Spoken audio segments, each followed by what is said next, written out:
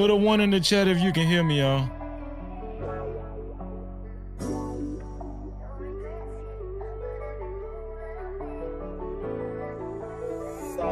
Shit, what you want me to prove?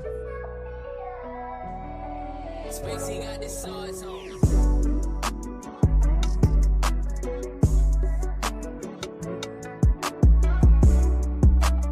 Put a 1 in the chat if you can hear me.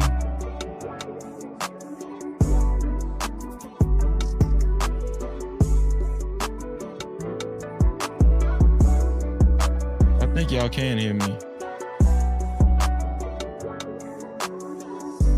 Okay, good. Shout out to the NoCal crew. Shout out to, I think we rocking and rolling. We using StreamYard tonight, y'all. We rocking and rolling. We using StreamYard tonight. Hold on. I think we got something. I think we on to something. Gender war in full effect.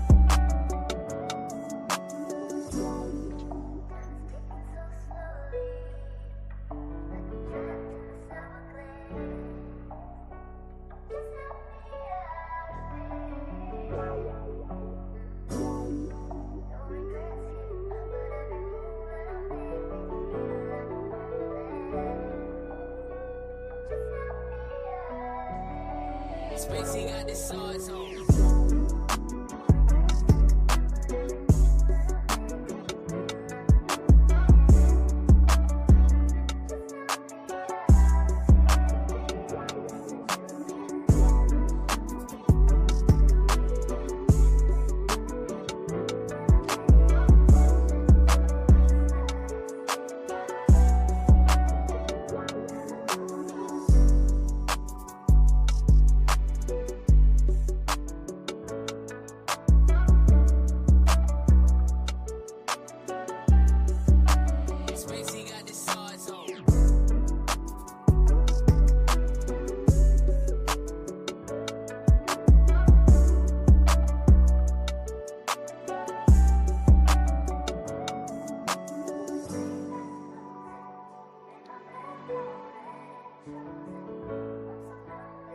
Mic check, mic check.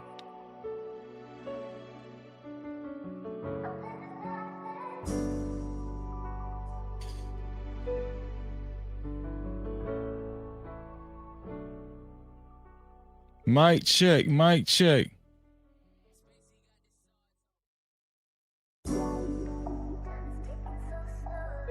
Mic check, mic check. Mic check. Mic check, mic check.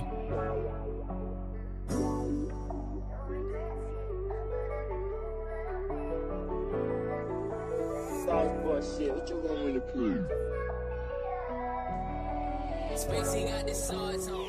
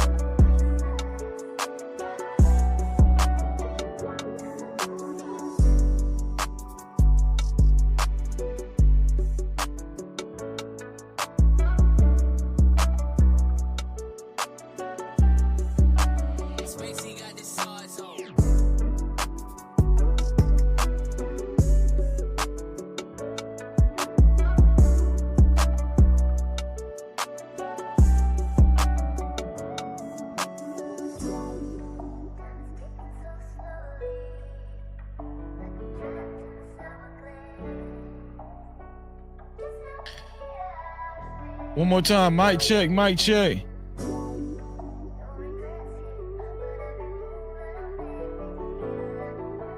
I think that's a little better.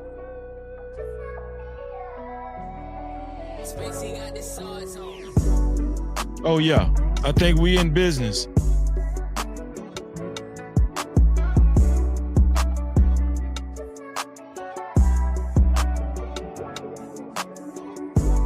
Oh yeah.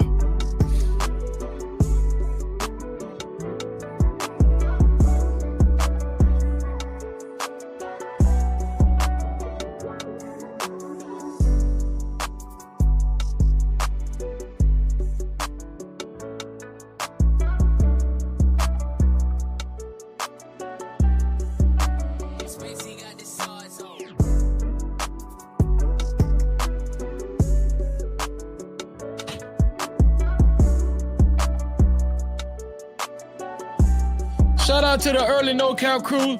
Shout out to everybody that's here. Listen, if you're watching the replay, you could always support the platform by sending a super thanks. That's the heart shape with the $sign in it. Right below the video. Right below the video. Happy Saturday to everybody. Shout out to everybody that hung out with your boy on Discord today. We are using StreamYard for the first time in history on No Cap-tivity with Freezy tonight. Shout out to my dog Next Level for making it possible. Spacey got the swords on.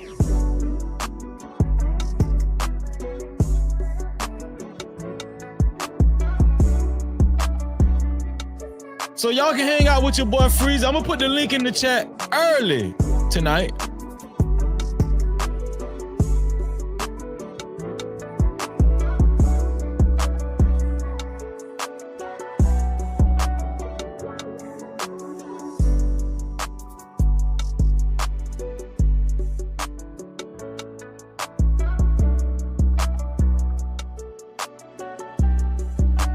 Spacey got the swords on.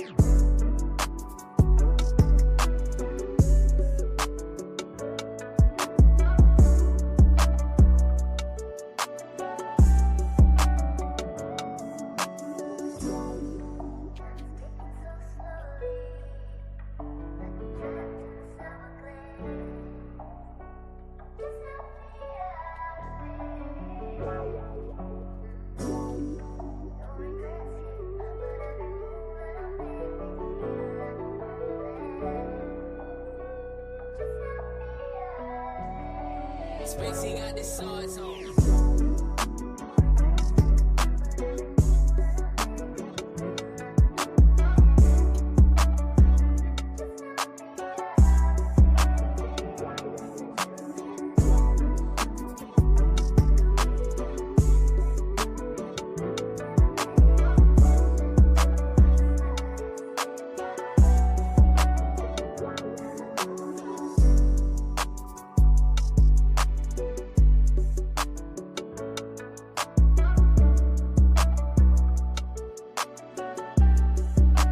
Spacey got the swords on.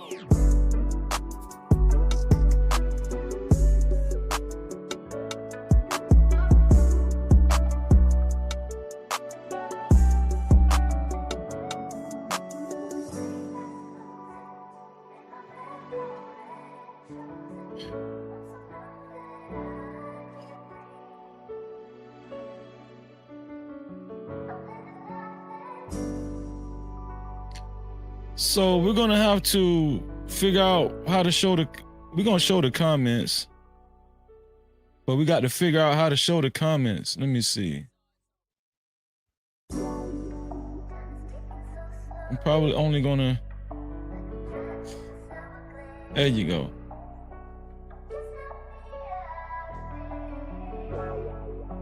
We're gonna be able to show these comments. I don't care. Oh yeah. Shit, what you want me to prove? Spacey got the swords on.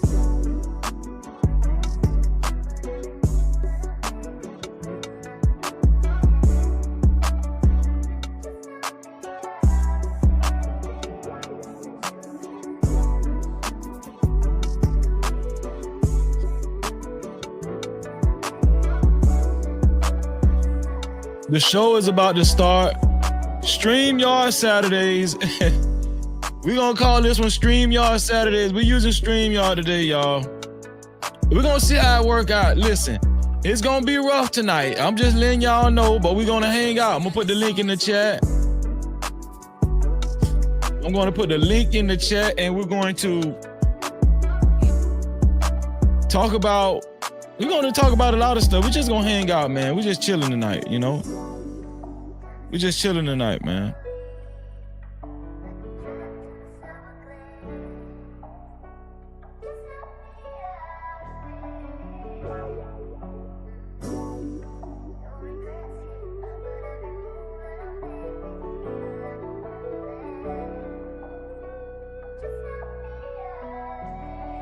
Spacey got the swords on. Let's go.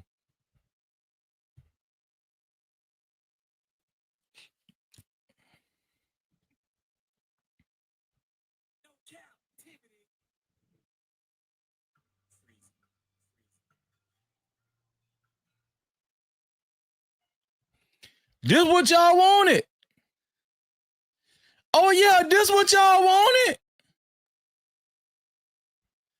Y'all wanted StreamYard Saturdays.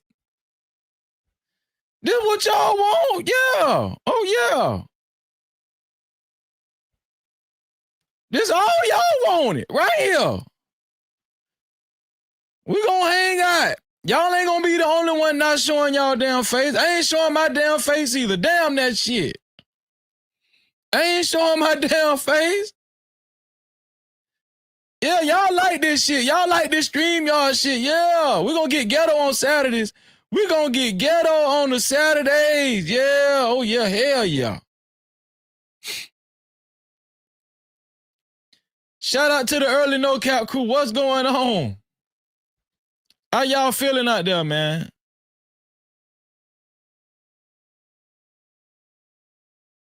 I'm gonna put the link in the chat. Let me stop playing. Hold on, man. Let me stop playing. Let me stop playing, man. That's what y'all want. Yeah. That's what y'all want.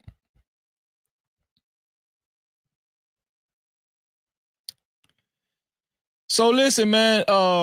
This is StreamYard Saturdays. We're testing out StreamYard tonight. It's been a long time since I ran StreamYard, right?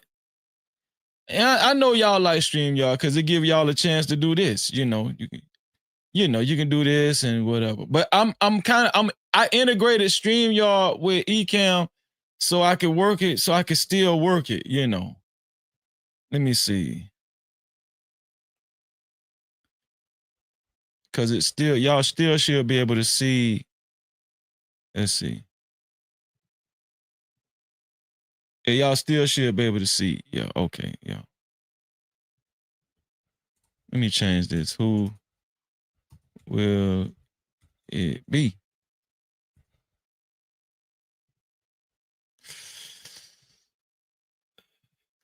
Yeah, okay, good. And I got so many tabs open. Let me pull this over here. What this is? Oh, let's get rid of that. Listen, y'all. So we're just gonna hang out and we're gonna have a regular discussion.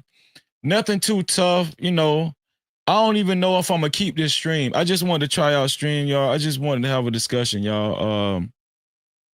I just wanted to hang out. Shout out to all of to everybody that hung out with me during shout out to everybody that hung out with me in the Discord today, man. The Discord was awesome. Today was one of the best Discords we ever had. It was awesome, man. And I thoroughly enjoyed myself. I really did. How y'all Saturday been? Are y'all drinking on something? Let me put this up there. There we go. Are y'all drinking on something? There we go. Yeah. So we're going to talk about the gender war tonight. We're going to talk about men versus women. Why is it men versus women? Why is it such a big conversation, right? And if the blame got to fall on somebody for a lot of these broken households, these broken marriages, these terrible relationships, who does the blame fall on? Have we came up with a solution yet? I just want to have a conversation, right? Who's the most privileged? Who is it easier for? Who got it the easiest in society today? Let's spark this conversation. Who got it the easiest in society today? Who's to blame for all these failed relationships? Who's failed in relationships the most? Who's to blame? We're going to get to the bottom of it tonight.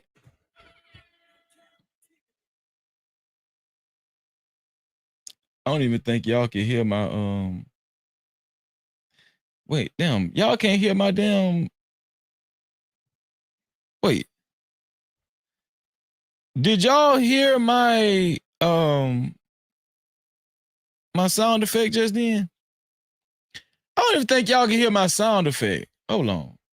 Let me put my sound effect.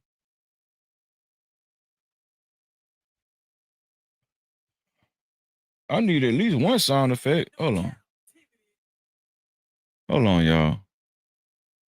Because I don't even think y'all can hear it in StreamYard. Let me see.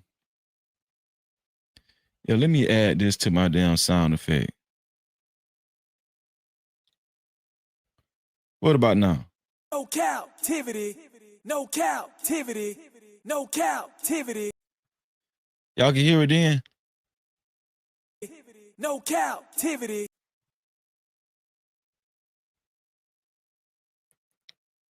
No captivity.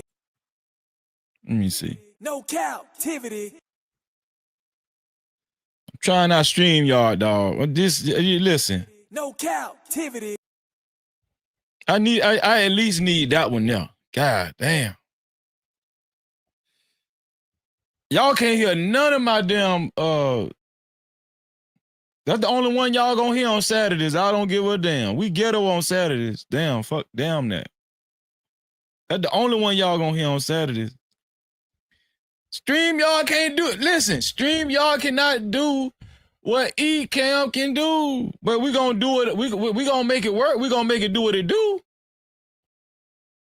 Listen, and for some reason, I use the stream key. Do we got any StreamYard experts out there? Do we got any StreamYard experts out there? I used the stream key this time. And Jerome, I see your super cap, man. I see your super cap. I appreciate that. I'm going to highlight your super cap in 1 second, Jerome. I appreciate you, man. Do we got any like StreamYard experts? Because I'm gonna tell y'all something, man. On my on StreamYard, I cannot see. It won't let me see the comments. I use the stream key. Anybody know what that is? I use the stream key to stream from YouTube, which I shouldn't have did. I shouldn't even did that shit. So I might need somebody to come up and talk to me about StreamYard too.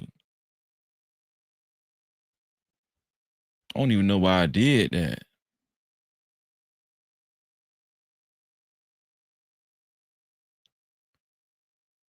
Oh, I know what happened. I should have went live from straight from stream. Oh, I used a stream key. Oh shit. I know what I did wrong. I should have went live from okay, this is what I did, y'all. This is what I did. I went to YouTube and I got a stream key. I copied a stream key from YouTube and then I copied and pasted to StreamYard.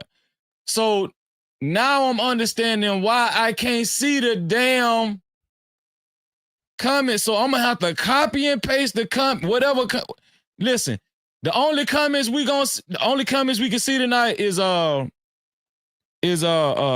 super caps, and cash caps. That's the only comments we can see because I'm sorry, y'all. That's the way I usually do it anyway. But I'm just saying, I did want to be able to, double tap this. I just wanted to be able to do that StreamYard shit, like double tap the comment.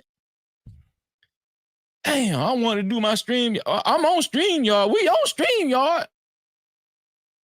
We on StreamYard, but I can't see the comments on my side. I can see the comments like if I just go to a regular, like if I go to a regular tab, a YouTube tab, and look at this live stream, I can see the comments, but I can't bring the comments up from StreamYard like they usually do. What I can copy, I'm gonna tell y'all what I can do. Watch this. Watch this. I'm gonna tell y'all what I can do. This is what I'm gonna have to do the whole time. Watch this. Just copy and paste that bit. Watch this. Look. Hold on. Where is that? And where that bitch went? This shit so ghetto, y'all. I'm so ghetto. Damn. Where that motherfucker went? Oh, there it is. This is the only thing I can do, y'all. Right there. That's what I can do right there. Is that good enough? I copied and paste that bitch. Yo, I copied and paste that bitch and put it up there. I'm sorry, y'all. Forgive me, please. Please forgive me, man.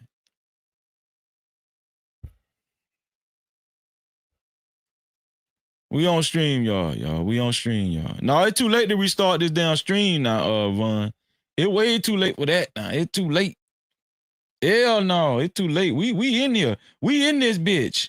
Now I know we just need to and what the hell happened just then? Now I know we just need to go straight from StreamYard. But now I need to know if I go straight from StreamYard. Hold on. If I go live straight from StreamYard, how will I be able to put my description in my YouTube video? How will y'all be able to see my description and everything? How you do that? Because I usually put my description in YouTube. Y'all got to show me this shit, man. I need all the StreamYard experts to come up when I put the link in the chat. Listen, I'm gonna have to call out y'all name one by one. I ain't gonna be able to copy and paste all that shit. Now I'm sorry, y'all. Yes, I am. Fuck that shit, man. Let's go the extra mile. Let's see. Hold on. Let's see. Cause I love y'all, man. Hold on. Let's see. Let's copy and paste. Okay. Now, first we got this Peaches right here. Shout out to Peaches. Peaches DeLeon, she said, button smashed. Okay, that was Peaches. Then we got Rob Wick. What Rob Wick said? Rob Wick said, one, he here.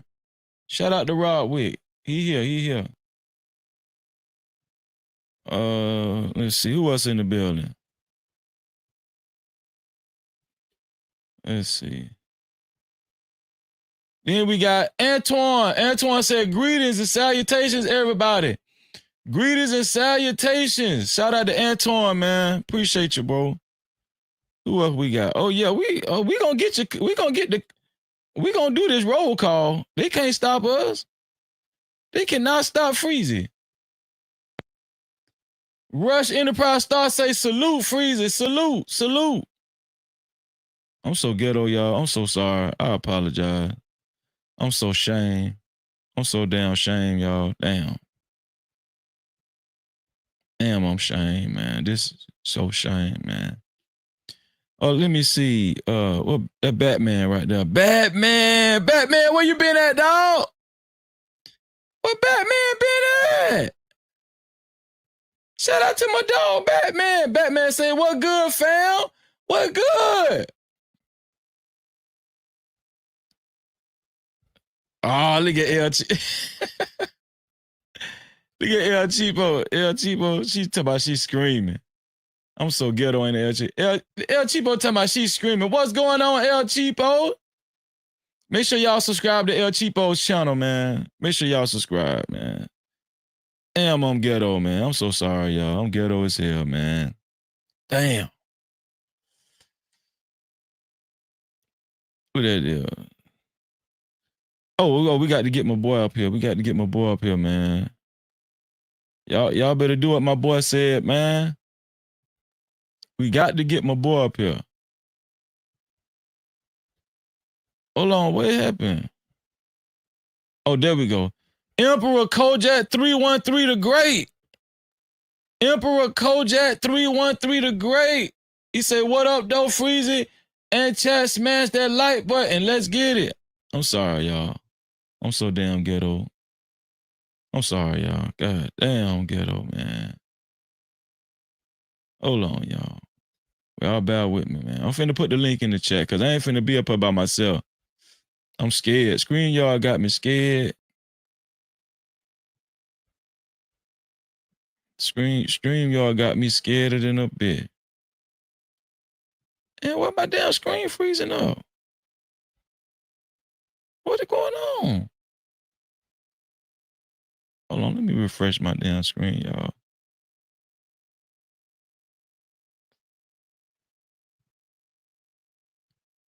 The hell happened just then? Hold on, y'all. Where my comments went? Okay, there we go. Let's see. I see you, Jerome. I see you, dog. Big dog, Jerome. And you, Jerome, you already know you the sponsor already. It's gonna be hard to beat Jerome tonight as a sponsor. I'm just be honest with y'all. It's gonna be hard to beat Jerome. I ain't gonna say it's hard, but I'm just saying. Shout out to Brad Isaac. He said, shout out to Travis Hunter for winning the Heisman.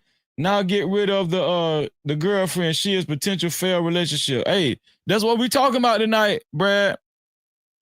That's what we talking about tonight, Brad.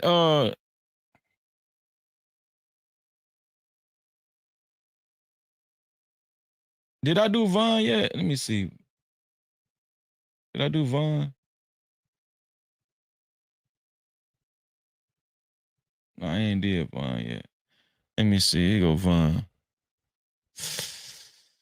I'm gonna get all y'all now. I'm gonna get all y'all. We determined. Fuck that shit, man.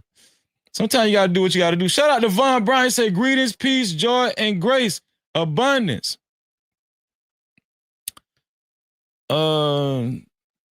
Shout out to Sherry Berry in the building. Sherry Berry, what's going on, Sherry Berry? What's going on, Sherry Berry? Sherry, you gonna join me tonight? What Sherry went? What the hell Sherry went? Oh, there goes Sherry. Shout out to Sherry Berry. She said, hey, y'all. Hey, y'all. It's Sherry Berry. I'm in the building, Sherry Berry. I'm here. Oh, there go my dog. My dog Smitty in the building. Yep. Smitty, what's up, dog? Smitty say, yep. Man, I appreciate y'all, man, for bearing with me, man. This is my first time on StreamYard on this channel, okay? Please, don't kill me with it, all right? Please, man.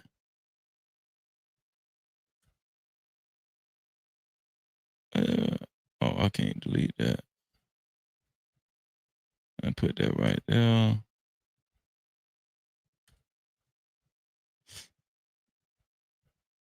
Okay. Look at my sister. Hey, I need it, Fanny. I need it because Fanny P said, you doing good, Freezy. You doing good. You doing good. Shout out to Fanny. Shout out to Fanny. Okay, we done reading the comments, man. We done reading the comments, man. Except for this one right here, man. Hold on. No. So that was yeah, hold on. Fanny, this what you wanted, Fanny? This what you wanted? Fanny, this what you wanted, Fanny? Yeah. This what you wanted, Fanny? Yeah.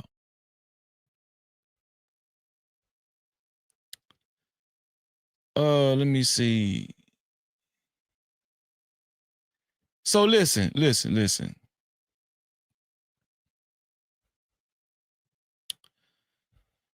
So I want to remind you guys to make sure you hit that like button, right? Make sure you hit the like button. Shout out to how many people hit the like button so far? Shout out to the 15 people that hit the like button so far. I wish $3 million on you. Now I'm not gonna be able to see in real time who I'll be hitting the like button. I'm gonna have to refresh the other screen to see the like button and everything. But we're gonna get it together, right? We're gonna get it together. Matter of fact, let me refresh right now, see if the likes went up from 15. Okay, we at 20 now. We at 20 likes. Oh yeah, all we gotta do is refresh, man. You know, I'm a little tech savvy. And also, to support this platform and to support stores of this magnitude, especially if you guys would like your comments read and highlighted. If you would like, listen, that's the only way y'all gonna see comments if you just send a super cap. Listen, I'm sorry, this is the way it is, especially tonight. Okay, every now and then, every blue moon, I'll highlight a regular comment. You know, if it just really has like, if it's pinpointing what we talk about, if it's just a good comment, if it is right on time with what we talking about. But tonight is strict rules, y'all. You like, listen, because I ain't gonna be able to what that called copy and paste, keep copy and paste comments. Listen, the only way we're gonna see comments on the screen is like, you know, if you do a super cap. You know, if you do a super cap, we will show that we're gonna, of course, we ain't got no choice but to show the comment on the screen. All right. I appreciate you, Cheapo. Cheapo say I'm loving that hat. I appreciate you, Cheapo. So hold on. Yeah. So if you would like your comments read and highlighted, you can either send a super cap, aka super chat, or you can send a cash cap, aka cash app, to $ no cap freezy. That's $ no cap freezy. Right there. $ no cap freezy. Okay. So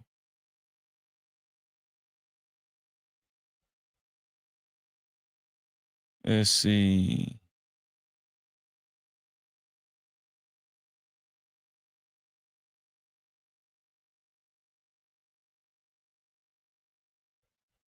And shout out to the first super cap of tonight. Shout out to the first super cap of tonight. Come to us from my dog, my brother Jerome. The $50 super cap. Hold on, I gotta do this. Wait. No Cap-tivity. Shout out to Jerome, man, for the $50 super cap. He said, I say stop the press. I say stop the press. Stop the press. The top sponsor here, so you can suppress rest. Hold on, let me play my Cap-tivity. No Cap-tivity. one more time. No Cap-tivity. Y'all, I'm sorry. This stream, y'all. This stream, y'all. Shout out to Jerome. He is the official sponsor of tonight's show. So and Jerome is going on the sponsorship banner. So let's put Jerome on the sponsorship banner right now. Let's see. Let's see how this work out right here.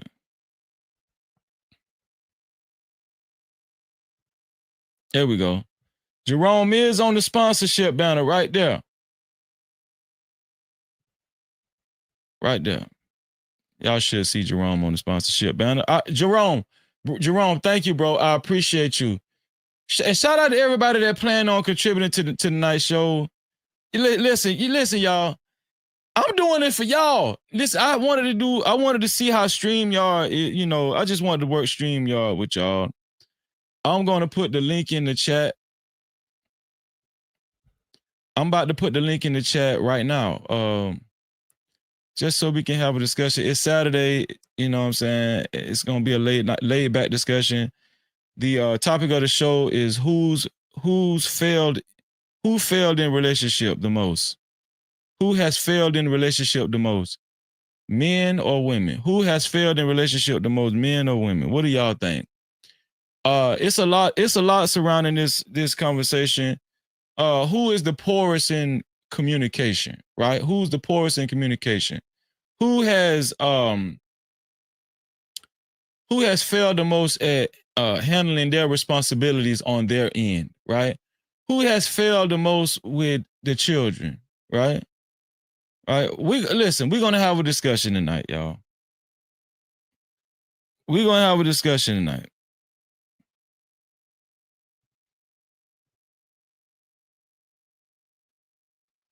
So I'm gonna put matter of fact, let me put Jerome.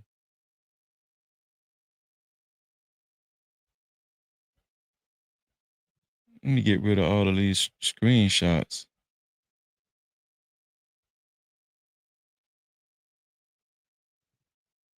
Let me get rid of these screenshots. Let me put Jerome up there. All the sponsorships go up there. And let me put Jerome on the sponsorship board. I mean, on the ticker.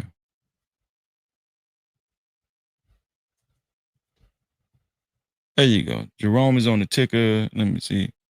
There we go. Yeah. Jerome is on the ticker as well. So listen, I'm going to put the link in the chat, y'all. I'm going to put the link in the chat. I really just wanted to hang out this Saturday.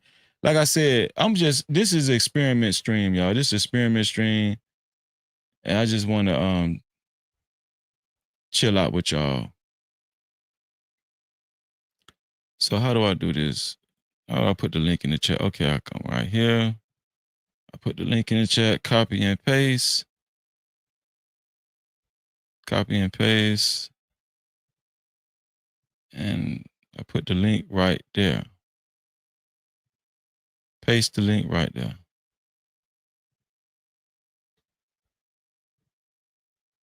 Y'all, can you pin it? Oh yeah, you can pin it to the top. And the link is pinned to the top. Oh, the link pinned to the top. So, okay, so how do I see? Okay, I can see whoever hit the link and they'll be down there. Y'all come up and have a conversation with your boy. Y'all come up and have a conversation with your boy. Let me see. I got some videos queued up. Let me see.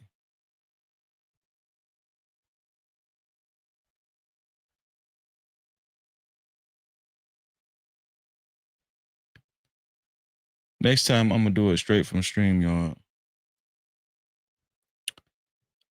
Okay.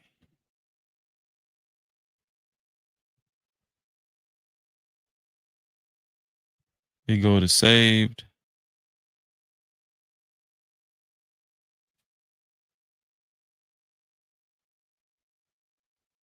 So listen, let's start with cooking.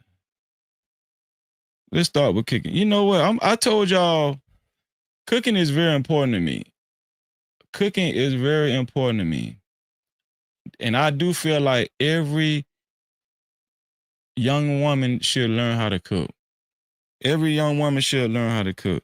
Do women cook anymore? What do y'all think? Cooking is like essential. I was having a talk with Logic a few weeks ago, and we was talking about something as simple as if, when you're in a relationship with a woman just cooking at her house, and then you going over there, or she coming to your house and she cook for you. Y'all not having to go out to a restaurant a lot.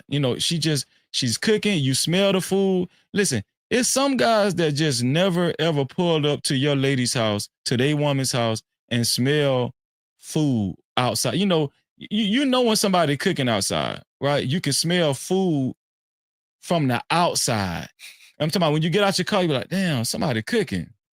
We used to do that all the time in the hood. Somebody cooking fried chicken, somebody cooking something, right? I don't think people doing that no more. Jet, what's going on, Jet? Hold on, go. We got Wind Chime in the building too. I'm gonna highlight a couple more comments. We got Wind Chime in here. What Wind Chime comment went? Oh, there go Wind Chime. Shout out to Wind Chime. How you doing, Wind Chime? It's great to see you, Wind Chime. She say, Freezy. Shout out to Wind Chime. Let me get my sister in here. Oh, we got Cassandra B in the building. Cassandra say, hey, Freezy. Hey. What's going on, Cassandra? I just seen Cassandra on Jay Prince channel. Let me get my sister in here. Shout out to my sister. There go Jet. What's going on, Jet? Jet say, Freezy, what up? I'm just chilling, Jet. Struggling with this program. Struggling with this damn program. Uh-oh, we got Miss Polly in the building. It's on like popcorn. Where Miss Polly at? Okay, there go Miss Polly. Shout out to Miss Polly. She said, hey, sir. Miss Polly is so polite. Does Polly stand for polite? I got to make my own sound effects, y'all. That was a good joke, wasn't it?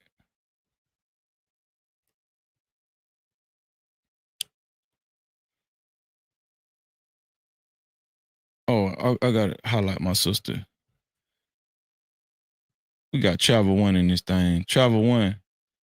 I know y'all not used to me going live on a Saturday. I already know. You guys aren't used to me going live on a Saturday. It's okay. We're going to be all right. Shout out to Travel One. Travel One say greetings to Freezy and his No Captivity Challenge Freezy. Saturday Night Live. Yep, Saturday Night Live. I know y'all ain't used to it, but guess what? Get used to it. Yeah, get used to it. And y'all better hit that damn, somebody better hit that damn link. Y'all asking for StreamYard. Y'all ask for StreamYard. Somebody better hit that damn link. This our first StreamYard Saturday. I was supposed to went live earlier, but y'all know Bible study got to come first. I don't give a damn what go on. Don't none come before Bible study. Shout out to the No Cap crew. We had Bible study in Discord today. It was awesome. It was awesome. So yeah, let's talk about cooking again. Let's talk about cooking again. Where it at? Okay. So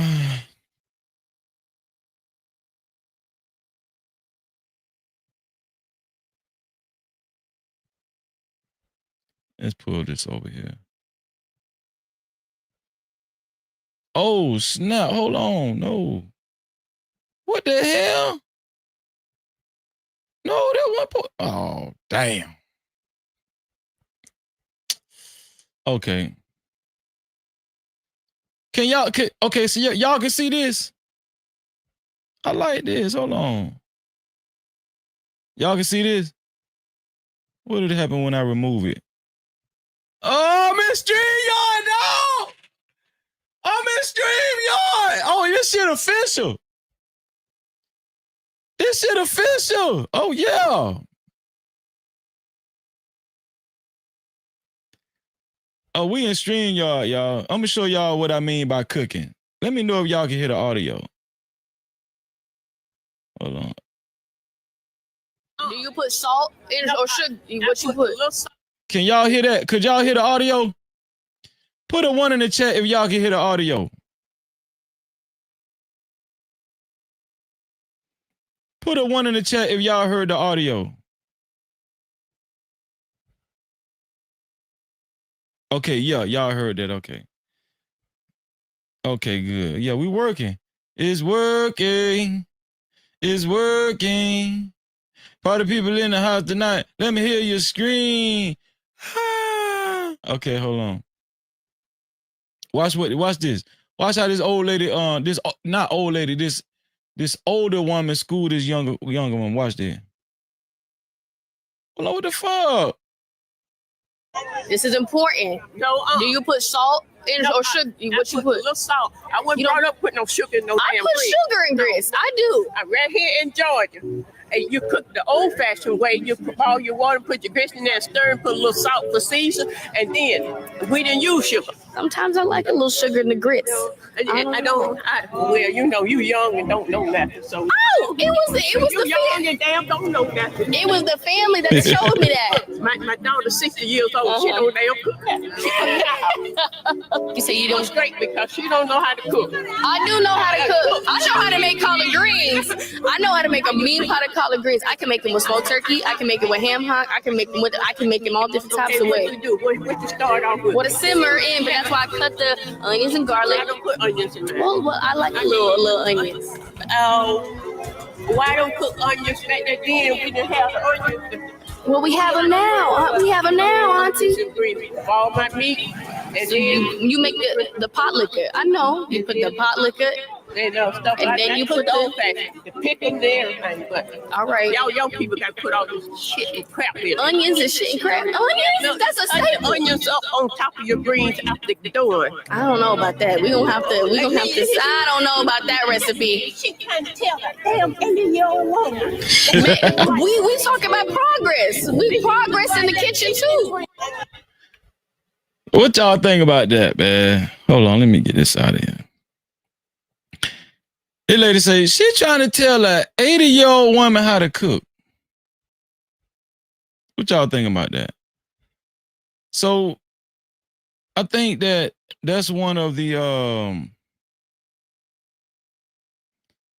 Emperor put fair use. I can't even highlight it, dog. I can't even highlight it. Listen, that is a StreamYard link up top, pinned to the top. There's not an eCam link, so y'all can hit the link. If you want to calm down, you can. This is a relaxed Saturday. If you want to calm down. Okay, let me see if somebody hit the link.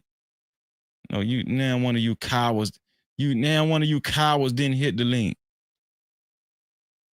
Yeah, I can't even put that fair use up there. Cause I can't click on the comment. Emperor, hold on. Maybe I could.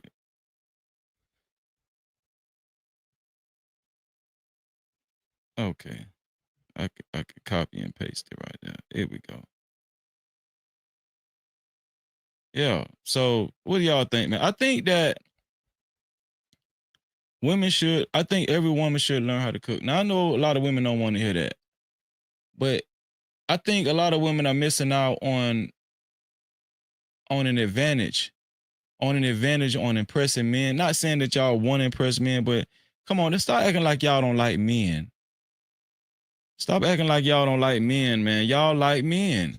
And so if you want to have an advantage over other women on talking about getting a good man, right? A man that's going to, have your best interest, especially if you might have kids or something like that. And, you're sincere about being a wife, being a good woman and stuff.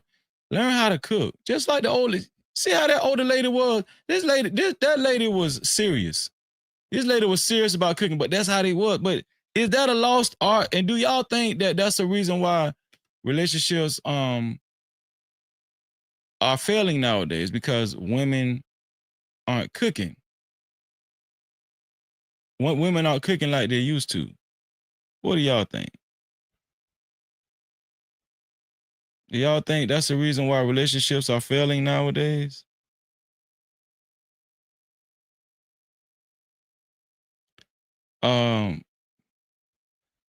Just the notion of, I'm gonna tell y'all from a man's point of view, and we're gonna talk about from a woman's point of view too, right? But I really would like for women to hit the link, for somebody to hit the links to talk from a woman's point of view. But from a man's point of view, cooking is very important. Like, I'm gonna tell you something. When a man feel like he got a restaurant in you, that's powerful. That's powerful. He don't got to go nowhere else, right? Okay, let's just say y'all got a favorite restaurant, right? Let's say y'all got a favorite restaurant.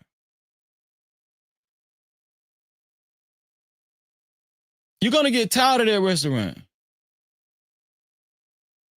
right? Let's just say if it's a hurricane or not a hurricane. Let's just say that restaurant closed down. Let's say it's a roadblock or something. Y'all can't get there, right? Let's say the restaurant go out of business. Let's say your car break down and y'all can't leave the house, but y'all in the house together. What y'all gonna eat? What y'all gonna eat? Some Roman noodles? Huh? Some microwave popcorn? Some Ike 2? Some Ike 2? No.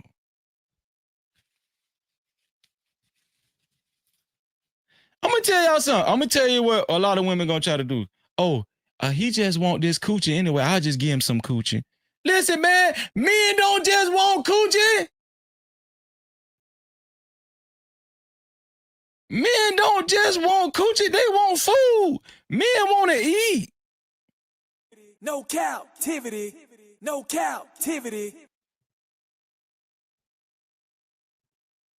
They want to eat, man. So I'm gonna tell y'all something. It ain't nothing like a woman that know how to cook, right? Because if let's just say both cars broke down. Let's just say it's a blizzard, it's a snowstorm, and then you can't even open your door, right? Let's say it's a pack of wild dogs outside ready to eat your ass up, all in your ass. And you can't go nowhere. What you gonna do? Somebody got to cook. Do you know how many brownie points that man is gonna give you? How much credit that man is gonna give you just for knowing how to go in the refrigerator, take out some shit out the freezer, thaw it out, season it up, and then heat the damn stove up and cooking.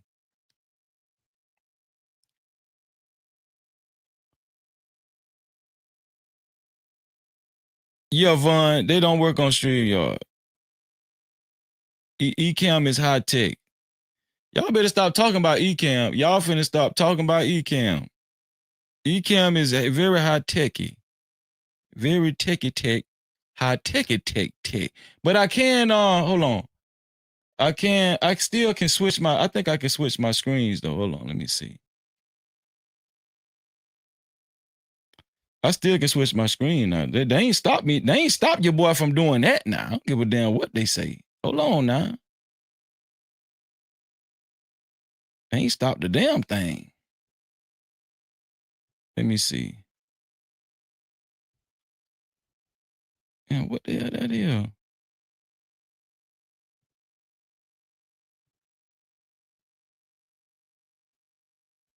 Okay.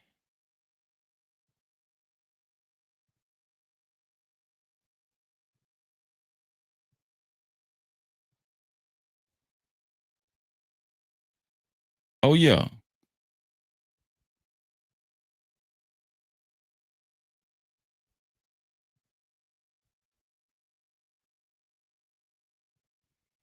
Oh, I still can, damn. Oh, yeah. I still can switch my screen now. Don't think I can't switch my screen. Ecamm gonna push right through that StreamYard. Ecamm gonna push through that StreamYard shit now. Yeah. Mm-hmm.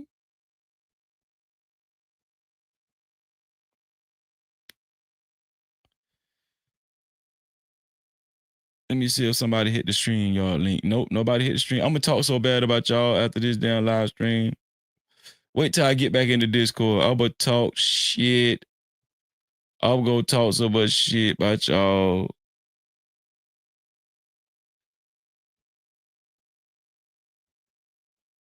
Wait till we get in the voice chat in the damn in the Discord. Shout out to Travis Allen, man. What's going on, Travis Allen? Travis say Freezy. My grandma said you can't stay full of love. That's real. That's real. What's going on, Travis Allen, man? It's good. It's good to see. That's right, man. But I think that a lot of women have lost. Hold on. My bad, y'all. Hold on. Let's go back. Okay, my bad, y'all. I think a lot of women have lost the importance and the understanding of how important cooking is. Food. Men love food. Let me give y'all a public service announcement. Newsflash, men still love food. Men still love food. I don't know. Like, we keep talking about coochie and sex and babies. No, let's talk about food. Let's talk about food. How about that? Let's talk about food. Let's talk about pineapples and oranges and shit. That type of shit. Let's talk about salad, fruit salads and let's talk about you know, I'm gonna tell y'all something. Back in the day, the older women used to be so good at cooking. Older women knew about cottage cheese. No Cap-tivity. When the last time y'all heard of a younger woman talk about cottage cheese? Older women used to know about cottage cheese.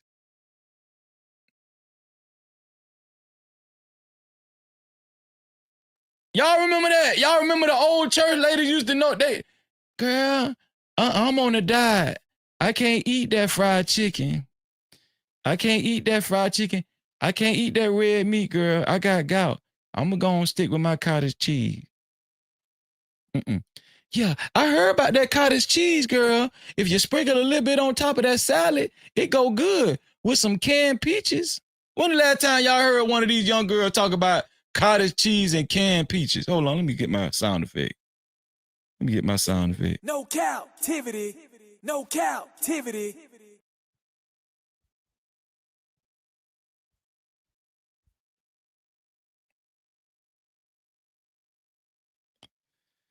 These young girls don't even know about cottage cheese and canned peaches. Huh?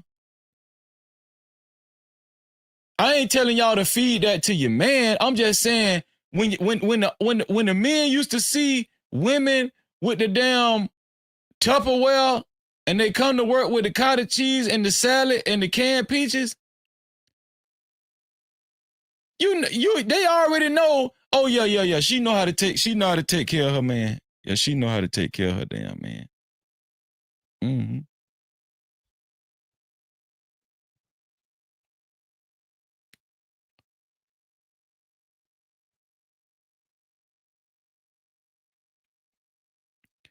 What about men? Do y'all think men don't really work as hard as they used to? Let's talk about men. Do y'all think men work as hard as they used to? Like, men used to take on hard labor back in the day. Do y'all realize how much things have changed? Do y'all realize how much things have changed? Men used to take on hard labor back in the day.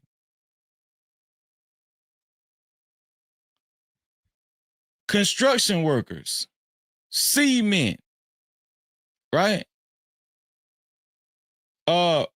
Picking fruit, picking oranges and stuff, picking fruit, watermelons and all that kind of stuff.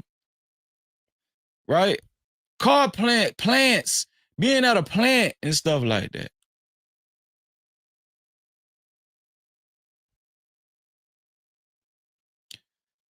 Do women feel like men don't work as hard, Freezy?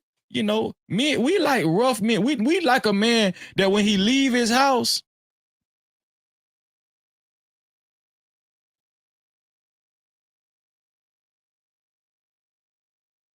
he got a little struggle in his eyes. Let me get my sound effect. Cap-tivity. No Cap-tivity. Hold on, let me talk to y'all like this.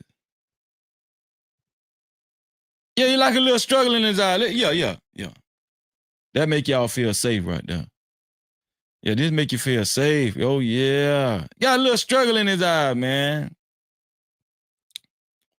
And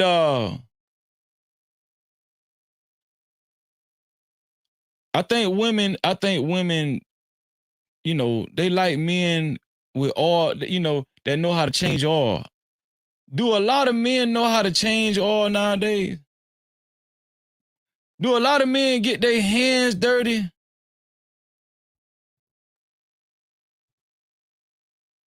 Do a lot of men come home with dirty clothes nowadays? What y'all think?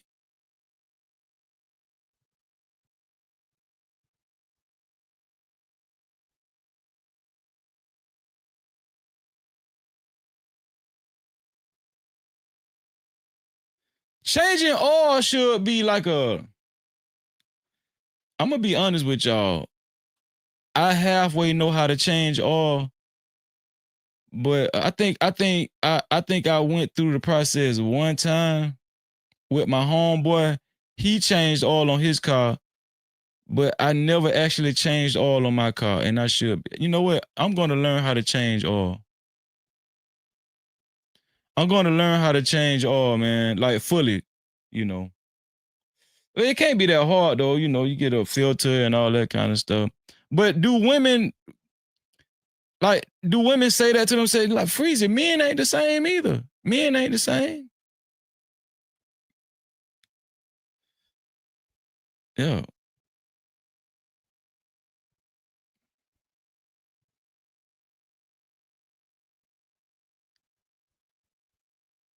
Let's see if I got some more gram spam up here. Let's see what else up here.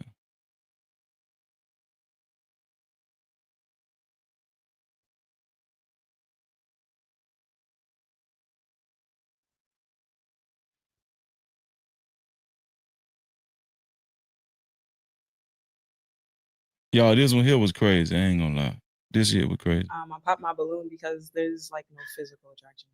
I popped my balloon because I just wasn't attracted. And I popped my balloon because you didn't really know what you wanted to say. You didn't know what you do. You forgot for a second. You forgot your name. Like, I just don't feel anything, to be honest. Well, why you see that? Y'all, everybody popped their balloon. And this woman right here, she posing like she a damn a 20-year-old. This lady trying to disguise like she 20 years old. That lady got to be 55. Just look at her forehead. Look at that lady forehead. That lady 55 in the forehead. What do you mean you don't feel anything? Like, I don't feel like I want to get to know you. If I see you, I just walk past. It don't give me that energy. And why did you pop your balloon? All of them passed on him. As friends? I popped my balloon. Is it because he don't look like he does hard labor? Is it because he look retro? What y'all think? Is it because he look retro and he don't look like he do hard labor? What y'all think?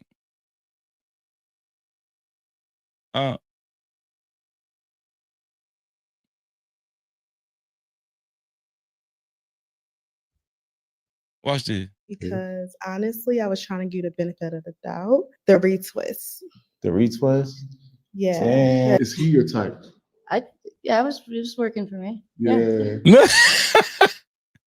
The white lady say, yeah, he working for me. He working for me. Yeah. Man, the only one that chose this dude was the white lady. No Cap-tivity. The only one that chose this dude was the white lady. Why the only one that chose him was the white lady, y'all? Is it something wrong with him or is it something wrong with her? Is it something wrong with him or is it something wrong with her? No Cap-tivity.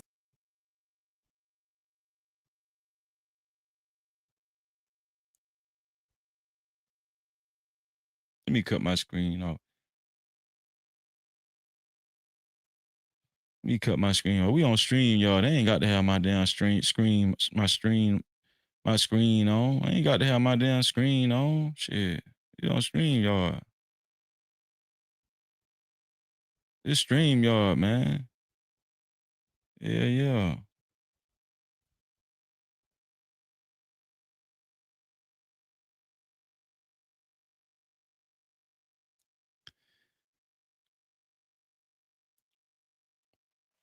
we talking about this gender war shit. A lot of women be complaining about equality, right? Equality, egalitarians and stuff like that in relationships. A lot of women complain about equality and stuff. I seen this video. It reminded me about equality. Let me show y'all. Watch this. This shit funny as hell. Watch this. Let's stay for a while and play. Girl, let's make this a moment. Oh, giving you the best of me. Amazing, amazing. Oh, having you close to me. Is that what women do for real? Is that what women? Captivity, no captivity, no captivity. Is that what women do? Like he trying to act like he trying to say that that's what women do. Listen, this video was so damn funny, man. This video was so damn funny. Shout out to the sponsor of the show, Jerome in the house. No captivity. I appreciate you, Jerome. Y'all, this shit was funny as hell. This shit was so damn funny.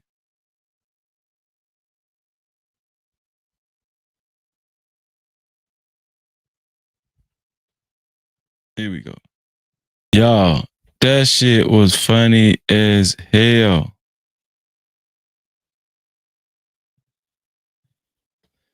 That shit was so damn funny, man. When I first seen that shit, man, I was dying laughing. Dying laughing, man.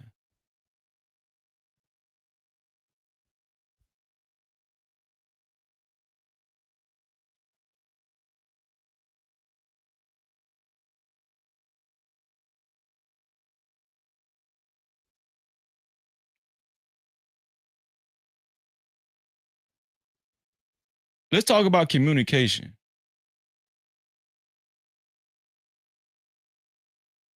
Like, do men and women communicate the same way as they used to? There used to be a time where husbands and wives prayed together because they had to. It was hard times, right? Hard times. They prayed together for survival. Men and women was in survival mode at one time, but I know y'all try to paint this picture. Oh, survival mode. They was in survival mode for a reason. You're like, that's a bad thing. Listen. Everything happened for a reason, but they still prayed together. Some of y'all don't even believe in that. Right? There was like in relationships in the past, there was a spiritual aspect to the relationships. Who led prayer? You know what I'm saying? Okay, sometimes Big Mama, the grandma, she led prayer, right? Then, the daddy, the daddy would. We don't really see that nowadays, though. Right? We see mostly women like praying and leading prayer and all that kind of stuff. Big Mama, the grandma, the mama. We don't really see men leading prayer in families and stuff. We don't really see that. How many of y'all actually eat at the dinner table together? This is why all this, see everything, I'm bringing everything together. This is why all this stuff means something. Let me cut my damn camera. I don't need to have I'm on StreamYard. I got to have my damn camera on. I'm on StreamYard, man. Yo, they used to sit at the table together.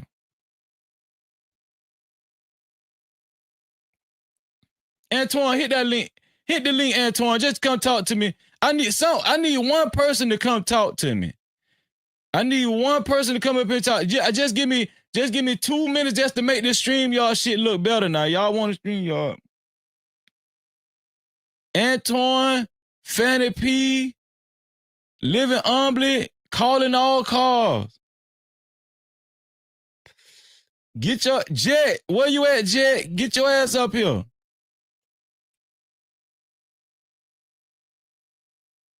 I'm bringing everything all together. Right?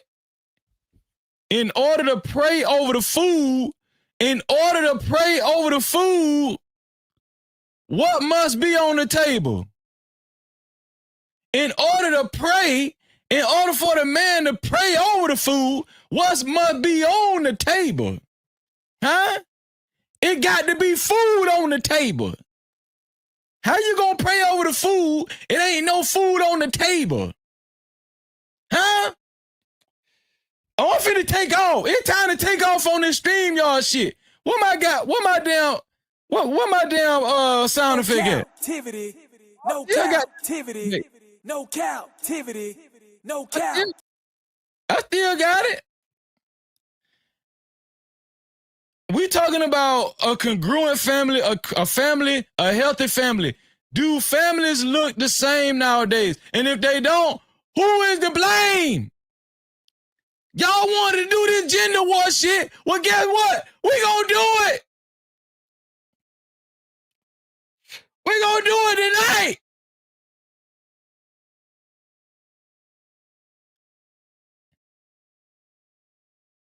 If it ain't no food on the table, how can we pray over the food?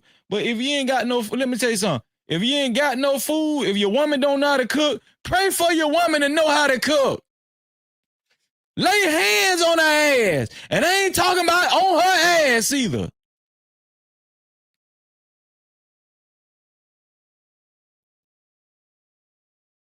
Oh, I got my dog. I got my dog back here. Oh boy, they in here. They in here. Oh, we got StreamYard now. We StreamYarding. What's going on, Vaughn? What's going on, my brother? Peace and blessings, man. Vaughn, I just want to tell you, Vaughn, y'all made history. This is the first StreamYard stream, a live stream in no captivity history. Well, listen, I've been wanting to join the stream, right? But that ECAPS, man, it just didn't work with my system. So that ECAPS, huh? I thought I'd rather just stay in the chat. You know what I'm saying? Yes, sir. Yes, sir. No captivity. So what's up, man? What are we talking about? The gender war? I'm not too much into the gender war now, Chief. Well, it's really for kicks and giggles because I'm really not either. But I just wanted to have a conversation. Before we go any further, let me speak to the other family members. Let me speak to the lady in the house. What's going on with your jet? Good evening, bro. What's going on? Man, just chilling, just trying out StreamYard, this new setup right here. And shout out to my brother who made it all possible. Next level. No captivity. Yo, man. Shout out to the No Cap crew, man. What it do, Freezer? Just chilling, man. Just chilling, man. We talking about this gender war shit, man. What better topic to kick off StreamYard Live, StreamYard Saturday than the gender war? Don't this seem like a vintage StreamYard live stream? Listen. Do men even want women to cook anymore? Let me hear from the men. Do men even really care about that? Is that a requirement? Let me start with Vaughn because he old school. Vaughn, you think that's a requirement of men now for women?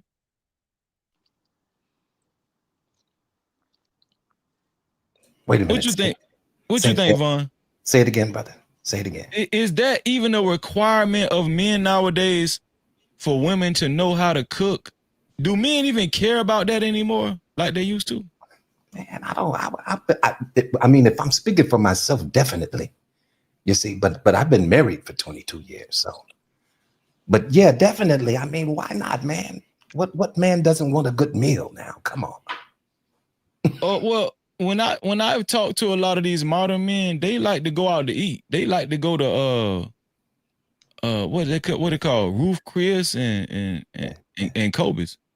Yeah, but you know what? You save more money, man, when you make a good meal.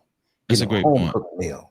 You see what I'm saying? So I wouldn't just want to squander all my coins, on eating at Popeyes every day or, Red Robin's or wherever you go. You know what I'm saying? So, but I would say that most of the young men, I believe that they appreciate a good cooked, home cooked meal. I would think so.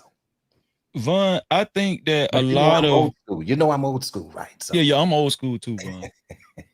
Vaughn, I think a lot of young men, they misunderstand all the components with eating at home with your woman. The intimacy, like not being around a crowd, not being in an environment where there's a lot of people, just a closed environment at the solace of your own home, where you can pray over the food and have a conversation and catch up with one another. But I think there's so many components to cooking at home, like communication, talking to one another. Like you can check up on each other's mental health at the dining room table. What do you think about that, Vaughn? Yeah, exactly. But what I would definitely say is this, brother. Possibly a reason why they don't expect a home cooked meal is because a lot of the young ladies don't know how to cook. You see what I'm saying? They weren't under their grandmother and they didn't have a teaching. You see what I mean? Yes, sir. So they're more apt not to cook. They're more apt to buy things out. So is that becoming a lost art? I don't know if I would say it's becoming a lost art. No, man, because people are eating good food. You see what I'm saying? They eating good food, Okay. But it is just a lot of the younger ladies, they just haven't learned because their mind is on other things. Their mind is more on getting to the bag, than it is to learn how to cook a meal. But I'll leave that alone. Damn, I needed a bomb on that one now. So let me go to my sister, Jet. Jet, you got some homegirls, you got female cousins and stuff, right? Mm-hmm. See, you and your sister, y'all came up old school. See, your mama raised y'all right.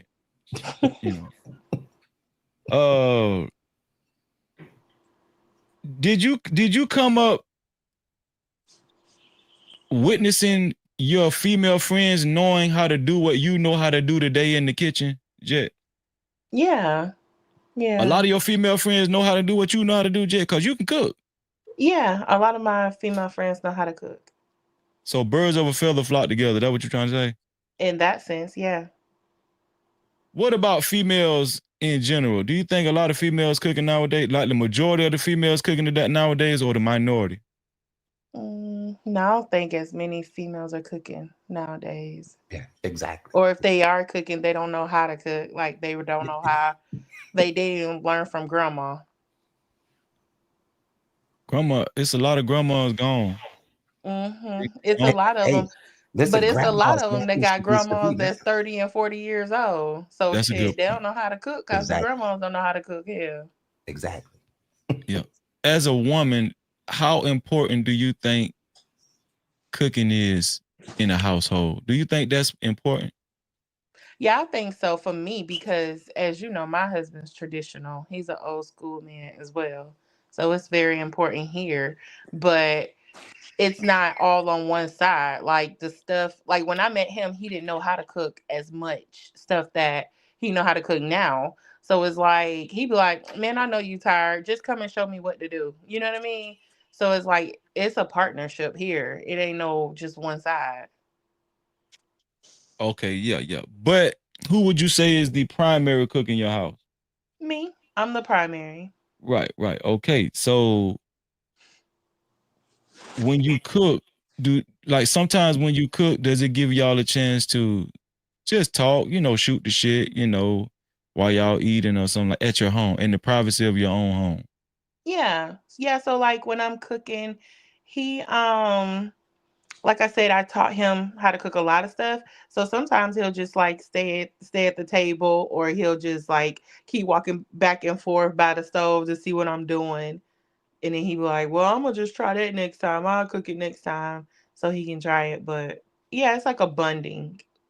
And then we're very competitive. So it's like He be trying to learn just so he can compete with me for the next time when he cook it. I think that a lot of people underestimate smelling food in their house. Just like I think a lot of people underestimate the stove being on and seeing steam coming from the grease or from the water, from the pot, from the steam. Right? I think a lot of y'all see, I know y'all ain't really never thought about it, but a lot of people don't experience that anymore in their home. Even as a couple. We talking about this like it's a small thing, but this is a component. This could be a major component on why relationships are failing. Yeah. It's so superficial, right? Let me go over the next level. Next level. My dog is a part-time vegan, right? Next level, is it important for you? Oh, are you single next level? Oh yeah. Okay, you kind of hesitated a little bit now. Is it like the next woman that you actually get with next level, is it important that she learn how to cook? No, because I can teach her.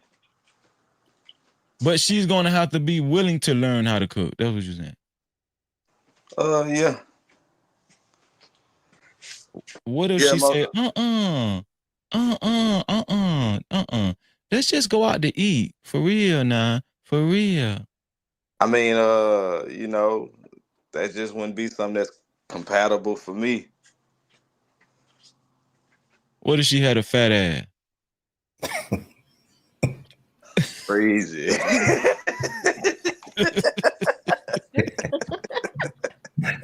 All bets are off. Oh man. No, but all in all, you know, I mean, I'm gonna say this. Even you have a woman like that, with the right man, that woman will be willing to do anything. Oh, okay. So you saying, are you saying one of the biggest problems nowadays is a lot of the men don't inspire the women to learn new things or learn things that they don't know how to do? And in my eyes, when it comes to this gender war, I don't see it as a gender war. I see it as most of these guys, especially these younger guys, they are socially awkward. They don't know how to approach women or talk to women. And when it comes to the women, a lot of these women that have these talking points or go with the gender war, they never met a real guy, a stand-up guy. And that's just from my point of view. That's why you see this whole gender war, if you ask me. So it's a lack of masculinity. A lot of these guys are, you're saying a lot of these guys are what is it called? A lot of these guys are coddled, you know, entitled, or what? Is that what you're trying to say? Yeah, a lot of these guys are super entitled. You know, like I never heard of men going around say, "Oh, a woman must submit to me. A woman must do this. A woman must do that." If you're that guy, like I said earlier, if you're that guy and that woman likes you, she will be willing to do cook, clean, or whatever, you know, just to keep you happy. And that goes the other way around too. So do you think, okay, so listen, we're going to get into a lot of components. Now we just on cooking. Yeah. We just on cooking right now, right? Because I want to start with the basics. Because the reason why I want to start with cooking is because I know, see, how many conversations have y'all been in where they stress cooking, where they actually stress the components of smelling food in the house, the components of hearing chicken frying in the grease? Let me tell y'all something. If you're stressed out,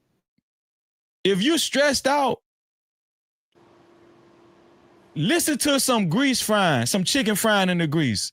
Your anxiety will go away probably in the next 10 seconds. And you know what, Freezy, listen, it's nothing like waking up to the smell of some bacon or breakfast being cooked. See what I'm saying? Your wife That's got right. up. Your wife got up way ahead of time. You see, you were still trying to take your snooze, right? And but that odor, that fragrance rather, the aroma of the meal, you see what I'm saying, made you want to get up, or you smelled the coffee or whatever it was. You see, it's nothing like coming home from work after you've done 8 hours or 12 hours, and you walk through the door and you smell some good cooking food. Come on, man. Vaughn, a lot of guys, they ain't experienced that. Yeah, but you know what? Listen, the brother, you were saying something earlier about is it a question of masculinity? I would say it's more of a question of, when it comes to the brethren, I would say it's more of a question of maturity. You see what I'm saying? A lot of us haven't matured to the age of manhood yet, even though we look like it, we resemble it. You see what I'm saying? But yet we don't know how to express it, because we're still operating with a childlike mind. You see what I'm saying? Yeah. And that's a great point. Maturity is a great point that you pointed out, because it does take a level of maturity, right? It takes a level of maturity to lead your household. To you call yourself the head of your household, even with these, these play relationships. I'm the head, it still takes a level of maturity to guide a woman in the right direction, right? Even if a woman has experienced a rough life before she met you, right? She has a good soul, but she's a little rough around the edges because she's experienced hardships growing up. We don't know what it might be. It could be anything, right? It could be abandonment. It could be something that she really is reluctant to even talk about, right? So a lot of us are damaged goods going into relationship. Let's just be honest. We have these conversations and we have them as if we have the answers, but a lot of people don't want to admit. A lot of people go into relationships as damaged goods, right? As damaged goods. You know what I'm saying? We're talking about lack of leadership. We're talking about women, cooking. We talk about, and that's the next thing I want to get into: communication. We off the cooking. Let's get into communication. I want to touch on what Next Level was saying as far as a man being able to handle a woman. Next Level, would you say the reason why we have a lot of difficulty, the reason why we see men having a lot of difficulty with women, right, which results in a lot of vitriol and bitterness and division, would you say the reason for that is because the communication skills are off? Do you think there's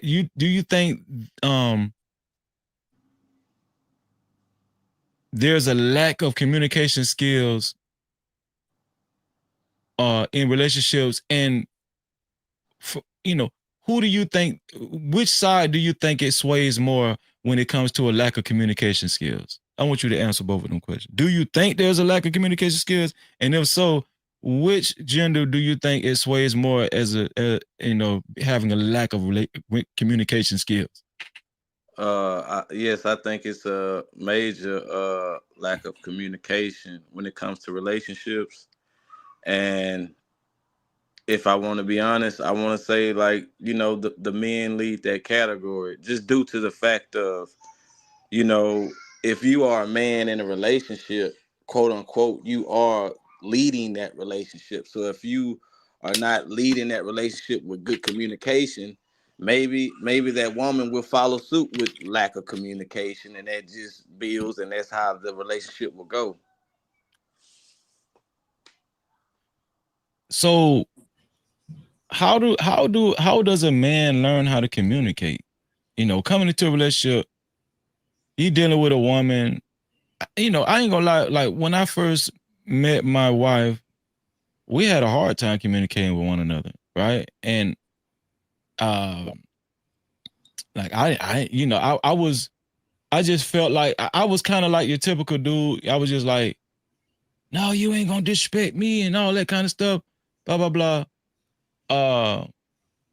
But not only until we started having real conversations, about her feelings and, what she's experienced and how she felt in the past and what she's gone through. And then me being able to, after a while, me, kind of trying to be more understanding, like, damn, I can understand why she react like this, why she react like that, why she react like this, why she, I understood, okay, yeah, as a man, maybe I do need some more patience, You know what I'm saying? Now, we ain't gonna have all the patience in the world now. We ain't gonna say all that, though. Just because, it takes two. It takes two, but at the same time, I was like, yeah, if the God's supposed to be in me, if God is really in me, how has God handled me all these years? Has God been patient with me? And the answer is, yeah, God has been patient with me. So, the Bible say we're supposed to treat our woman like Christ treated the church. Ain't that right, Vaughn? Yes, sir. So when I got that concept, when I really understood that concept, I think a lot of men should learn the art of patience when it comes to women. It's going to take that in order to, rebuild these community and in order to have more successful marriages and more unified households, right? Why is it so let me so back to next level. Why is communication so hard? Why is it so hard nowadays? Well, it goes to what Von Bryan said earlier, and that's maturity. And then two, I want to say influences too, because where are you getting your information from? A lot of guys, especially like the younger guys, are more like he say the modern guys and things like that. They looking at the music, the movies, YouTube, and having these talking points and stuff like that. Like that's where I see a lot of guys getting their communication with women from. You know what I'm saying? Like you don't really see romance as you used to. You don't see like as much love as you used to. Like a beautiful relationship, far as in the like younger crowd, like let's say 35 and under. You know what I'm saying? You think a lot of young men, a lot of the men are trained to communicate through like the music and stuff nowadays, like hip hop or entertainment. That's what you're saying? Yes, no doubt. I think that's bad. I think I think people was doing that too, but like in the 90s and stuff like that. But you had a lot of romance. You had a lot of love being displayed, even in the TV shows. You had Aunt Viv and Uncle Phil. You had Gina and Martin. Now you see baby mamas and baby daddies on TV. And like you don't see like pure love, like beautiful relationships. You don't see that. So on TV, there's not a lot of couple sitcoms like we used to. Man, you was just talking about the love and hip hop with Papoose and Remy Ma. That's what you see. What you actually making me understand, like the dynamics of relationships that we see, the image of relationships that we see nowadays, it really is totally different. It's totally dog. Back in the day, you're right. It used to be the Huxtables. It used to be Martin and Gina. It used to be the Winslow's from Family Matters. Yes, Winslow's Family Matters. It used to be George Jefferson, George and Wheezy. Now, what's the majority of the images of relationships we see now? Love and Hip Hop Atlanta, Love and Hip Hop Basketball Miami. Wives. Basketball Wives. Yeah, it's all drama.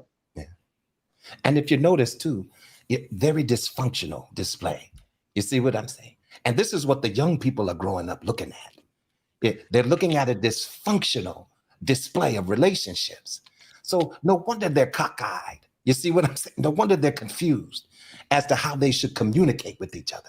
Well, hell, I should yell at her. If this is what I see on TV, yell at her. That's how I get her attention, you see.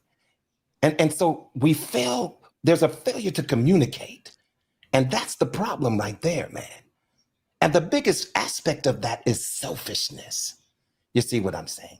And a lack of the ability to listen.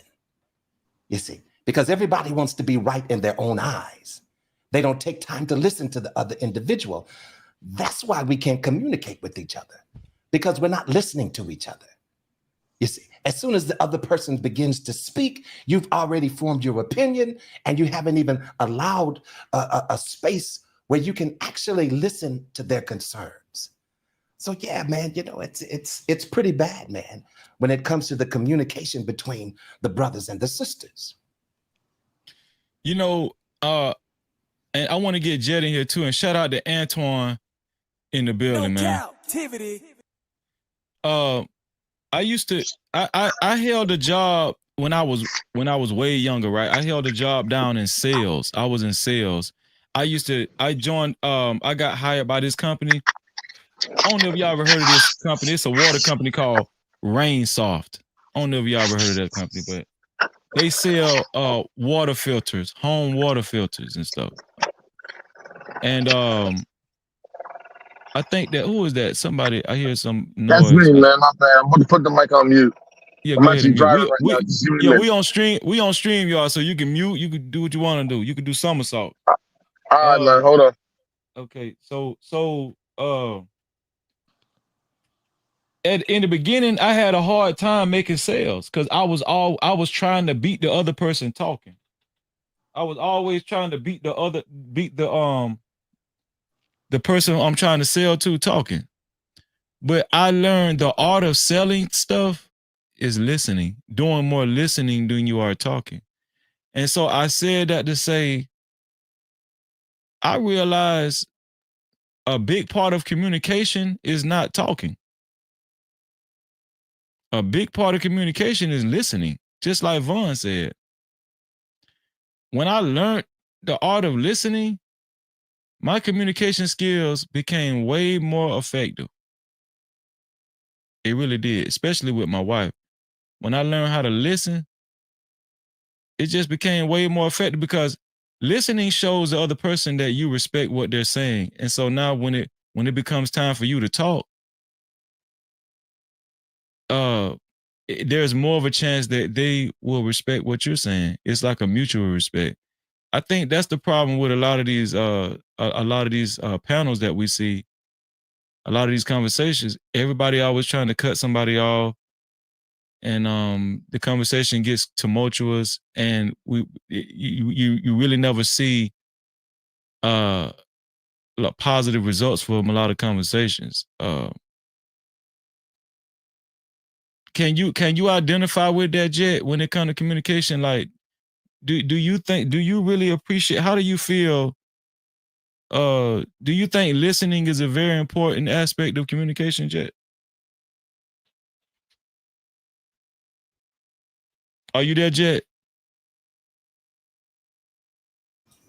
Maybe she's on mute. Let me add Jet. Are you there now, Jet? Yeah, can you hear me? Yeah. Let me get rid of the other one. I'll just leave it up there. Jet, do you think listening is a very important part of communication? Yeah. How are you going to communicate and you don't listen? It goes both ways. So if you're trying to talk and somebody cutting you off, trying to get their word in, how does that make you feel? I just be quiet until they realize like you just having a conversation by yourself. Because if you ain't listening, then you basically don't care about what I'm trying to say. You just want to say what you want to say. is you and your sister, do you and your sister got that in common? Cause y'all do the same damn shit. Yeah, I know. Yeah, and I just think that Von, the reason why I'm harping on that is because I think Von made a good point when it comes to listening. Yeah, it ain't gonna go right. You gotta listen. How you gonna have having a conversation? So both people gotta talk. Yeah, I think the reason why a lot of people have a hard time listening, I think people underestimate listening, right? Listening is just like having patience. It's a skill. You gotta have it's a skill. You gotta learn, like you really have to be conditioned and trained to listen. You know, and I think a lot of times everybody wants to be like everybody wants to win the conversation. So too many times people want to win the conversation or they want to be right and they want to they want to make sure that the other person understands that, you know, where they coming from. You know, they want their point to be, you know, to be felt. Yeah. And I think we've lost the art of understanding what makes a relationship work. Instead of caring more about how you feel, a real healthy relationship is caring about how the other person feel. Exactly. When I say stuff like that, when I say stuff like that on YouTube, I'm considered soft or you know. A simp? A simp. Yeah, a simp. What do you think about that, Antoine? Man, I put it like this. Communication is key in every way, shape, or form when it comes to making a marriage work. I've said it on your panel here. I've said it on a couple other panels. People don't realize the significance and importance of communication. And how I learned that is from my parents, and they've been married for 54 years. I've seen how important it is to make sure that both sides know what's going on. Both sides make sure the other knows what's going on and what's aware, and finding a middle ground if you're having a disagreement. And I think that's the problem. And I always ask this to some of the ladies: Do you want to be right or do you want to be happy? And you'd be surprised how many women would rather be right than be happy. That's a fact. That's Well, a fact. let me just say this, Freezy, before I go. Ahead, Vaughn. I gotta get over here to Bolo's channel. But Okay. you know, I appreciate listening, you too. yeah, no problem, man. Listening is a keen skill that we need to use in communicating, you know. And isn't it ironic that if you look at the word listen and interchange the letters, you can also spell the word silent. You Facts. Isn't that something? I never knew that. Man, check it out, man. See, listen, God ain't no joke, man. You see what I'm saying? There's a message in the message. You see? So if you That's take the awesome. word listen and change the letters around, you can spell the word silent. So come on, the message is right there. It's in the listening that we learn. It's in the listening. You see what I'm saying? Where we gain our understanding. Faith comes by hearing, and hearing by the word of God. You see? But then we have to put ourselves in a position to listen. So I just want to say that, man, listen, thank you for having me up here, brother. If you're still on after Bolo, I'll come back over and chat with you all. Yes, sir. Thank you, Vaughn. Thank All you. right, I Vaughn. appreciate you, man. Yes, Shout out to all right, Bolo all right. TV too. Say, Oh Freezy. man. What'd you say? I was just saying, so we are talking about communication. I like to pose a question. Yes, sir. Do you think majority of men actually want to listen to their significant other? Like listen effectively, like listen to really hear out, listen to really put in effort in what they're really trying to say. Or you just listening to, okay, get this over with? Because what I hear a lot of men say, oh, like women, like they treat their significant other like white noise, like they just tune them out, like, oh, she always nagging, just, yeah, you know, that type of stuff. Well, yeah. Now that you put it that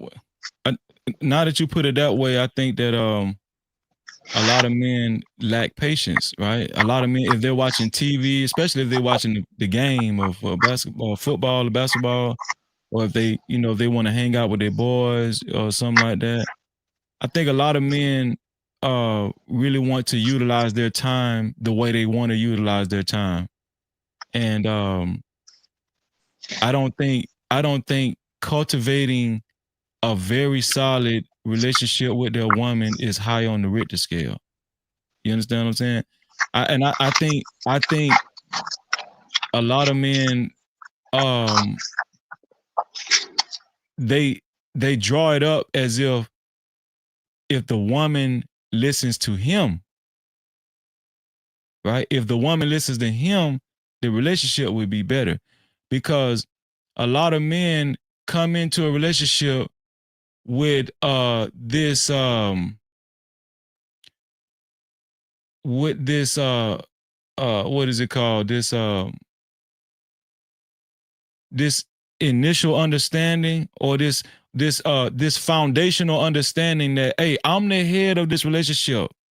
A lot of men that don't really believe in God, they say they believe in God, but they really don't walk the walk. They talk the talk. They might talk the talk every blue moon, but they don't walk the walk. They'll throw some scripture in and say, hey, I'm the head. You supposed to listen to me. You disrespecting me. I'm the man. I refuse to be disrespected. You know what I'm saying? So they'll put it to where, listen, this why I ain't trying to do this. This why we have a problem, because you won't listen to me. But I just think that God listens to us all the time. And very seldomly do God do a lot of, do he do a lot of back and forth with us. Like, God ain't trying to argue with us. Either you gonna do what I told you to do, or you ain't. I ain't gonna argue with you. And if you don't want to do what I told you to do, we okay. Guess what? You won't have favor from me. And I don't think a lot of men understand that's an art, that concept, right? Like, I think a lot of men, their form of communication is arguing, going back and forth. I was very guilty of that. And I see your cash cow 2 next level. I appreciate it. I'm gonna show it in 1 second. But yeah, I was very guilty of that. Man. Just, going back and forth. It's like a tug of war. But to answer your question, because I don't want to be long-winded. I don't think a lot of men like have enough patience to listen, because you have to learn patience. Now, maybe I'm wrong. And I'm gonna just speak from my experience. I didn't have a lot of patience. The reason why I say you have to learn patience is because I had to learn patience. I had to learn it. But see, I know the feeling. But see here, Freezy, those same men that don't have patience with their woman, they got patience with their boss. They got patience with their supervisor. They got patience everywhere else. They got patience when they wait in line to go get their hair cut. But when it comes to that's what I'm saying. I think some of these men, they use the whole providing and protecting thing, and I ain't gotta do nothing else. I ain't gotta communicate, and I'm providing and protecting, So, you can't pick and choose what you want to do. Either you in this together, or are you just trying to you running a relationship in a selfish way, if you ask me. If you right. go on that way. I think what you're trying to say next level is, do you want a relationship or a situationship? And I think that's what it is with some guys and some ladies. It's like they don't want to do all the work to make a relationship work, to make a relationship last. So they do just enough, and it just becomes a situationship. And they think, well, I got things done. No, you didn't. And I'm always tired of people who do half-ass stuff, put up a half-ass effort, and want total results to come with it. It doesn't work that way. So to me, like Freezy said, you have to learn to have patience. It's not just you have to have patience, you have to learn to have patience as well. And you have to have someone that's willing to teach you to have patience. One of the individuals that taught me to have patience was my father. He always told me, you have to learn at times to just sit, watch, pay attention. That way, it's easy for you to make a decision without people even realizing that you're analyzing what's going on. And at first, I didn't understand what he meant by that when I was younger. I think I remember him telling me this when I was in high school. And at first, I'm like, what the hell is he talking about? Then, I guess when I joined the Army and everything my father taught me, it just started to click. It just started to click. And I realized, like, damn, now I see what he means by that. You learn to pay attention with your eyes. You learn to open your ears. You learn to make sure that you have a total evaluation of the situation. And then once you start to speak, you already know what you're about to say. And I think that's an art that's not being taught to a lot of brothers and to some sisters too. And you don't learn that overnight. That takes time. And then once you master it, it becomes second nature. Well, the perception, we talk about masculinity, right? The perception is you got to force your will. You got to make your voice heard, right? You got to make sure that this woman know that you no nonsense and you ain't taking no bullshit, right? So that's the energy a lot of times I've seen men give off. But and because I used to give it off, I used to be like that too. When I was young, I used to be like that. But when I started, listen, this is the biggest misunderstanding, when it comes to how a man should think. And shout out to JT, man. Shout out to JT for What We Know podcast just joined us. Yo, JT, what's good, bro? Salute. What's happening, fellas? Man. What's going on, man? JT, boy, JT, you helped us make history. Now it's the first time ever we did StreamYard on this platform. It's the first time ever, man. I know. I was tripping. I said, "Well, hold on," because I had to set my my camera and my mic a different way when you're on the other streaming hookup. And so really? When I seen that, yeah. So when I hit the link and I said, "Oh shoot, he's on StreamYard." So, yeah. All right, that's what's up, man. How y'all fellas doing this evening, man? Or it's almost this morning. So how y'all doing, man? Doing pretty good. We're just having a laid back conversation, man. Talking about why a lot of relationships don't work out and who is the biggest cause for the failure of these relationships, bro. I was just trying to get to the bottom of it. And I just think that like going back to what I was saying, what I learned was like I wanted to value my time. Like one of the biggest reasons why I kind of stopped arguing and then having these never ending circular arguments with my woman, I found out we wasted a lot of time. And like I realized she's more emotional than me. You know what I'm saying? She's more emotional than me. And let me tell you something. My wife, she used to get nasty with it. She'll get passive aggressive. She'll do that same shit what Jet say she do. Like she'll get quiet. I used to hate that shit. Don't y'all hate that shit when you trying to push a point through in a conversation? You really serious about what you saying to your lady, and then she just get quiet, and it's almost like she ignoring you. It's a dismissive tactic that they take. Mm-hmm. Yeah, it's I used to always say when I be in relationships with women and they just stop communicating, and I say, "Do you understand how loud your silence is right now?" And wow. They used to look at me, every one of them that I've ever had a relationship with, because they all do it, right? And it's crazy. Before I became, a person that was conscious enough, having conversations with the woman that you're in a relationship with, I used to do the same thing. I used to be dismissive. If I didn't want to have a conversation no more, I just don't say anything. And that wasn't fair to the conversation at hand, because again, like, I've heard a couple of people say communication is the key. It is the key. Listening is a big part. being able to express, you know, what your thoughts are is a big part. But I think having being able to understand what the other person is conveying is another part of it too.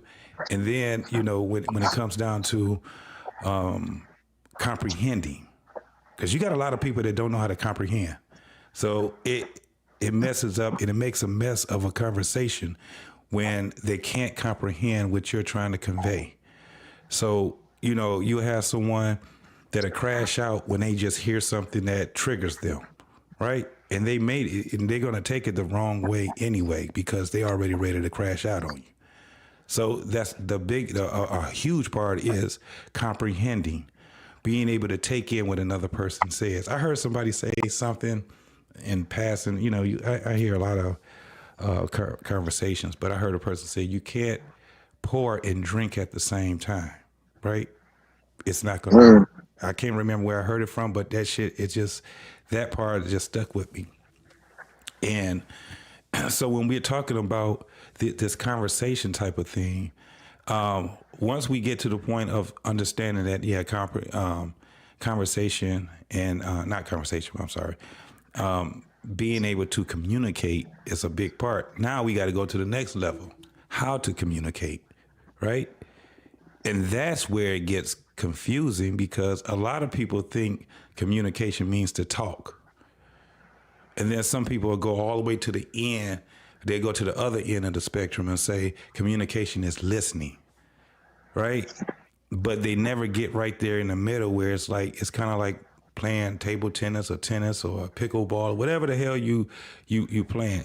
In order for it to be conducive to what we're trying to get to the objective, we have to be able to volley it through, right? We have to be able to, whatever we say, one of the things we have to learn how to do is to be more concise, right? When we're serving. The other part, when we're receiving, we have to be able to know how to literally take what we take in, what we are hearing, and be able to digest it in order for us to be able to understand it. And so a bad part of having these conversations with your significant other is that we don't know the art of communication. It's not just listening. It's not just talking. It's not just, it's all of these things. The best part of it is to understand, because that's what we're trying to do. We're trying to get to a middle ground. And you learn it by having the conversations. You don't learn it by avoiding conversations. So going back to your point, Freezy, when a lot of women close off like that, it does come across as being dismissive. It does come across as being a person that, they're not going to tell you what they're thinking. So now you're not in the know with them now. Now you don't know where you stand at with them because they just started being quiet. Right. And that sucks. But we also, as men, we also are guilty of it too.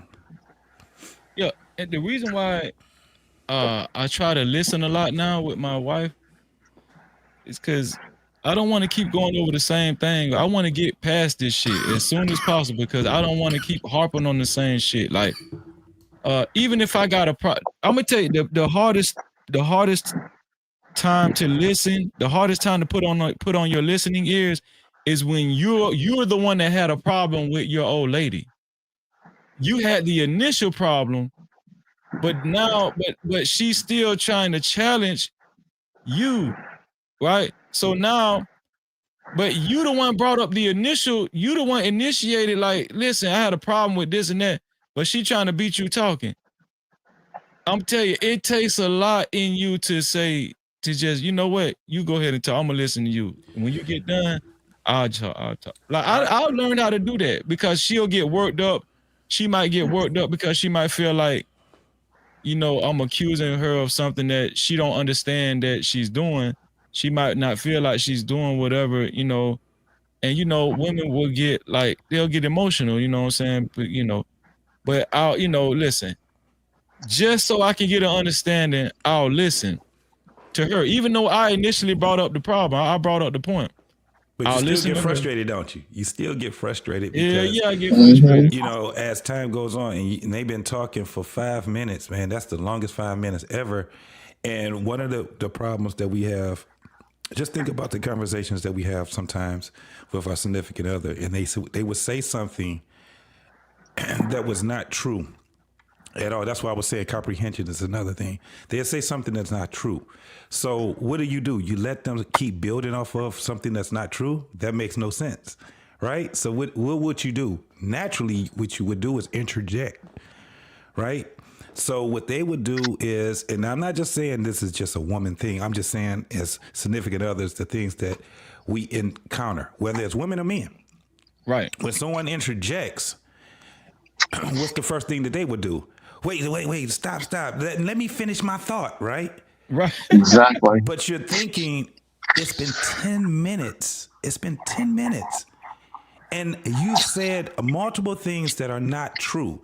I have to interject so we can go to that point where you where you talk about, listen, when you tell someone that there's a problem, women, quit throwing all the shit in the room and expect that man to clean all that up.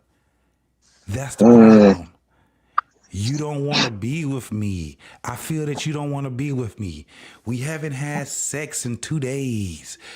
It'll be a multitude of things that they would say, right?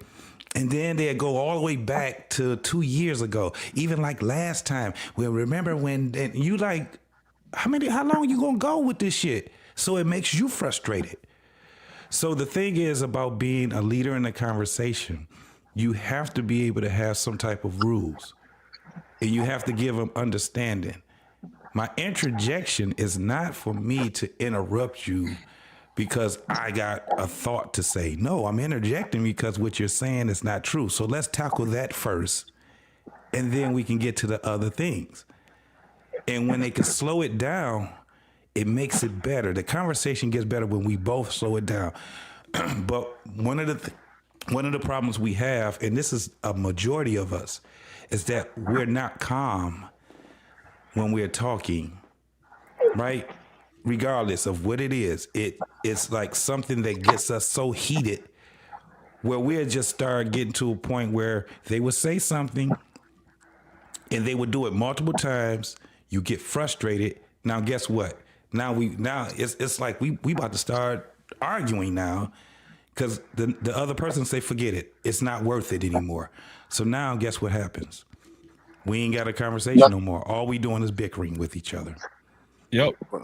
But I heard, I was listening to y'all talk about how women go silent, how you will get quiet just to try to hear them out or whatever. But you know what I always hear though? I mean, you know what I don't always hear? I don't always hear like men trying to understand why that woman went silent. You know, I don't think most men really understand women or even care to understand women. You know, that's just my take on it. You know, like really understand women. You know what I'm saying? Because most men would like to have a dictatorship rather than like working together as a unified couple. You know, like that can be true, but let me say this.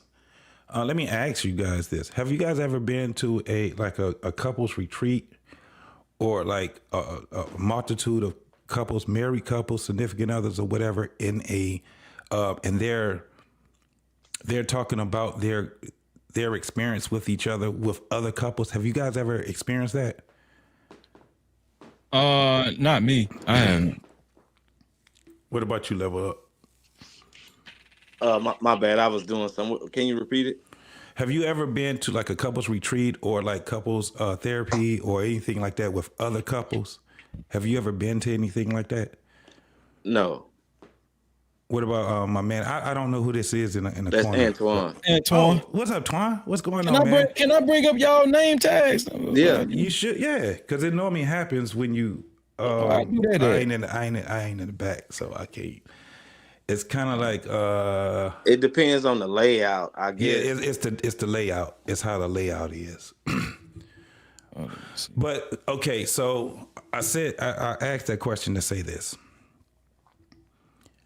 I guarantee once you go to those type of functions, you're not going to hear what you hear on YouTube or any other place. It gets way deeper. When you got two people that love each other and they're in a their relationship is just tangled, right? It's not about who's right or who's wrong. It's stuff that you will hear in their in their relationship that you be like, well, shit, I don't know what to say, because you can't say who's right and who's wrong because they have valid points. And so when you have therapists that are really good therapists, they know how to actually give you a map, give you some tools where you can fix your relationship, because therapy is not about them fixing you at all. Actually, it can be the opposite. It can have an adverse effect. Therapy can be at a point where they will make you realize that you're not even supposed to be together. You're toxic together, right? Now it's more, when you see it, it'll be more of, just small things in relationships. But you got some couples, man, they got some stuff they can't come back from. And they will realize it when they mature in that relationship that, yeah, we have no business being together, right? So then they learn how to be friends. They learn how to be able, because for the most part, they will have kids together, right? And so they have to learn how to still look at each other as we're still family, right? You got kids, you just made yourself a family to the other person, whether you want to believe it or not. So they got to still be on this earth and still say, all right, we don't need to be together. Now we got to learn how to be apart. But at the same time, we still got to work on being parents to our kids, even if our kids are self-sufficient. Because when you take away that family component, it makes it worse. It makes it a whole lot worse. But this is for people that really wanted to be together and they want the best for not just themselves, but they want the best for the other person and for their community. This is why they would go to things like family counseling. They would go to things like couples relationship retreats and things like that, because they're very interested on how to have the tools to stay together. And you will hear things that you won't hear on these panels. Communication is the key. You won't hear therapists saying that shit a whole lot.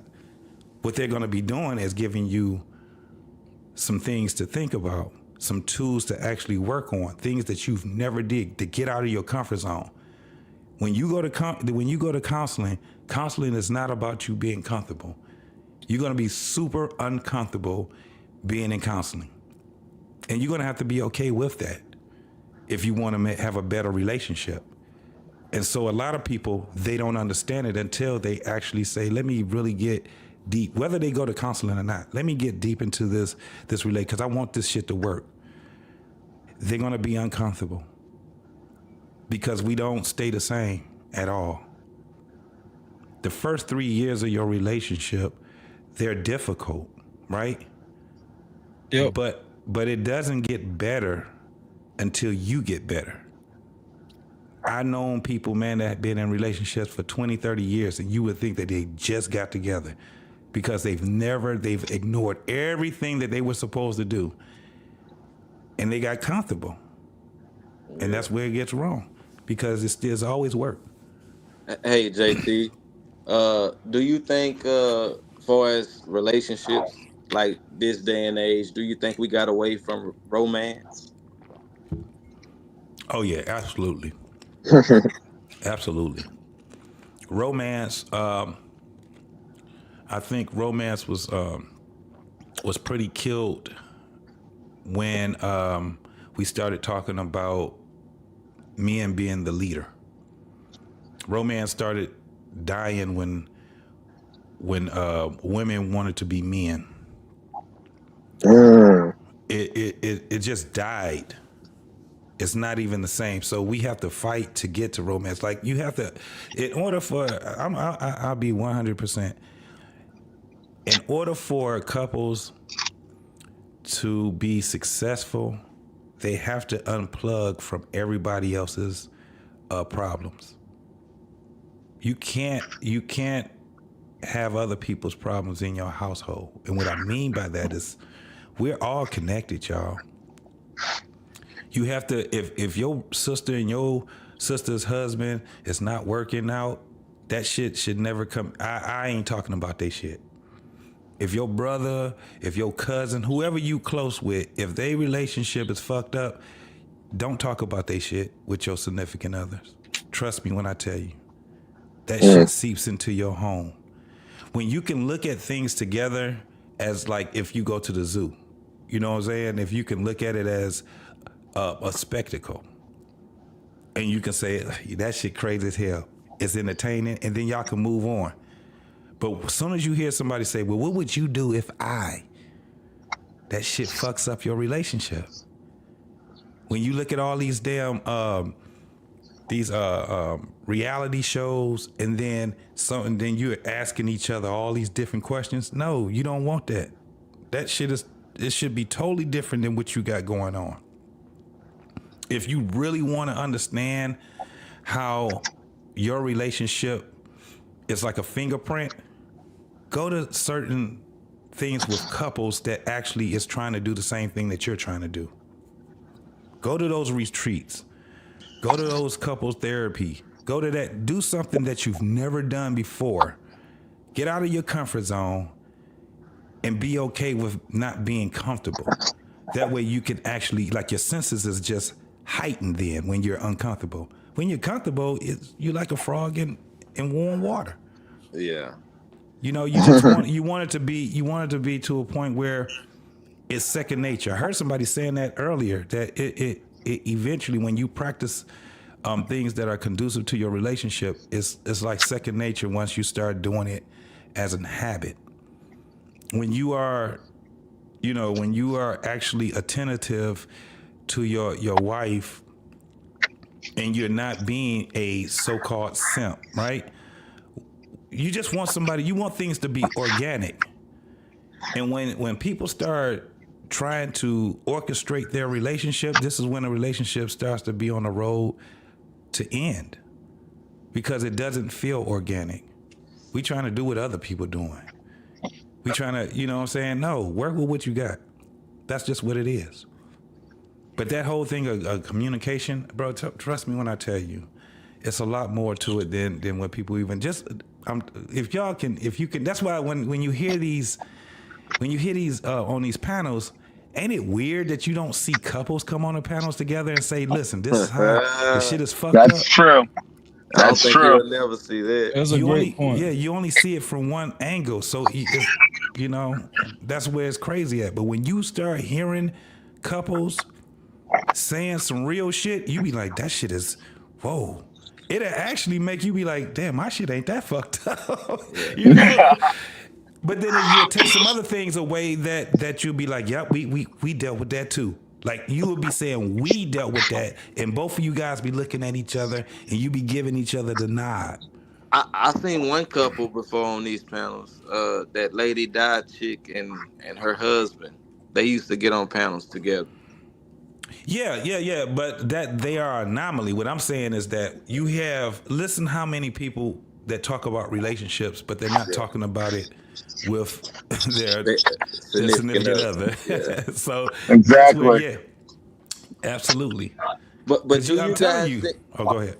No, I was just gonna say, going back to the romance thing. Do you think romance is an essential part of keeping like a long lasting relationship? Yeah, but I think it depends on what romance is, bro. I know. Okay. I know. Now, can romance be twisted as simp behavior? Yes, absolutely. Yes, you can. Absolutely. But you can't simp for your wife. The only That's way true. that you can simp for your wife is if she's not really your wife. This is one of the things I learned from my father and my mom. My father wasn't like that romantic dude on the movies. My father was kind of like, I'm gonna take you out and get you a bite to eat type of guy, right? And my mom used to express to him that, can't you just, I like flowers and I like this and I like that. And he listened to her. And so what he used to do is he used to bring her flowers. It was a moment in their time when my father started bringing her flowers every day, right? He didn't hold that shit up that long, but my mom knew the gesture and she seen his effort in it, right? When my father used to do stuff like play music, he'd send us off over to, because we had a lot of family, so we always wanted to spend a night with our cousins, and there was very few people I could spend a night with. But when my father, heard what my mother said, he heard her grievances and things like that, what he'd do is he'd make those accommodations, and he'd do it, but he'd just do it his way. He don't do it based off of how the movies do it or what somebody told him. He'd do it his way. And sometimes it come off as cheesy, but she looks at his effort in doing what he does. You know what I'm saying? All right, I'm gonna send the kids over to my mama's house for the weekend, and I'm gonna play some music for her, and we gonna eat shrimp or whatever it is that they did that he found out that she liked. That was the romantic part of it, because mostly throughout the 7 days a week, they doing the hustle and bustle. You know what I'm saying? He working, she working. They going back. They both over here being parents to kids and all kind of other stuff that's going on. And they just had to find out time to be romantic with each other. So when I got married, it was the same thing with me. I had to find out what it is that she liked. And the only way I can do it is to do it, where I'm like, I don't know if she gonna like this shit, but I'm gonna do it anyway. I'm gonna try it. And it was dope because they was like, I see the effort. You know what I'm saying? So romance is definitely something, because what romance is in a relationship is like the same thing as, when you have your potlucks at work. It's a morale booster. That's what it is.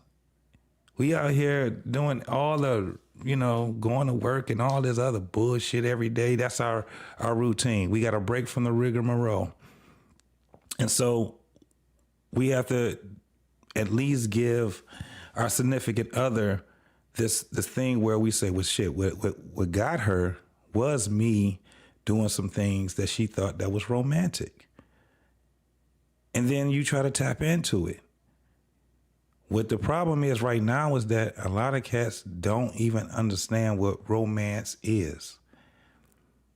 And I think it's more of a man thing than anything else.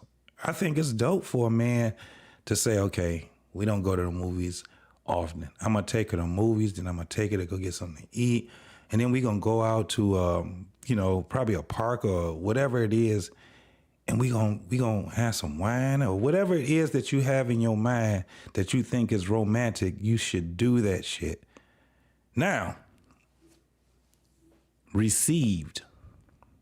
A lot of women would just deter a man from doing things like that because they would call it soft nowadays, or corny, or cheesy. It has a bad connotation from men because, for one, they feel that they're being rejected. And it's not really a bad thing for men because we have to deal with rejection, but I ain't trying to deal with no damn rejection with my damn significant other. Hold on, Damn, Antoine, I keep muting you because I don't know, it seemed like you I'm driving, that's why. I'll turn my mic back off. I'll mute myself again. Just mute until you get ready to talk. That's all. Just mute till you get ready to talk. But go ahead, JT. I'm sorry. No, somebody else can get it. I think I learned how to listen because I don't like to waste time no more. Right? I think a lot of dudes stay in relationships far too long because they argue too much. Like if they learned the art of listening and actually understood this woman's mind fully, and vice versa, you know, with women too, if you understood a man's mind fully and understand what the intentions are, if you listen, you will actually do yourself a service. But by going back and forth, cutting each other off, arguing, you're doing yourself actually a disservice. And people think that arguing, I'm gonna tell you, I'm finna say, listen, this shit, nobody ever really thought about this, right? People think that arguing makes people stay together less. People think arguing makes people, you know, stay together a less amount of time, make people break up sooner. Man, actually arguing make people stay together longer. Mm-hmm. You know why? Because it's more like there's a lot of perceived emotion in arguing. Infatuation builds up, emotions build up, and there's like this toxic attachment that comes with arguing.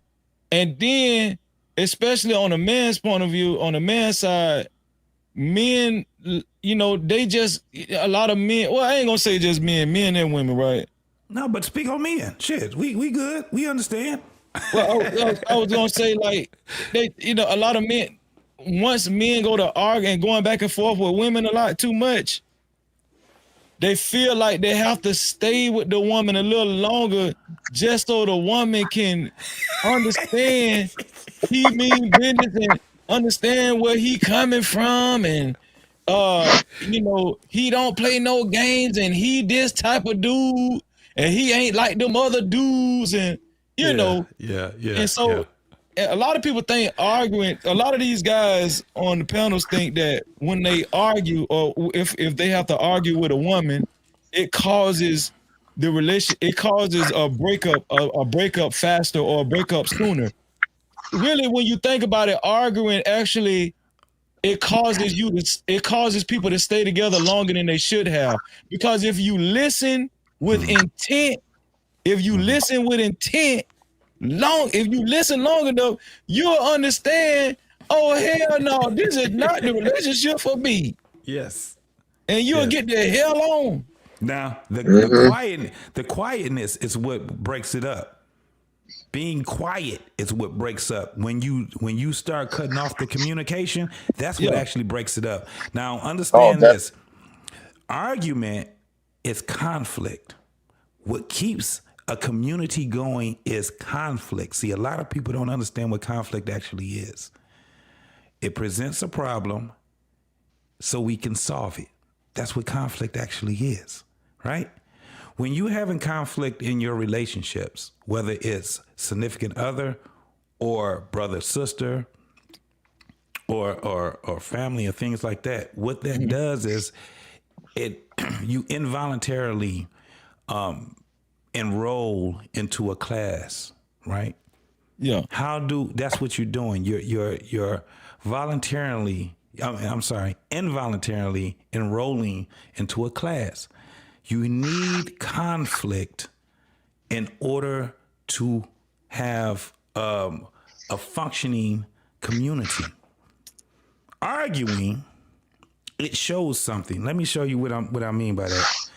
You get to arguing, shit gets heated, and I already know Freezy, you know me. We've both seen each other have a little temper, and we can go off.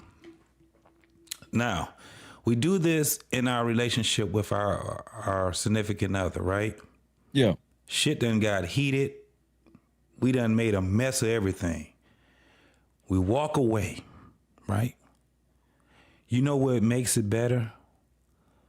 What's that? When we can come back after cooler heads prevail, and you come back to your woman, you say, listen, I'm not trying to get into no big ass piss and match with you, baby. Right? That's the last thing I want to do. And you say your little spiel to her and she's listening to you.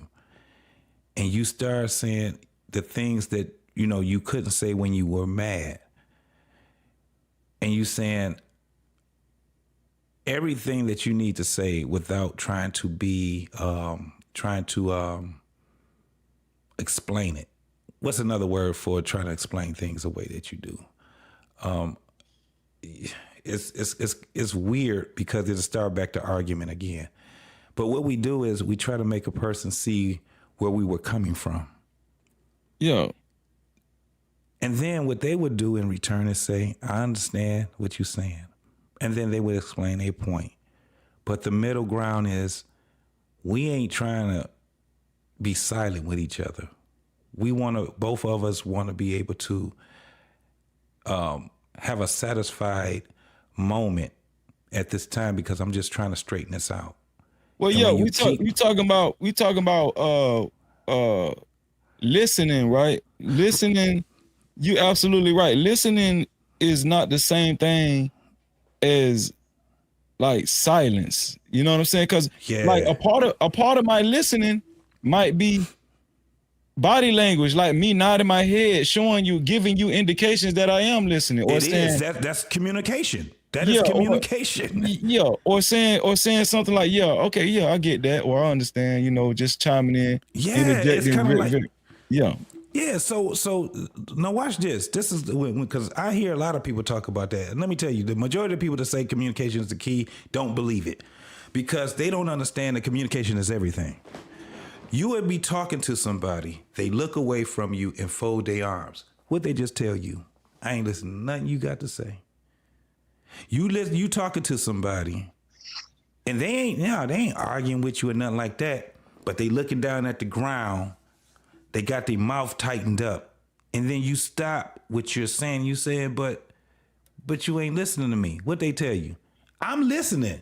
Just say what you got to say. Right. It's over with. The conversation is over with. It's the same thing with us. We can do the same thing, but our body language, man, it really says a lot. Body language, I'm gonna tell you something. Body language to me is more detrimental than actual speaking words. Yes. Because that is true. Because like I'm gonna tell you something. If I'm talking and my wife's face is scrunched up, or she looking like she's being bothered, you know that bothered look. Yep. Like man, that's the fastest way for me to either that's the fastest way for me to go and check out. You gonna check out. That's the way. Yeah, I ain't trying to bother nobody. Hey, I'm not talking to you to bother you. Absolutely. Absolutely. That's where it gets to a point of damn women and men, me and my woman, right? My father, he didn't get along with a lot of women. He got along with my mama though. You know, he was just that dude that was just no nonsense when it come down. If he hears some crazy ass shit, he kind of removes himself out of that AO. And if my mama there and he used to tell her it's time to go, right? And a lot of women, now understand, my parents got married in 1968. 1968. This was during a time where women were starting to get into, they didn't like how my mother and my father relationship was. And I'm talking about family members, his family members. He had more sisters than brothers. She had more brothers than sisters. That's why they got along so well. But I used to witness hearing my father's sisters ask my mama, why you still with this nigga? This motherfucker think he run every motherfucking thing. That's what his sisters used to say to my mama. My mama and my father got together at 18 years old. And my father was right. You know, they had a marriage for 53 years. They had 2 sons, and they raised his youngest sister, not his youngest sister, but one of the younger kids, because they had a lot of siblings. He raised her 2 kids also. He was right. That was my conclusion. He was right. Let me ask y'all this. Let me next level, Antoine, JT, and Antoine. Since you've been quiet, you can be the first one, right? From a man's point of view, since we ain't got no ladies up here. And listen, I encourage the ladies to hit the chat. hit the damn. I mean, not, yeah, hit the link. Hit the link, man. As a matter of fact, before I do this, let me do this right here. Let me see. Shout out the Next Level. Shout out the Next Level for his $5 cash cap. I appreciate your Next Level $5 cash cap. He said, StreamYard Saturdays. Let's get it. This for the StreamYard Saturdays, man. I appreciate your Next Level. Thank you, bro. It's very much appreciated. No captivity. No captivity. Okay. There we go. So this is what I want to say right here. Yeah, what the hell I was gonna say? I was gonna say when it come to relationship, when it come to a man and a woman, God damn, I forgot what I was gonna say, man. Give yourself a minute. It'll come back to you. Yeah, it definitely gonna come back to you because it's stored. That's all. Yeah, I think. Damn. Was it about communication? I think it was about community. No. I got it. Told you it's gonna come back. Okay. From a man's point of view, this is why I want a woman to hit the chat. I don't give a damn if you're dead ass drunk. Hit the link. For sure. So, from a man's point of view, do y'all think the most important thing to a woman when it come down to a relationship is money? When it come down to a relationship with a man, do y'all think the most important thing to a woman is money? Because I mean, we hear a lot of these conversations. All right, what do y'all think? It's easy to try to say it is based on money, but I think for one thing women want from us, they want to see is consistency and continuity when it comes to money. That they know that you're going to bring something home every single week or every 2 weeks to get things done. I think that's the one aspect of money. Not you have to have 6 figures, you got to have a stock portfolio or anything else. Now, if you got all those things, those are extra. But if you're working and you come home every week or every 2 weeks and you're making enough to make sure that things get done, that's what they're looking for. They just want consistency and continuity. That's the one aspect that they want. They're not asking for your tax records. They're not looking to see how much you made within the last 5 years, how much you made straight pay, how much you made in OT. If you can come consistently every week or every 2 weeks, to me, that's what it's about. That's what it's about when it comes to money. If you're asking for like 6 figures and all those other things, then you're asking for too much. That's just my opinion. I think when it comes to that, I think we minimize it by just saying money. I think most women wants to be secure wants a man to help her feel secure in a relationship, not just with the finances, like all around the whole relationship, all aspects. Like most women want to be secure.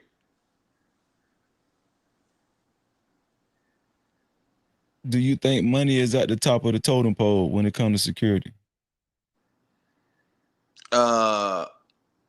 It could be, but not really, because you can have all the money in the world, but let's say you don't treat us secure far as emotionally,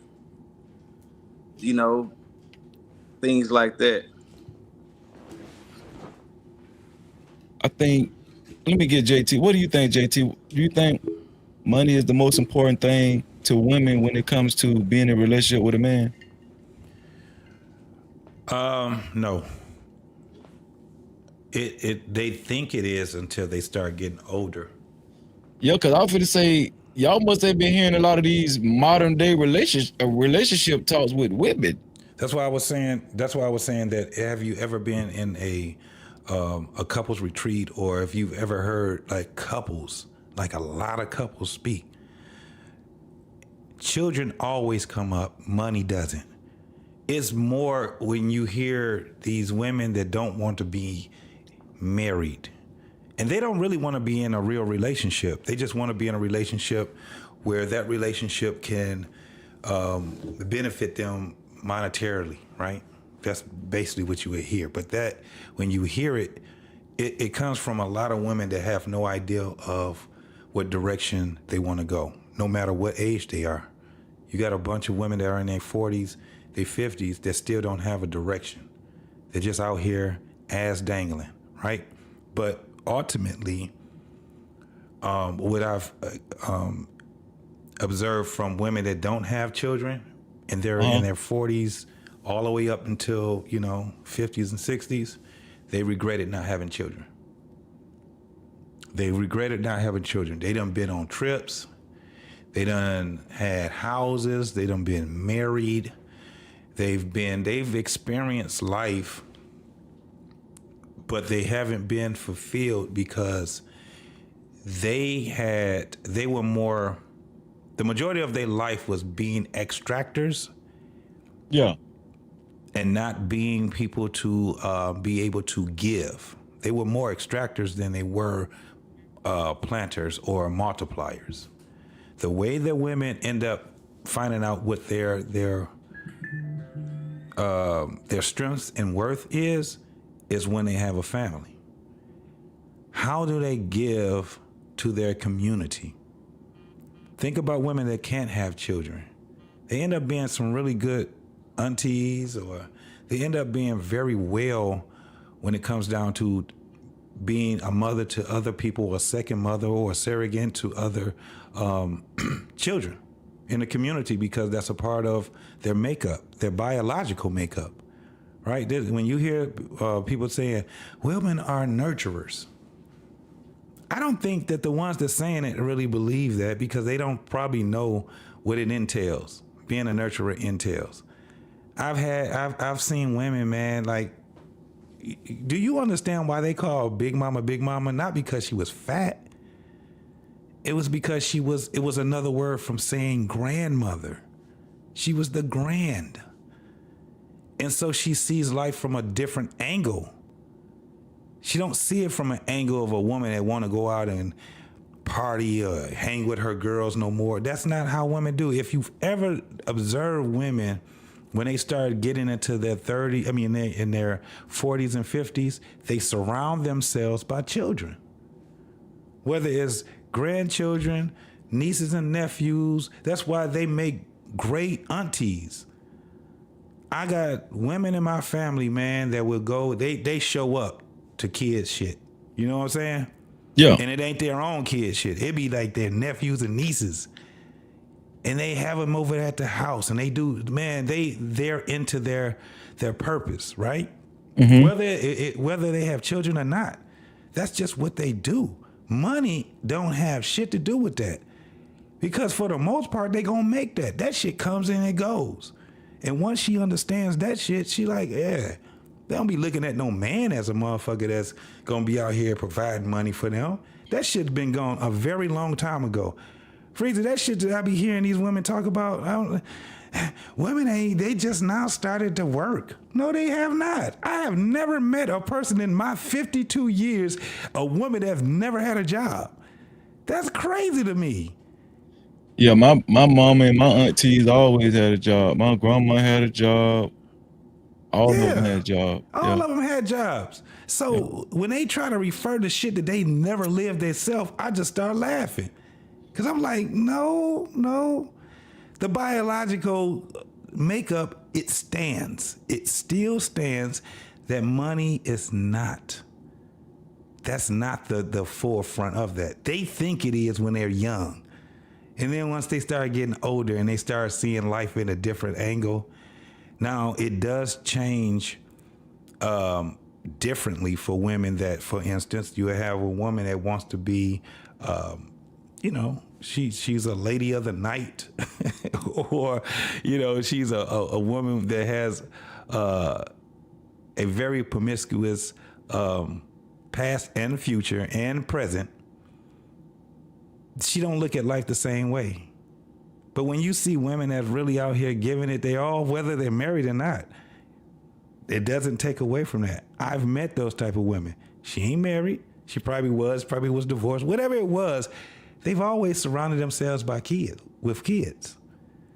They love to have nieces and nephews. They love to have grandbabies. Actually, when you see women that have grandkids, they treat the grandkids better than they treated their own kids. I think this is what I think. I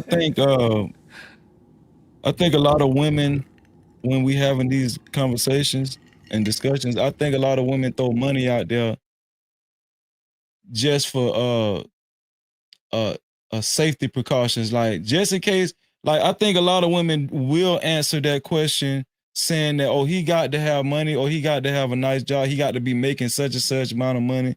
I think a lot of women throw that out there just for just in case, you know, the man ain't really got those other qualities that women don't want to admit that they really want in a man. The intangibles. Like I will argue that women value the intangibles of a man than they do money, but they will answer a question, especially if other women are around that look like Suki Hana or Trina or Sexy Red, right? Because they think other women want to hear that bullshit too. Oh, girl, oh, so you'll talk to a you'll talk to a man that only makes $40,000 a year, $45,000 a year. So, you know, I think a lot of women will answer the question, and I think women go to the money. They'll go to the money first and say, oh, I need a man making such and such amount of money, but they'll say that because as a safety precaution, or just in case, you know, like at the very least he need to have money. But I do think there are components to a relationship when it comes to women that's more important than money. Like when you think about it, women don't want to get their ass beat, right? Women don't want to get assaulted. Women don't want to get called bitches and hoes in an argument every damn day. They just don't. I think that's more important than money. So when women be like, money, no. First of all, you are a vulnerable adult. Most of y'all is a vulnerable adult. And let me bring my homeboys up here. You are a vulnerable adult. Money is not going to save you from a dude calling you all kinds of bitches and hoes and whooping your ass and shit like that there. So I think when women answer these type of questions, they answer them carelessly. And it just goes to show the type of wisdom that's been passed down to these young girls. Yeah. You know, but I might be wrong. Freezy, right? But no, Freezy, you on to something, bro. Because when you said that they would use money, you know, I think that they would use money as a disqualifier, right? When they're out here looking for a guy. Yeah. But that's why I said a lot of these talking points is bullshit once you start really talking to the real people. Like, I wish that one of the things that I've always wished, I said, damn, I wish I can get like couples of people, like the couples to come up, because you would get more content. You would get more contextual context in the conversations, because guess what happens? When the man is speaking, the woman has a chance to rebuttal, and they're in the same relationship. So if he's saying something, she's like, I don't recall that right there. It's a little bit different than what he's saying. Then you can get more context into the relationship, and you can understand what their the conflict is in their relationship. But when you got one person sitting there talking, and they're talking about what they don't stand for, what they do stand for, all this shit, it's not real context to it. Because you like, nigga, I know if your girl came up here, you ain't gonna be spitting that same shit that you was spitting back then. Fact. That's a fact. That's a fact. And so the reason why I like to have these kind of conversations is because, like, you're never really gonna get down to the brass tacks until you start having real conversations centered around relationship. Like all of us done been in a relationship. All of us done been in a relationship. I remember we was in VIP Friday, and Antoine, you know, he was sharing with the No Cap members, you know, some dynamics of relationship, but it was just a real conversation. It was a real conversation. It's not cookie cutter, right? Mhm. But that's I like what I remember. was saying. You remember, right, Antoine? You remember, right? Yeah, I remember. I remember. And a lot of people were shocked. And I said, something like this is not for everyone, but it worked for us. And even though we don't do it that anymore, I feel it made us appreciate each other more. And it actually did, because we ended up having several more children after that. We ended up having our son Carter. We were also, the placement of our eldest Zeta, and also my youngest Sinclair, and she just celebrated her second birthday yesterday. Oh man, that's awesome. So and Freezy, I sent you that picture on Instagram of family photo. So yeah, we did that, and it was a learning experience. It was wild. We had a little fun. It was definitely a learning experience. But it also, like I said, it taught us to appreciate each other more. And I think maybe that was one of the issues that we were having. We didn't really appreciate each other. And I think going through that made us appreciate and value one another a lot much more.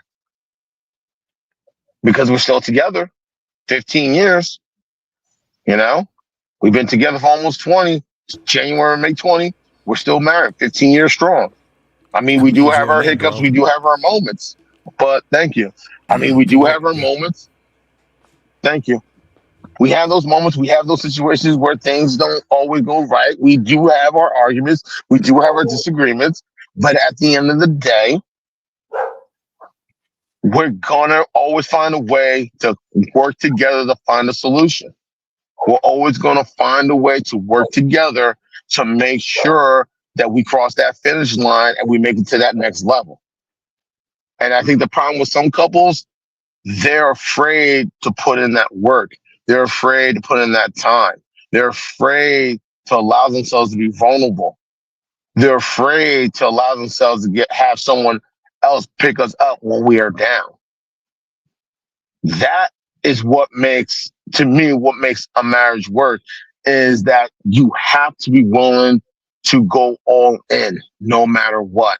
And if you're not willing to put in that time, you're not willing to put in that work, you're not willing to put in that effort and whatever, in any way, shape, or form, hey, it's not going to last. Believe me, it's not going to last. Shout out to Game Wise DJ in the building. What's going on, Game Wise? Brina, I see you. What's going on, Brina? And shout out to my dog, Dr. Frizzle Frost, man. Dr. Frizzle Frost in the building, man. Let me get my I got one sound effect on StreamYard. No Cap-tivity. I got that's all I need, and that's it right there. But yeah, I got a video that I'm finna show. I want us to watch it and then let's react to it. How about we do that, man? We just hanging out, we just chilling. Let me see. Let me share my screen. Oh, there it is. Hold on. All right. Boom. Oh, we got my dog Rooflet. What's going on, Rooflet? What's up, no Cap-tivity? Rooflet, boy, you made for StreamYard. See, you look, see, I know that Ecamm was new for you. What that was yesterday? What that yesterday or the day before yesterday? Yeah, but see, you're a StreamYard legend. You're a StreamYard legend. Let me show this video, then we can react to it. Hold on, here we go. I appreciate y'all for joining the show too. Here we go. All right. Is it up there? Yeah, it's up there. Here we go.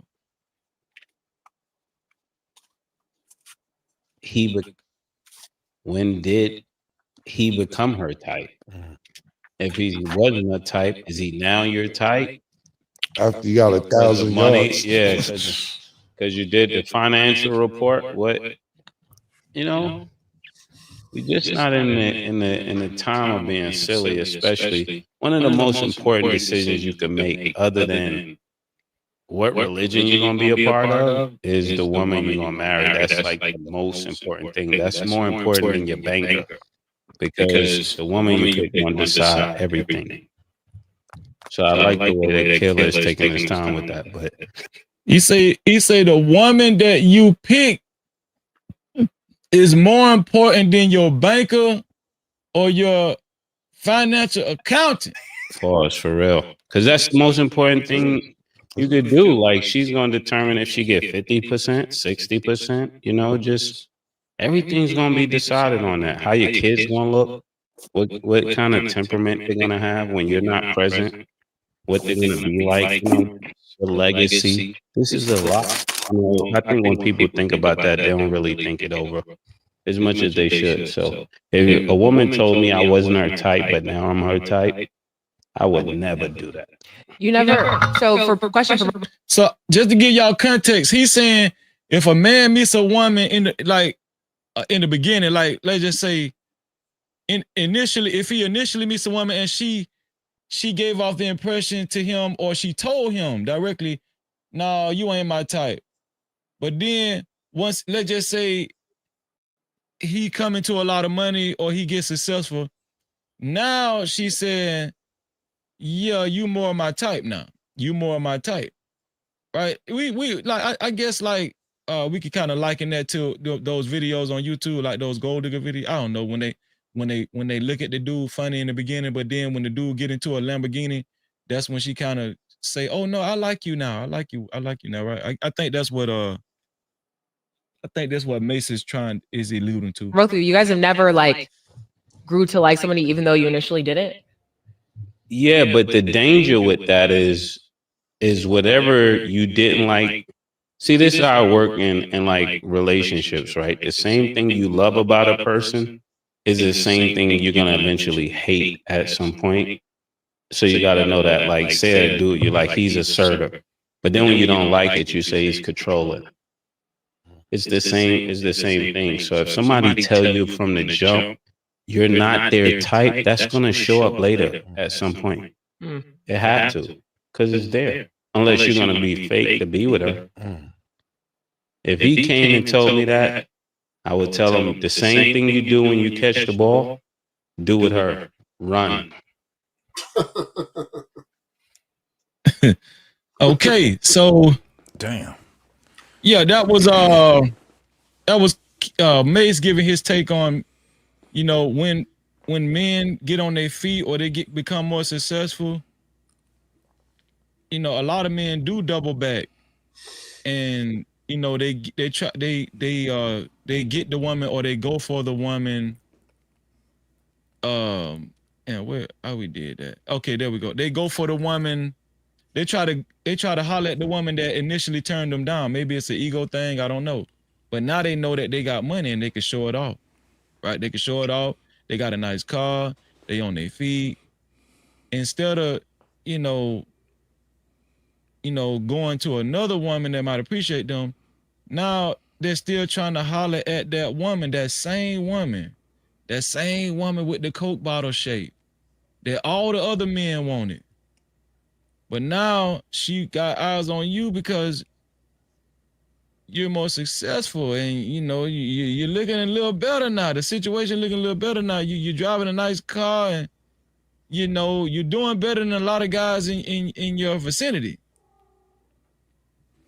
Do y'all think what makes that woman like? I'm gonna be honest with y'all. I think dudes do that because inherently, I think men feel like women are just more valuable than, like, they're just like, I think men look at women like commodities. Oh, I couldn't get that Lamborghini, I couldn't get that Mercedes before, but now I got money. I can get that same Mercedes. I can get that Mercedes I always wanted now. Yeah, but isn't that when you just and women know that. I think women know that too. Yeah, but I mean, I don't know why I tend to think a little bit different. Maybe it's because I never was in one place too long. You know what I'm saying? During those times. What I mean by that is when I'm out there in the dating field, it don't take long for me to find a woman that I like and she like me. It's just never. So it's not. I never led with, I'm successful with because I got money and a car and all these different things. I pretty much led with what you see in front of you. And then as the relationship progressed, they get the chance to see what my life is really about, right? But as far as like that Lamborghini, if I'm trying to find that woman that I want, I'm already looking, if she's aesthetically pleasing to me, because it's a lot of them. I don't focus on one of them if I'm out in the game. I don't start focusing until that woman that I actually like and she likes me and we get a chance to start forming a relationship is when I'll be like, all right, I'm gonna calm this shit the fuck down. But that, looking at women like, and I get what you're saying, so I don't wanna take your premise from the analogy, right? Right. But I don't look at women the way I look at cars. I don't. Oh, hold on, JT, 1 second. Pork meat down there. Let me see your face. Let me see your face, pork meat. Who is pork meat? I don't know who you are, pork meat. There's a difference. You sure that we ain't signing, aka hot I don't sauce, know. He need aka need to write in the chat. You need to write in the chat if that's him. What up, though, Frizzle? What's going on, boy? Salute. What it do? I wish I knew how to. I wish I knew how to. How do you cover the whole screen on StreamYard? Overlay. Put a cover. You go down to you have to go down all the way down, scroll down where you got your brand, where it says brand. Yeah. You have to put a picture. It's overlay. The overlay, right? Oh, it's an overlay picture. Yeah, and then you put a picture up there, and then you overlay that right there. Oh, okay. Hold on, y'all. I'm so excited, man. But StreamYard, hold on. Let me see. StreamYard Saturday, y'all. Yeah, man. StreamYard Saturday. Yeah. Okay. Like that? Yep. There you go. There it is. Okay. Sure. Hold on. It's me, man. It's me. I told you. I know. Okay. Gotcha. Pork meat. I knew it was him. I knew it. Yeah, but I think I'm gonna tell you the truth. For Cameron to have to tell men that is a problem. I think that women, when it come to who is perceived to be the most valuable in the relationship, I think women still winning. Even in 2024, I'm talking about the perception of, who is the most valuable. I think women still feel like men, is thirsty for them and value. All of these, the point I'm trying to make is all of these conversations we don't have. That, the thumbnail was a little facetious. I ain't gonna lie, y'all. Cause this really ain't no gender war conversation, right? It's not, really not. But I think that with all of these conversations, I think we're still in the same spot 10 years ago. I think we're in the same spot 10 years ago. Now, some men probably don't want to admit it. And if you think, listen, if you think otherwise, speak up. Let me know. The only thing I was going to do is ask you, what do you mean that we are in the same spot? From when? What? Okay, Red Pill Manosphere, it was designed to make men more aware, right? Am I wrong or am I right? More aware of their self-worth. You're right. More aware of who they are compared to women. Correct. You're right. But I just don't see no change. I think dudes still thirsting after women. Dudes still heavy in their inbox.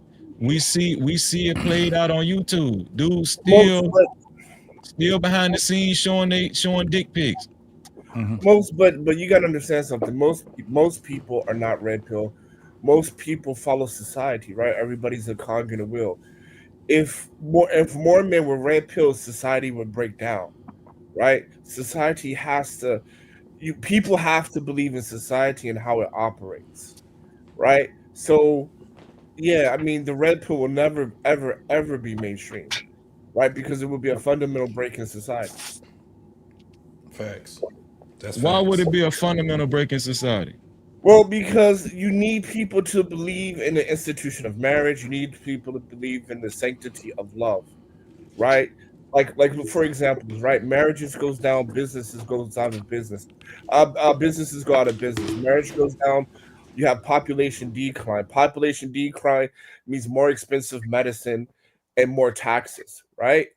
Yeah. Like it's a huge social problem, right? No society can afford to have men believe that they're the most important person. No society can afford that. Wait, I thought we was a patriarchy. No, we're not. America's definitely not a America's patriarchy. not a patriarchy? No. Absolutely not. I'm confused like a motherfucker now. America is not America is a oligarch meritocracy, but no Western country is a patriarchy. No Western country is. Let me do this right quick. Shout out to Rush Enterprise Starts for the $5 super cap. I appreciate you, Rush. He say, dope show, Freezy. Keep shining. Keep shining. Thank you, Rush. I appreciate you, man. Cap-tivity. Thank you, Rush. Damn, that's a little ghetto Right. there. So for example, one quick example of that, if this was a patriarchy, men would automatically be awarded to kids, but kids are actually awarded to the state. Right? That's a clear cut of patriarchy is who would get the kids, right? And the state gets the kids, and then the state decides whether woman or man, whether the mother or the father gets the kids. But in the patriarchy, the man automatically gets the kids. That's a telltale sign of a patriarch society. Yeah, but who established these laws and rules? The state. But for the most part, who was behind establishing these No, laws? it doesn't. It does not work like that. It does not. What do you mean it like don't work like that? Because No, hold on, wait, Hassan. I'm gonna tell you what y'all don't want to admit. I'm gonna tell you what y'all don't what y'all don't like to admit. Sure. Go ahead, spew your lies. I'm gonna tell you what men don't like to admit, that they let the shit get away from them. First of all, you know how crazy listen, men made these decisions. Listen, men are the one that made these decisions. Men Facts. This is what I don't like. You made these decisions, y'all at the top of the food chain when it come to power, and then when shit turned out the way it turned out, y'all want to pass the buck to the women. No, men made these decisions. Y'all the reason why we in the predicament we in. Men did not make this decision. An elite group of men made a decision. And y'all follow them though. Everybody follows the 1%. No. Yeah, but men did drop the ball though. To be honest, if you think about it, like you guys are the ones who like women only became the way they were is because, not necessarily saying that y'all made them angry, but the situation. And I think you guys just didn't handle it correctly. But it's also, women got to take accountability too for the stuff that they did to, grow the situation. But I think that it started, like the biggest argument or the biggest thing that I see is that they just wanted men to step up more. That's all I like. If you really just break it down and look at it, it's like they just wanted you guys to step up more. Like so Fanny, you know I love you, right? You know you my homie, and I can handle my own appeal. You ain't gotta treat me like that. No, I'm not. No, I'm just saying. Take off the gloves, girl. I'm trying to be friends. Take off the gloves. We ain't friends right now. No, I'm playing. She on All StreamYard. right. She on StreamYard right now. We fighting. Ding, ding, ding, ding, ding, ding, ding.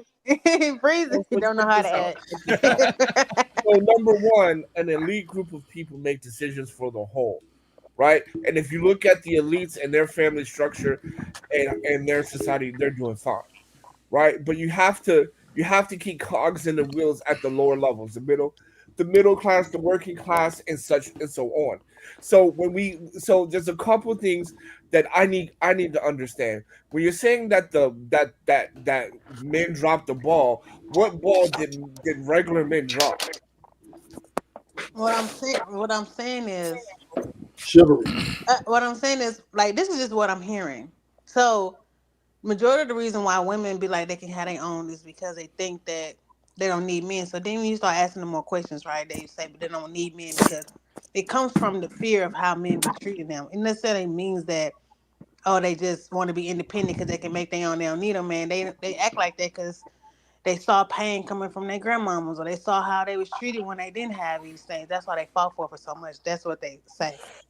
But Grandma was sucking dick in the back of the church. But I'm talking about why they push so hard for the law, because we know we're gonna have those. Because at the same time, yes, the women probably was doing that stuff in the church, but at the same time, men, they had all the power in the household, and they were still having families down the street. Black men didn't have that type of power that you're talking about, True for baby. black men. That's not. No, I'm true talking about in the household. I'm talking about in the house. No, that's not true for black men. No. Okay. So this is where it got to the point where at the beginning of the conversation, what we were talking about, couples. It's literally a couple, not a partner thing. It was how couples actually had synergy, right? It wasn't about who dropped the ball or who didn't. That's why I was asking when I asked earlier, Freezy, how many people actually been to couples therapy, couples retreats, listen to people inside of their relationship? Not this shit that we see on the panels, but when you hear a man and a woman that's in the same relationship and they're both giving their perspective on that relationship, that's where we get it all misconstrued. But I also think that it's the foundation of the household too. Like sometimes, we apply spirituality, but I feel like there's not enough of that.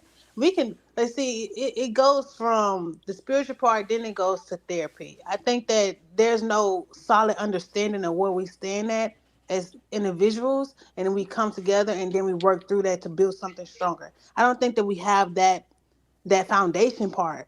Like we can communicate and things like that, but some of that stuff comes from like how having empathy and understanding. Sometimes you might need to humble yourself and listen, or sometimes all of that stuff comes from a certain belief they have as who they are as a person, and then we go into this couple. So when you say that to men, listen to what you just said. Mm-hmm. Understanding, humbleness, all these different things. The reason why you would have men that have push back on that shit is because they experienced a lot of that shit that you talking about, and it got out of control. How much understanding should I have if I'm in this relationship and I am the protector? Which means you ain't got to say protector, provider. If I'm protecting, I'm protecting. And that's on every aspect. So you don't have to do the 3 Ps and all that shit. What we're saying is this. Listen to the couples then. We keep listening to one person talk about their relationship. We don't hear both people talking about their relationship. This is why we can say things that we say, men drop the ball, women ain't shit. No, JT. All these different things. You're going off of my point, JT. I wasn't even talking about you. Okay, so you went directly towards men, right? What I'm stating is that individually, each person, when you have so we can even go spiritual. When you have a spiritual foundation, there's certain things about how you live and how you treat people, which can make you great friends and then you be a great couple. But I think we don't work on those individual things to help that process whenever you get with somebody. That's why when people try to get together and they not individually they kind of messed up. They need things they need to work on and heal from. Because a lot of the things inside of the relationship as well comes from individual traumas they had from their own past, right? But sometimes you can have something successful without having to always work through every single situation or traumatizing thing each person that went through. Some of that stuff you might need to go through by yourself. Then you come together. And then when we have these issues and we're going back and forth, we can be able to work through them on a mature level. Because not only do we take responsibility, but also we bring a lot of the compromising and a lot of the understanding, listening, patience, all these things. But a lot of the times that we can't even get there is because individually, your ego in the way. So you're gonna mess up the whole process of trying to figure out with the therapist because you don't even know how to like step away from you thinking that you're right. So that's where I'm coming from. Word. I ain't got See, no but let me pushback. I have a question. I have a question, right? Hold on, before you go there, shout out to my sister, Just Jay in the building. Thank you for being here, Just Jay. You know we love you. Go ahead, Hudson. I mean, pork meat. So, Pork thank meat. you, sir. I have a question, right? Nah, that's all right. Fuck it, man. I'm just gonna let it go. I'm gonna chill today. I'm gonna chill. Man, Why? you scared. You No, scary, dog. what's good? You scary. It's StreamYard Saturdays. This Ain't no StreamYard Saturday, dog. This StreamYard Saturday. Nah, man, turn I'm not trying to, I'm not, man. This is the Saturday, man. I ain't trying to wild out. You know what I mean? I ain't So trying to wild out. here's the deal, right? I'll take it on pork meat. So here it is, right? That's sad. In my opinion, this is my opinion. I do believe men drop the ball on the higher levels, but I also think the men in the middle and on the lower they bought into it as well. Because nobody ever tried to fight to not let it go down, right? So it's just basically went along to get along. I believe men are delusional too. I believe men think that women can't really be savage, right? They think that no way, right? For many years they thought this, and even though they saw it, they saw the telltale signs, but they were like, oh, she didn't mean nothing by it.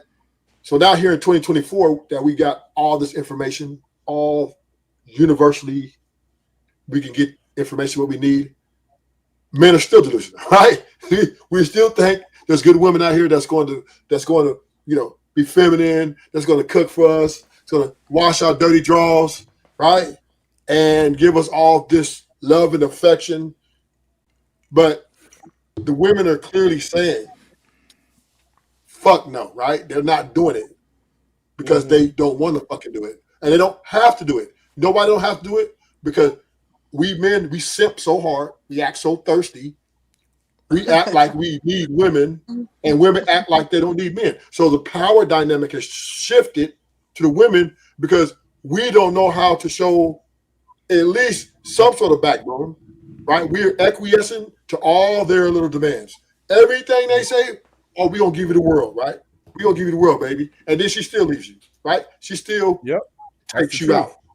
So until us men understand that women are our twins, right? They strategize differently we do because they don't have the aesthetic power we have, the physical capability, but the psychological game is to theirs because we are delusional to think that these women are not capable of, tearing the household up, right? And even though we got all the numbers that they are, we want to sit here and say, well, JT said, I don't leave with my money. It doesn't fucking matter if you don't leave with your money. You're going to have some money, nigga. Eventually, you're going to have to break open that wallet eventually, or she's going to cut you off, right? We got to be real. Women, because men simp so hard, we act so thirsty, women set the date market. They set the demands of how you supposed to trans. And I want to add on real quick. Let me add on real quick. Let me be a bandwagon fan. You caught the spirit, then. You caught the spirit, y'all. Yeah. See, because I gotta agree with my brother Rufus right quick. Right, you gotta make women earn it. Make her earn that marriage. Come on. Make her earn that ring. Come on. Right? Especially you get her a bubblegum ring. You get the diamond ring after 10 years, baby. You gotta earn some shit. Just like I gotta earn, you gotta earn, right? Put her to work. I do want to say too, what he was saying is that I feel like a lot of reasons why, women might honestly, I think it stems down to they just don't respect men. But let me explain what part though, because it's not necessarily saying like I just don't respect them because I could do me, I could do whatever I want to do. Like they not as working hard as me. Majority of the time that, I mean, what we're seeing in society now, majority of men are not completing things, so it's making them not seem reliable.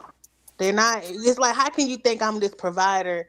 But I mean, how like as a woman, you want me to think that you're a provider, but like you quit after the first time. You're not consistent. You're not a person who, works hard. You want more than what you give out. Like you're not willing to sacrifice. You're not willing to do all these things because majority of the time it's like if it's hard, most men don't try, and if it's and they give up quickly. We just don't see no or no grit. Man, who are these niggas? Hold on, no, because if you do look at the statistics, because that's what you do. Majority of men are not even getting outside of their bedroom.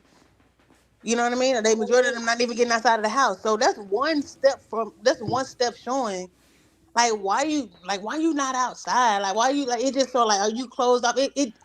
We looking for a man who's like willing to catch the world in a sense. Not necessarily like to solve all problems, but we want to see you actually go out and do something, be about something. And I'm not saying that there's not men who's doing that, because I don't want you to think that. But if we sit here having this argument, we're talking about it clearly, it's something that's happening that we see a lot. But that it can't be an argument, right? Again, it goes down to the point. Like I can't say with what you said, Fanny, that it's not legit, because there are dudes that's out there that is not consistent. But let me speak to this whole consistency thing. When you have in this whole provider thing, all you need to be is a protector. When you say protector, that means that you're protecting on all aspects. All aspects.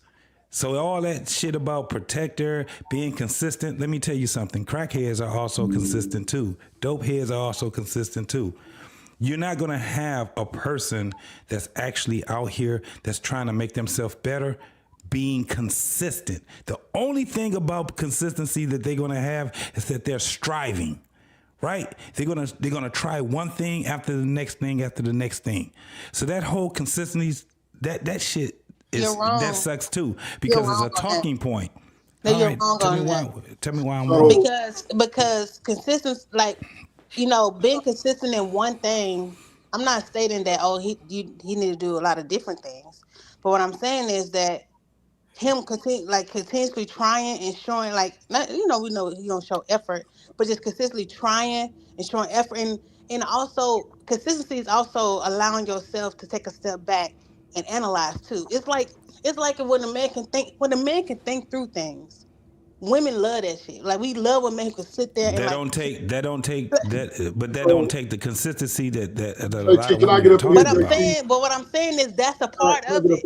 I got you, You can't. That's just a part of it. That's what I'm saying. I was just wanted to add that in. Let me help you out. I got you. After you, Truth, I want Just Jay to chime in if she wants to, though. Go ahead. So the one thing I have to, I hear your sentiments, Fanny P, but I have to 1,000% disagree with you.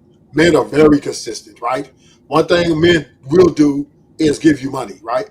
One thing men will do is say you look beautiful. Chivalry kills all arguments about consistency, right? Because chivalry, the foundation of chivalry is what made women change the game, right? They use chivalry against men to leverage men out. What you want, another nigga will. And who can check me, boo? So consistency is not a man's weakness. Our weakness is we don't know how. Sometimes we need to be more inconsistent, right? We need to take that money away. We need to stop giving y'all what y'all want when y'all want, because you guys are not returning on our investment. That's what we're losing at, right? That is true. What we invest in you, you're turning around, right, and walk away and then complain about, well, I need to graduate from marriage. Oh, I need to. It's greener on the other side. I got options. No. Bottom line is, men have invested billions of dollars in women. Now, Rufus, hold on. Let me stay right where you at, Ruthless. Yeah. That was my whole point of that consistency argument, because they also want a man that's spontaneous. How you get both? How you do that? That's not true. So simultaneous. No, that JT try to add that in there. You know that's not. That's They a want little a man player. that's No, hold on, consistent and spontaneous. No, hold on. we Patty want P, Patty P. Hold on we 1 want a second. dude who Hold on 1 romantic second. and consistent. That's it. JT, you So, you gotta be this crazy. Yeah. I know, I so, know, I so know. okay, Patty P, let me ask you this right quick. Not you, okay? Not you. Not you, not you. But how many of your homegirls would want to date a guy who's a manager at Walmart pulling in $60K, wakes up every day, goes to work, comes home, has a routine schedule, and that's it? I got about 2 of them. That's it. I got about Right? 2 of So, because I mean, them. because the point is that you guys talk like you want this Elon Musk CEO dude, and then I'm like, are you even qualified for that? Because most dudes are consistent, most dudes are law-abiding citizens, most dudes go to work, come home, go to the gym, and do what they need to do. But also, That shit is boring. it ain't no. It's sometimes it's also like their demeanor. Like you can do those things and be like a guy who ain't got no confidence. Like that should be like Not cap, man. How you gonna be a manager and not have confidence? oh, like it'd be like, well, he got all these things and be like, yes, but he's a yes man. I don't want a yes man because that's majority of the time that's what happens. I'm done. I'm through. I'm through. I'm fucking with you, but hot toast. Okay, I'm gonna stop. Shout out to Just Jay in the building. Shout out to our brother.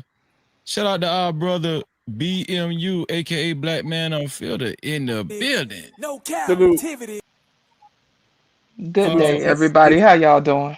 Salute to Just Jay. Salute to BMU.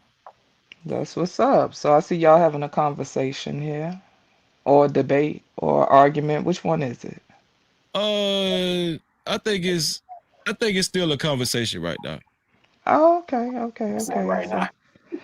So folks gender banging and crying and pointing fingers and blaming and windmilling. That's what we doing?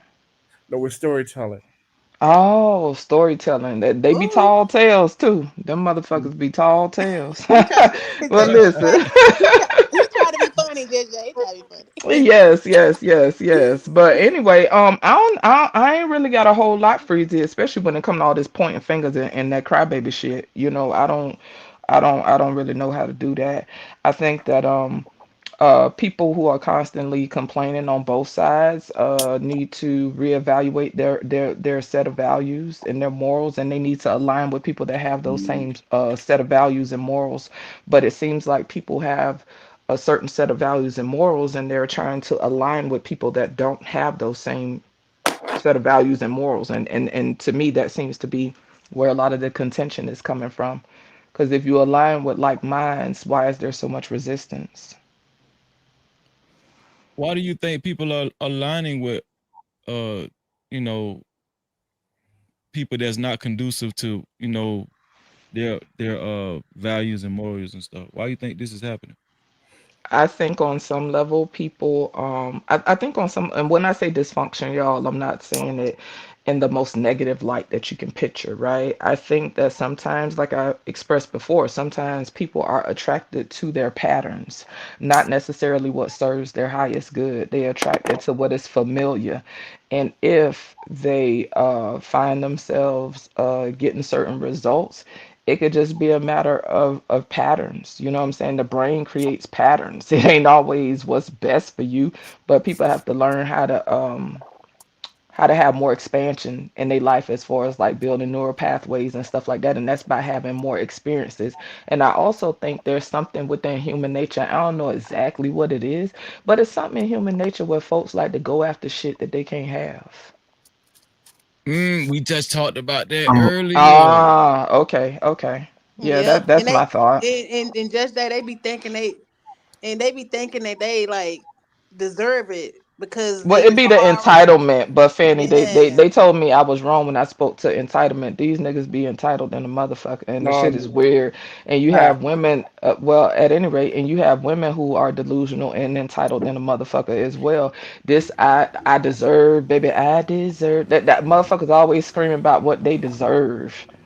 It requires work. But I have to say, Okay, well, you go ahead. You got it, because you just be windmilling and don't be listening. But Ruthless, just to let you know, when I told my story the other day, I was talking about when I was married. You told me that I needed to get off the panel because I already got a man and I'm married. So what the hell I was here for? I told you what happened in my life, and I shared what happened when I was married. Was is past tense. You got it. okay, okay. So one thing about it, men, we will pay what we weigh. So yeah, do we have a right to be deserving? Yes. If I'm willing to pay for you your dinner, I'm willing to treat you like the queen you are. I'm willing to even spend my time, right? And my condolences or my chivalrous, right? I do believe I deserve some sort. Now you don't really owe me nothing. I'm not gonna put that like that and say, well, you owe me whatever, you need this. But I do believe I should be rewarded for my Okay. right? I get that, right? But you just said, "Oh," right? So it I'm is, and that's what I speak to. It's this and for the people that's one sided. If you heard me, I spoke to women as well who are entitled and delusional. So yeah, but I'm just gonna land it right here, right? So all I'm saying is okay, this, right? I don't believe on all parties involved, right? I believe no one's entitled to anything, right?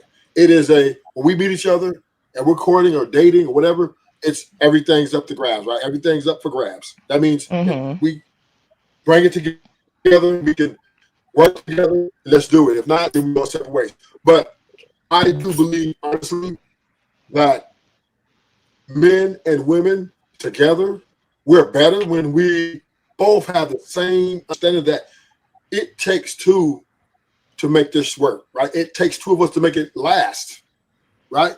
It can't not be on one person's back, right? absolutely, It's impossible. absolutely. It's impossible to try to juggle everything in one person's corner and then blame the other. So until we figure this I was out as men okay. and women, You breaking up a we little bit, need to Ruthless. separate. I'm sorry, dear. You breaking up a little bit, but I did hear what you were saying, right? So even the other day, I spoke to that, right? I spoke to reciprocity.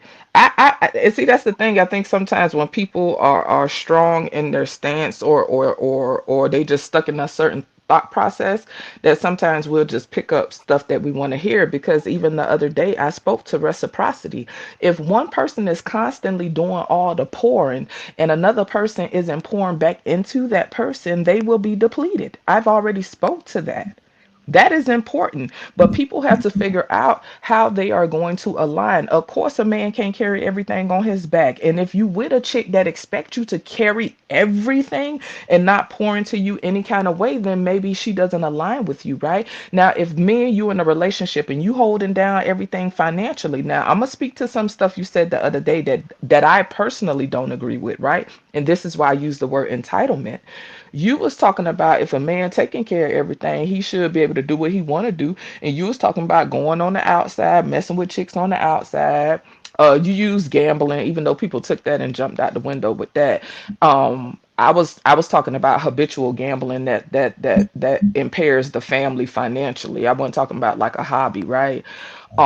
If you speaking to hobbies and stuff, if the man want to go out and hang out and play spades with his friends and stuff, yeah, ain't nothing wrong with that, but you were speaking to a man going out and having as many women as he wants to.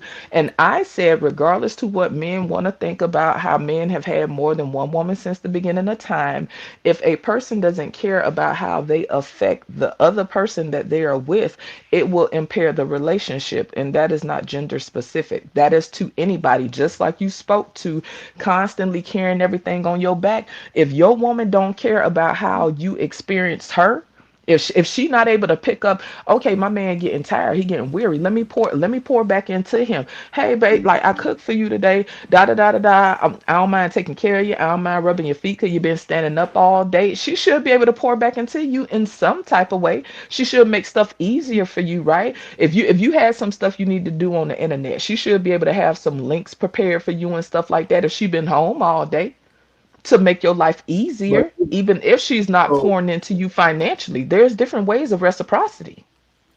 so and I hear you, and this is where context matters. in the context of if you get your man and he's at the finish line, right, already, it's optional for him to either be with you or more than whatever, how many women he wants, whatever he can afford, whatever his finances can provide, and whatever he can.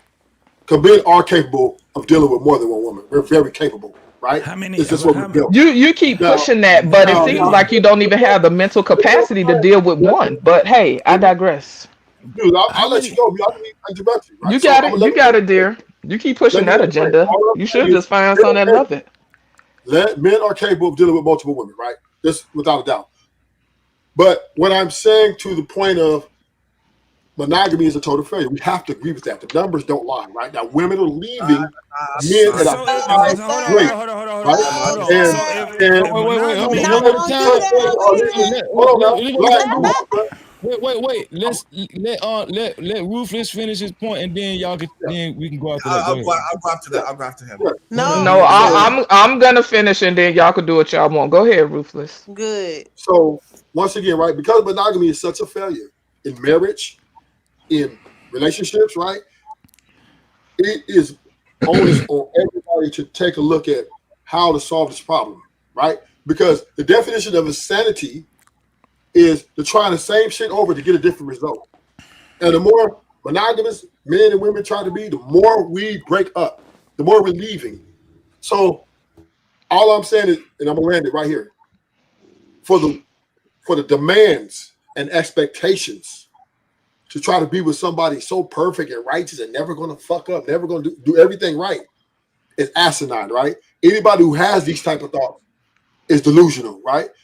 And I believe, honestly, unless we're able to look in the mirror and fix oneself and look at oneself and say, damn, I'm not perfect, then there's no way we're going to be able to deal with someone who's not perfect as well. Okie dokie. So I hear you. And just for the sake of clarity, that wasn't the highlight of what I was talking about. Now, if you have an argument about monogamy versus polygamy, I ain't really got nothing for you. Like I said before, I think all you polygamous motherfuckers should just get with other polygamous motherfuckers, but y'all don't do that. Polygamists love to get with monogamous. So people that are monogamous. So go figure. At the end of the day, from what I see on these panels and what I hear and what I see in chats, motherfuckers don't even have the capacity to manage one woman on an emotional, physical, spiritual level. Niggas getting old, them dicks getting soft, niggas got gummy worms, but they talking about managing all these goddamn women. The shit is delusional, right? Even a man in his youth, right? We live in a hustle society. America is a hustle fucking society nowadays, right? And the fact that people don't have the mental capacity to deal with one person, let alone several, to me is just out the gate. But for the people that are polygamous, do your thing, right? So I'm not even that, like, I'm not even here for that argument, right? What I'm talking about is how can people build healthy connections? Because when I get up here, I don't need to point a finger at a man, I don't need to point a finger at a woman. I'm trying to figure out how do people have a better understanding of how they can align with what works for them. It's about alignment. It seems like people, men and women, keep trying to fit into spaces that are not for them and that they don't align with. And I'm trying to figure out why that problem is like, it seems to be persistent. To me, that's more of where we need to gather understanding at. And just Can I get in there? No. So I want to say something really Can quick. I get in there real quick? Man, tell Port to be chill. Wait. This is what we're gonna do. Easy. Hot sauce. Get your point in real quick, and then I'm gonna read this super chat, and then I want BMU to chime in. What up, boy? What up? So, yeah, what's Get going next. on? I'm just gonna say this really quickly. So, the reason why monogamy doesn't work because we don't have enough women, that is insane. First of all, 90%, almost 80% of us are born outside of wedlock. The reason why monogamy doesn't work is because we weren't taught the skill sets to be in a marriage. So now we're at 80% of us never seen how true relationship works. Now we want to overload niggas. Okay, get 2 more. I mean, that's insanity. And I say this respectfully, but comically. to understand why something doesn't work, you need to understand the root cause. And the root cause of why something's not working is not because there's not enough women that I have. So it's the root cause is I wasn't able to see a functional relationship in my childhood. So now I don't have the skills. Facts. Now I pass the mic. Facts. Okay, I'm gonna let BMU chime in right after this. Shout out to my brother Kelvin Cook for the $5 super cap. Shout out to Kelvin Cook, man. No Cap-tivity. He said, call it what you want. It seems other races of women do good with black men. What happened, sisterhood? No Cap-tivity. Damn. No Damn. I don't know what the fuck a sisterhood is anyway, but I'm gonna go back on mute. I mean, what a white man. Hello. Shout out to Kelvin Cook. Shout out to Kelvin Cook for the for the super cap. For the super cap. What you just say? I don't mind being with a white man. Y'all be Antoine, mute your video, dear. Antoine, make sure you close both windows. Make sure you down to one window for the StreamYard, dear. I'm going back on mute. Yeah, I appreciate that, sis. So Pork meat, you heard me. I didn't. Hold on, pork meat. Let's get my brother. Let's get my dog, my brother BMU in there, man. Shout out to BMU in the building. What up, boy? What up? Hey, man, so I just wanted to lend my I want to have a moment. It's after hours, so I want to say this. Just it's good to hear your voice. You know, you are and still have the Guinness World Record for the sexiest lips on YouTube. So we want to see that. Oh my God, I can't believe you did that to me right now. Oh my God. But I will say, That's Antoine, you got to get that Cricket Wireless together. Okay, so listen, I do want to say this. I think that we as a people have Marriott syndrome. Let me say it again. We as a people have Marriott syndrome. And what I mean by that, anybody, when you think of Marriott, you think of hotel. And what do you do at a hotel? You temporarily go to a nice room, you enjoy yourself for a night, and in the morning, you're back in reality. You go back to that old house of yours, right? That's what we're doing. And it goes back to what you guys were saying earlier. People want what they cannot have. And when they get in a position and want what they cannot have, they'll do what they can to get it, but it's only temporary, just like the Marriott. So when I say Marriott syndrome, when a woman goes out and says, I want me a tall, bald-headed, six-pack, making $100,000 a year, he's going to tell you that over drinks. Yes, I have that. Yes. But then he's going to break your back in. And then in the morning, when checkout comes, you're going to go right back to reality, because that type of man requires to or wants to be with another type of female. And so I think that's what's happening right now. We have Marriott syndrome, and we are wanting something that we can't have.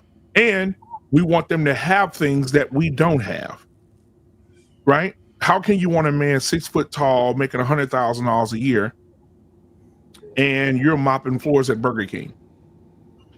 That's true too. What value are you bringing to that man? If you don't, what are you bringing to him other than coochie and head? What are you giving him? What are you laying on the table and saying, this is what can you give? The question is this, and I'm gonna land my plane. As a man, what can you give me that I can't go pay for myself? I can pay for sex, I can pay for head, I can pay the dry cleaners to clean my clothes, I can pay the maids, the Mexican maids, to come to my house and clean my house. I can pay for somebody to detail my truck. I can go fill up my truck with gas. What can you bring me that I cannot monetarily pay for myself? And when you find that woman who can do that for you, then that's the woman you should be with, fellas. And I land my plane there. So I think Fanny wanted to chime in. Wait, before you go, Fanny. Game Wise, did you want to say something, Game Wise? Yo, can you hear me? Yeah, you go ahead, Game Wise. My bad. Nah, man. Hey, I'm just listening to everybody just, speaking on the business here, man, freezing, man. I don't know what it is with YouTube and these men and women debates. Like the shit be silly because I'm listening. See, I like to listen to motherfuckers literally like talk about themselves, because the more you talk about yourself, the more I can see who you is. The more you talk about yourself, the more I can understand and or overstand your mindset. The more you talk about yourself, the more I can decode and break down your mindset. You know what I'm saying? So I'm like, all right, you thinking like this, she thinking that way, she using her ego to get back at what that man said 20 years ago, and like it's so much you know, misconstruction and ignorance that play in this shit. And I'm like, damn, a man need help, a woman need help in today's age, and they need to get their shit together, because hey baby, you get horny at night, I know that. Hey my nigga, you still get horny at night, I know that. So why y'all acting like y'all so feisty against each other? Man, y'all motherfuckers want to lay up, be loved up, booed up, you know what I'm saying? And y'all don't want to go through no disappointments and arguments, you know, over a bunch of nothing. You know what I'm saying? So both y'all need to get together. And if y'all don't want to get together, well, shit, just date your same sex. So game wise saying, just go gay. Just go gay. Just go gay. Hey nigga, that's a new hashtag right there. Just go gay. Fuck it. Yes, go gay. We don't want to work Real together. talk. We start bumping Gucci. No, I'm sorry. No, but well, no. I want to refute that for a second, because right now, statistically speaking, when you say go gay, we have to put some context to that, because right now, the domestic violence is no longer led by men; it's led by lesbian couples, so they can't even be with each other. They're beating the shit out of each other. So we have to be mindful of statistics and what the numbers say. That's what makes it so comical. So we had just go gay. We said we had somebody that said that monogamous relationships is a failure. Oh my we have God. all these different things where when we're talking about a woman and a man trying to come again. I'm gonna go back, Freezy. I'm gonna go right back to what we were saying earlier in your show, right? Yeah. What did I ask you guys? Have y'all ever heard couples talk about their woes, right? See, we can sit back and talk all this shit we want to talk, but listen to some goddamn couples say what the fuck they say. I guarantee it'll end so many of these fucking talking points, man, where it's crazy. At the end of the day, talk to the people that are together right now, whether they're married or not. But there are significant others. You're going to hear something totally different. It's going to make you have a different way of thinking. The thing is that you're not going to have those folks come in here because they don't want their business put out here on the internet. But JT, right? JT, you're absolutely correct. And then I knew my boy at the top was about to say something, but you're absolutely 100% correct. They are not going to come on here. Now, some of them will, but not a majority of them, because they are dealing with Just think about it.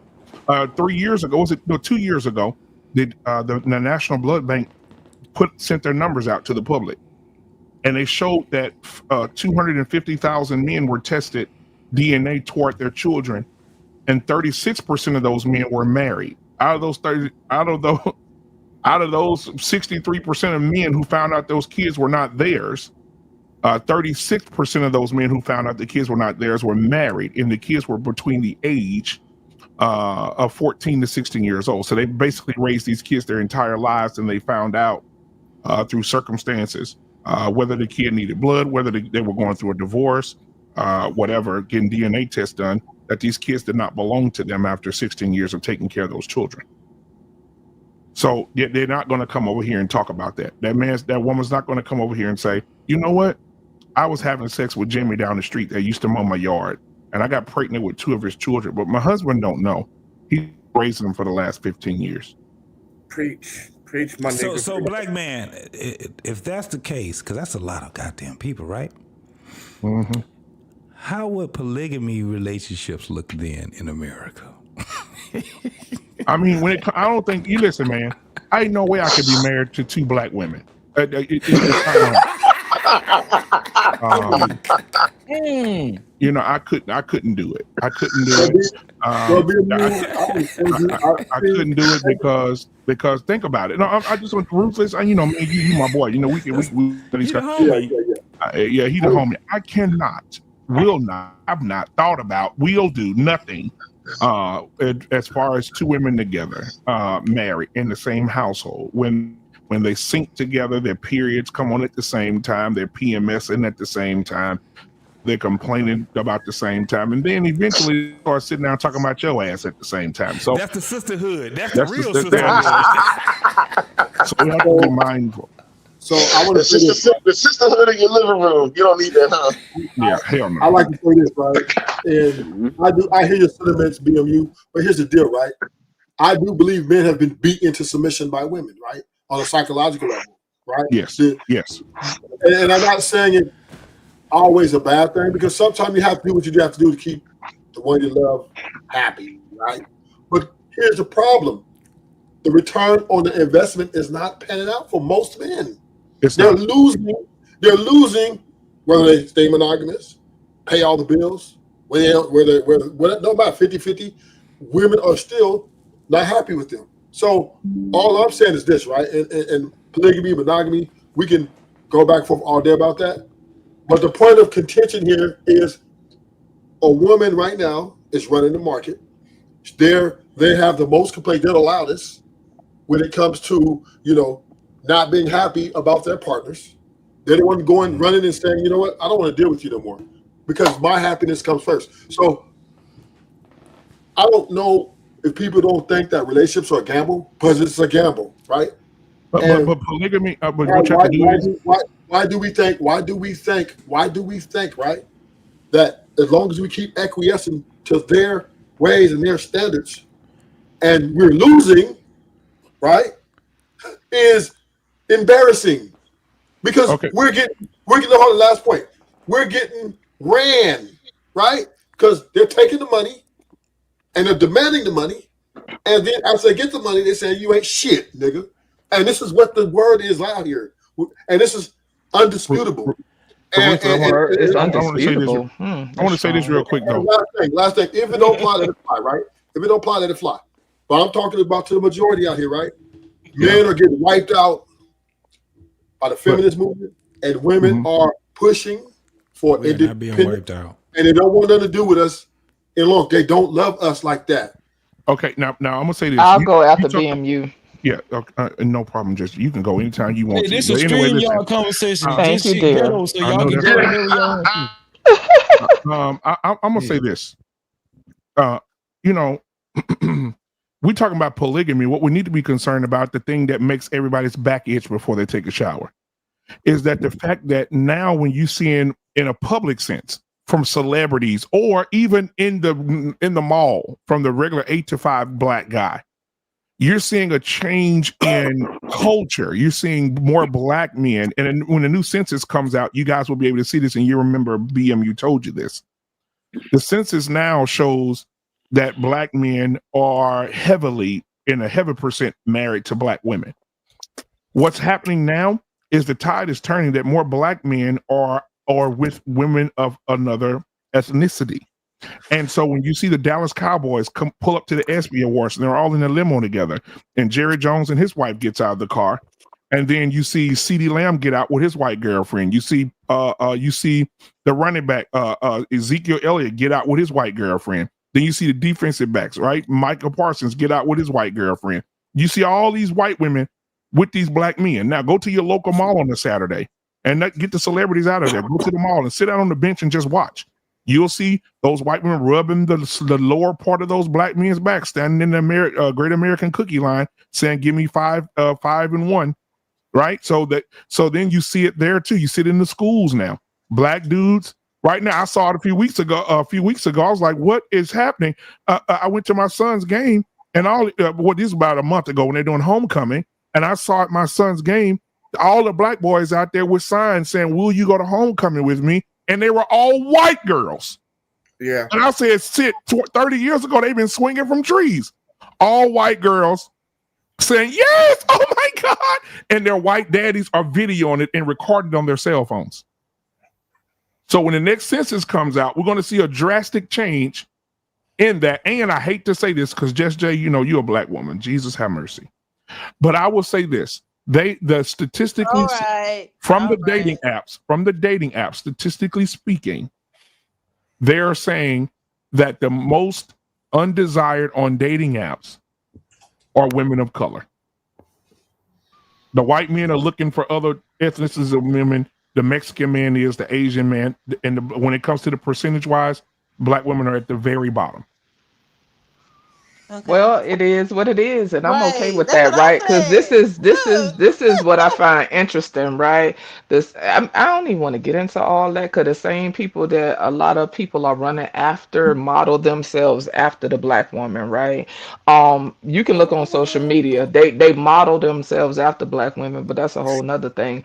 I say find love wherever you find it. I say if that is what is working for black men, by all means, go where you loved. I'm one of them people that encourage people to get in where they fit in. So if all these other women from these other places are more desirable than black women, I say go there. Because me personally, I don't want nobody that don't want me. And what I found is them same motherfuckers that be videotaping and recording, as soon as they get mad with him, he a nigga. But it is what it is, right? But Now, go ahead, you got it.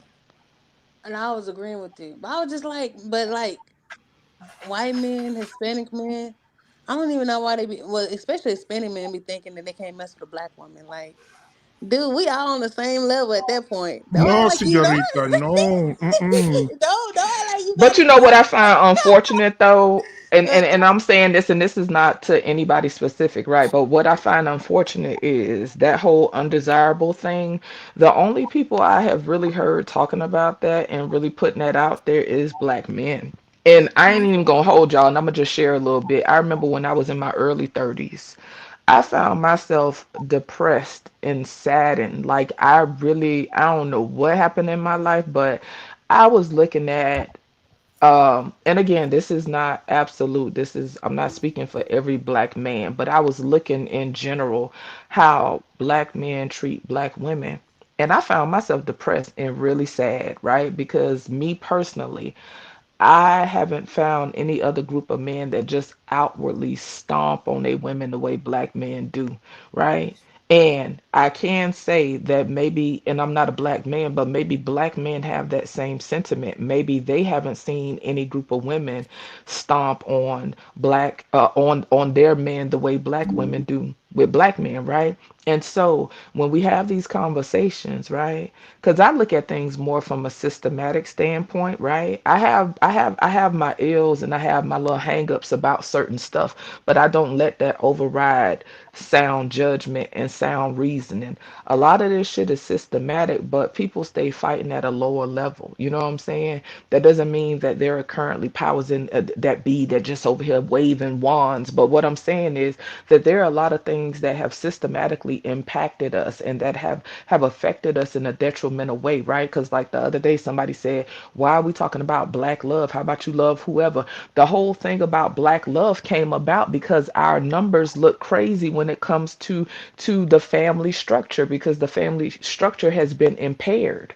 So that's why people have to come up with brands about black love. You know what I'm saying? There are different reasons for this stuff, but I think that people in general, right? Because I don't shame people. If people want to go, I don't care. Like, if you want to go to Thailand, get your ass on the flight and go to Thailand. I don't give a damn. My problem is when people have to stomp on another group of people in order to do that. So if I decided I divested, right, I'm finna go get me a Filipino. You know what I'm saying? Why do I have to shit on black men to do that? Why the fuck I just can't get on? You understand what I'm saying? And so for me, that is the problem for me because to me that speaks to something different. That speaks to an undercurrent of disdain and possible resentment towards towards your group of people, the people that you come from. You know what I'm saying? But ultimately, y'all, it's gonna take more than just pointing fingers and shaking fingers in folks' faces and people trying to twist arms behind backs and stuff. Listen, times have changed. So for the men that think that they gonna twist women's arms behind their back to get compliance, they are sadly mistaken, right? And I think that we don't realize how much things have changed, right? we romanticize a lot of the marriages of old, right? A lot of those marriages, people had to stay in those marriages. It was a matter of survival. It was a matter of children eating. It was a matter of shelter, right? People have more options. Men and women have more options, and this is why people are tapping out so quickly. And shout out to What the Phone. When he came on the panel one day, he said that people have ADHD when it come to relationships. And I do think that people tap out for the slightest thing nowadays, and we have to figure out how to be a bit more resilient and respectful in these connections. Well, I wanna say this because I think some parts I agree with you, but I think a lot of part we need like I'm gonna disagree with you on. When it comes to like the word you love to use is windmilling. Black men for a long time had to take black women's windmilling publicly When you for a gonna long. have a conversation that's not regurgitated? I want to have a conversation that don't regurgitate talking Well, points, baby. no, I listen to your points, right? I listen to your points, right? I'm just giving you my All point of view. right, go ahead. You got it. So we had to listen to this stomping of black men for a very long time without any public rebuttal. And now that we have an opportunity to rebut, okay, maybe it comes across as stomping on black women. Okay, fine, if that's how you take it. But the point or the center of what I want to get at is this: is that it's really Generation X that's really having these conversations to point out to what BMU is talking about. The younger kids, the kids that's like 30 and under, man, they've gone already, right? They're talking about getting their passports.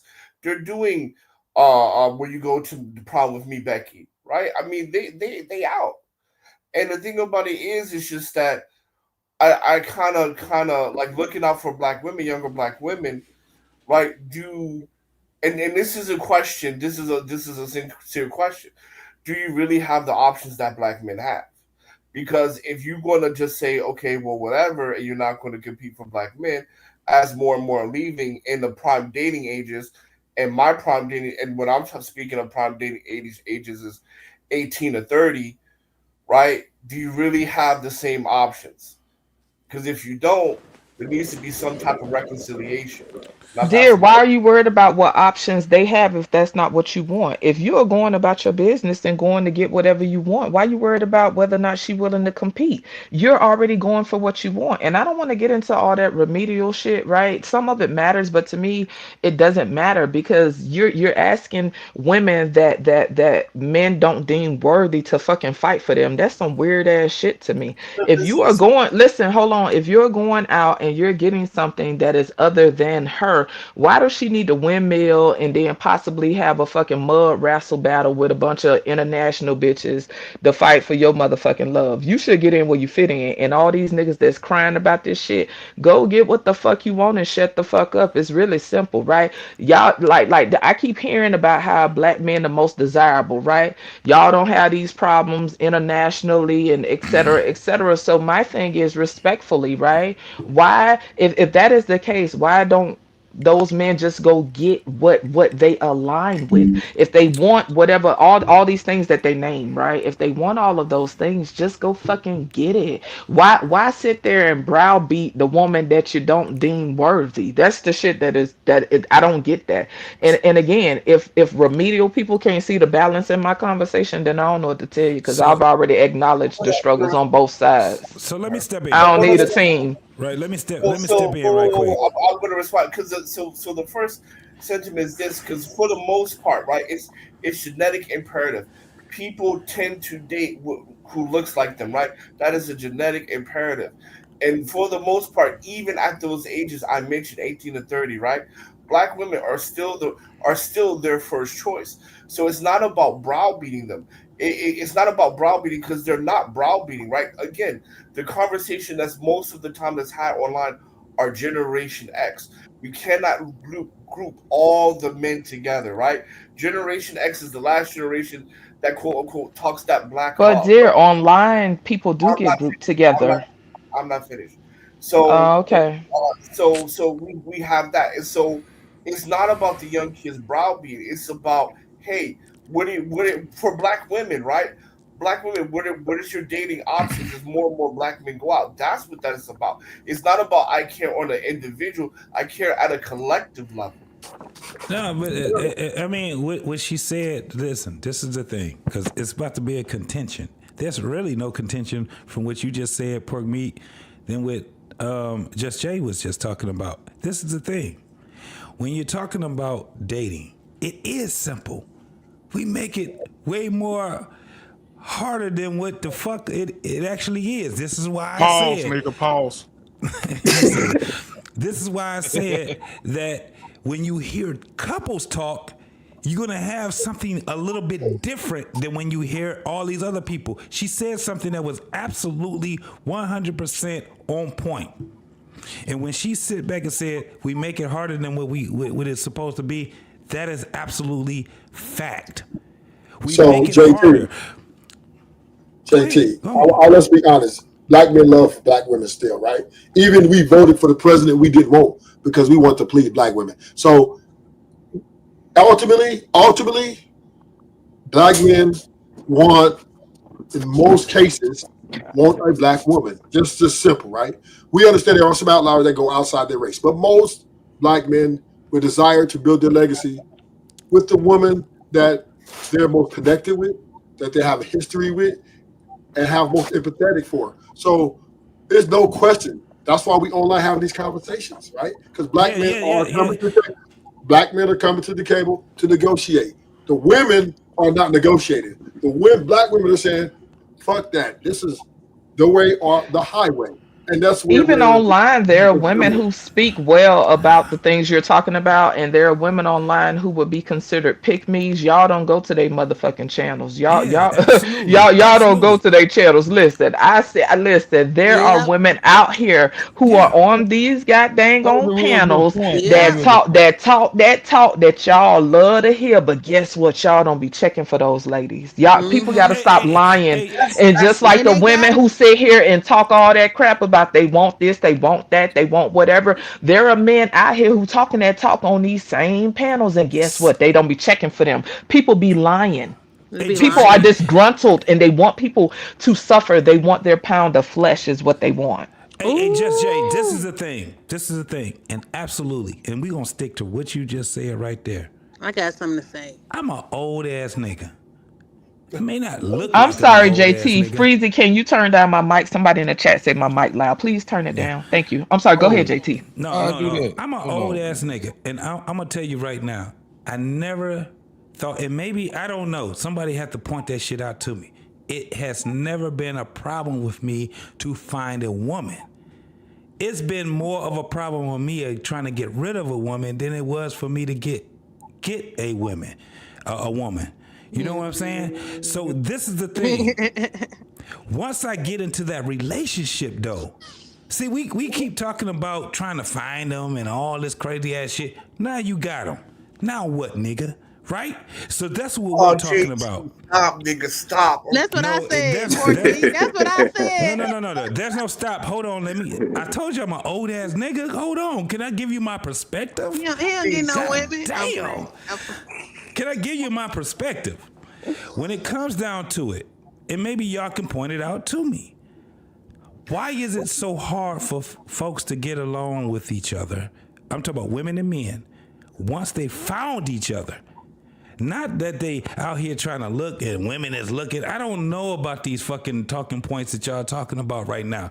I know it's way more difficult to stay together than it is to get somebody. I know for a fact that it is for longevity in a relationship. It's way more difficult for that to happen than it is for a motherfucker to initially find someone. But we keep talking about. We're not disagreeing with you, JT. We're not disagreeing with you. The problem is the women are checking out the journey early. Understand what I'm saying? I get that point. No, that's not true either. No, hold on. I get what he's saying. I'm gonna speak. You next out to JT, Fanny. And also, I streamed this StreamYard with a stream key, so it's not letting me for some reason turn people mic down. So Yeah, But and it I mean, ain't you might. allowing us to see the But comments this either. is We better gotta. than Ecamm though. This is better than Ecamm, by the way. No, I should have just went live straight from StreamYard. What I did was I copied a stream key from YouTube, and I thought that was the best way. But Nah, Look at Freezy learning this StreamYard thing. Let's get it. StreamYard Saturday. I ain't even know. I'm gonna But fuck your with him on microphone, that. look, your microphone cool to me. Well, I talk loud anyway, so I sometimes I do a playback and I do be sounding loudly, like obnoxiously Well, they loud. gonna have to So, deal with it tonight. hey, well, it is what it is. Let's They get gotta it. deal with it. They gotta deal with it. Fuck that. They Fuck gotta that deal shit. with it. But it's definitely better than Ecamm though. This is definitely better than Ecamm. Man, be quiet, man. But Shut up. let's It is. Man, I'm just trying to help you out. Don't be a hating ass nigga. Shit. But let's fuck with this whole concept of this. Finding somebody and then maintaining a relationship, right? It is a problem with both, but it's more of a problem of maintaining a relationship than it is finding somebody. You know why? Because when you find somebody with your fucking representative. See, when you gotta maintain a relationship, you gotta be the real person. And it takes effort to get that shit together. When we're talking about these issues, it's funny how motherfuckers can sit back and be mad at what another person says, but we're all talking about it from our perspective. My perspective is this. As an old nigga, I understood that it took for me to be more of a person to listen more than to talk to the woman that I'm in a relationship with. Because I have to do more than I can talk. I have to show more than I can say I can do. If I'm sitting back telling you that I'm a provider, I think you would listen to me a whole lot more when you see it in my actions than me talking about that bullshit. And what happens is that we have a bunch of people being in relationships, saying what the fuck they are. I'm this and I'm that.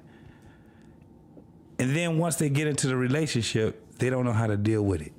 Maintaining that relationship is way more important than trying to put a lure out there to catch that person.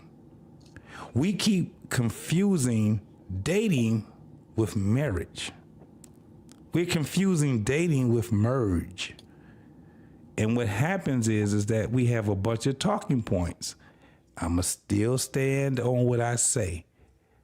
Put two people in the same relationship at a higher multitude than what we have right now and see how that shit goes there. I guarantee it'll kill all these fucking talking points that people have. Once you start hearing a woman and a man in the same relationship talking about the same situation from their perspective, you're gonna see something a little bit different, folks. That dating shit is bullshit. It's always been bullshit. Dating has always been bullshit. You gotta sit back and it's like digging in a trash can. That's what dating is. Motherfuckers got their motherfucking their representative right up front. And then when the representative said, hey, look, you only paid me for this amount of time right here. I'm about to get the fuck up out of here. This is your last day of having me. And now you got to show up. When you show the fuck up, this is when you have to start doing the work. And a lot of motherfuckers don't want to do the work. It's not that bad, y'all. Jump in it. Jump in the pool. If you're dating and you've been dating for 6+ years, and that's all you've been doing is dating, ain't really much you can say to a lot of people because that's the only standpoint you can talk from. Okay, where's the point of it? Oh, go ahead, Freezy. Let me do this. So, Fanny, you're next, Fanny. So, I know BMU brought up a point as far as it was a more so along the lines of divestment, right? Black men, black men more than ever now going outside the box, dating white women, marrying white women. These the same black men that that might have, work for Walmart or work or just a regular job or, a packing house or something. These are the same black men though, right? These are the same black men that a lot of women say have poor communication skills, they're not patient enough. When these black guys get with these white women, are those relationships more successful or are they ending the same way? You know what I'm saying? Statistically speaking, interracial relationships where there's a black man and another woman of another ethnicity other than a black woman, the divorce rate right now is at 13%. Yeah. Black man and black woman, divorce rate 80%. Yeah. Is that international or something? Because I see a bunch of white baby mamas on the social media. It's going to be international for the simple fact that you got the military. And there's a variety. There's a variety in everything. There's a variety in everything, right? Because you have white women who are white women, and then you have white women who want to be black women. And those women act completely different than the white women that we're actually talking about.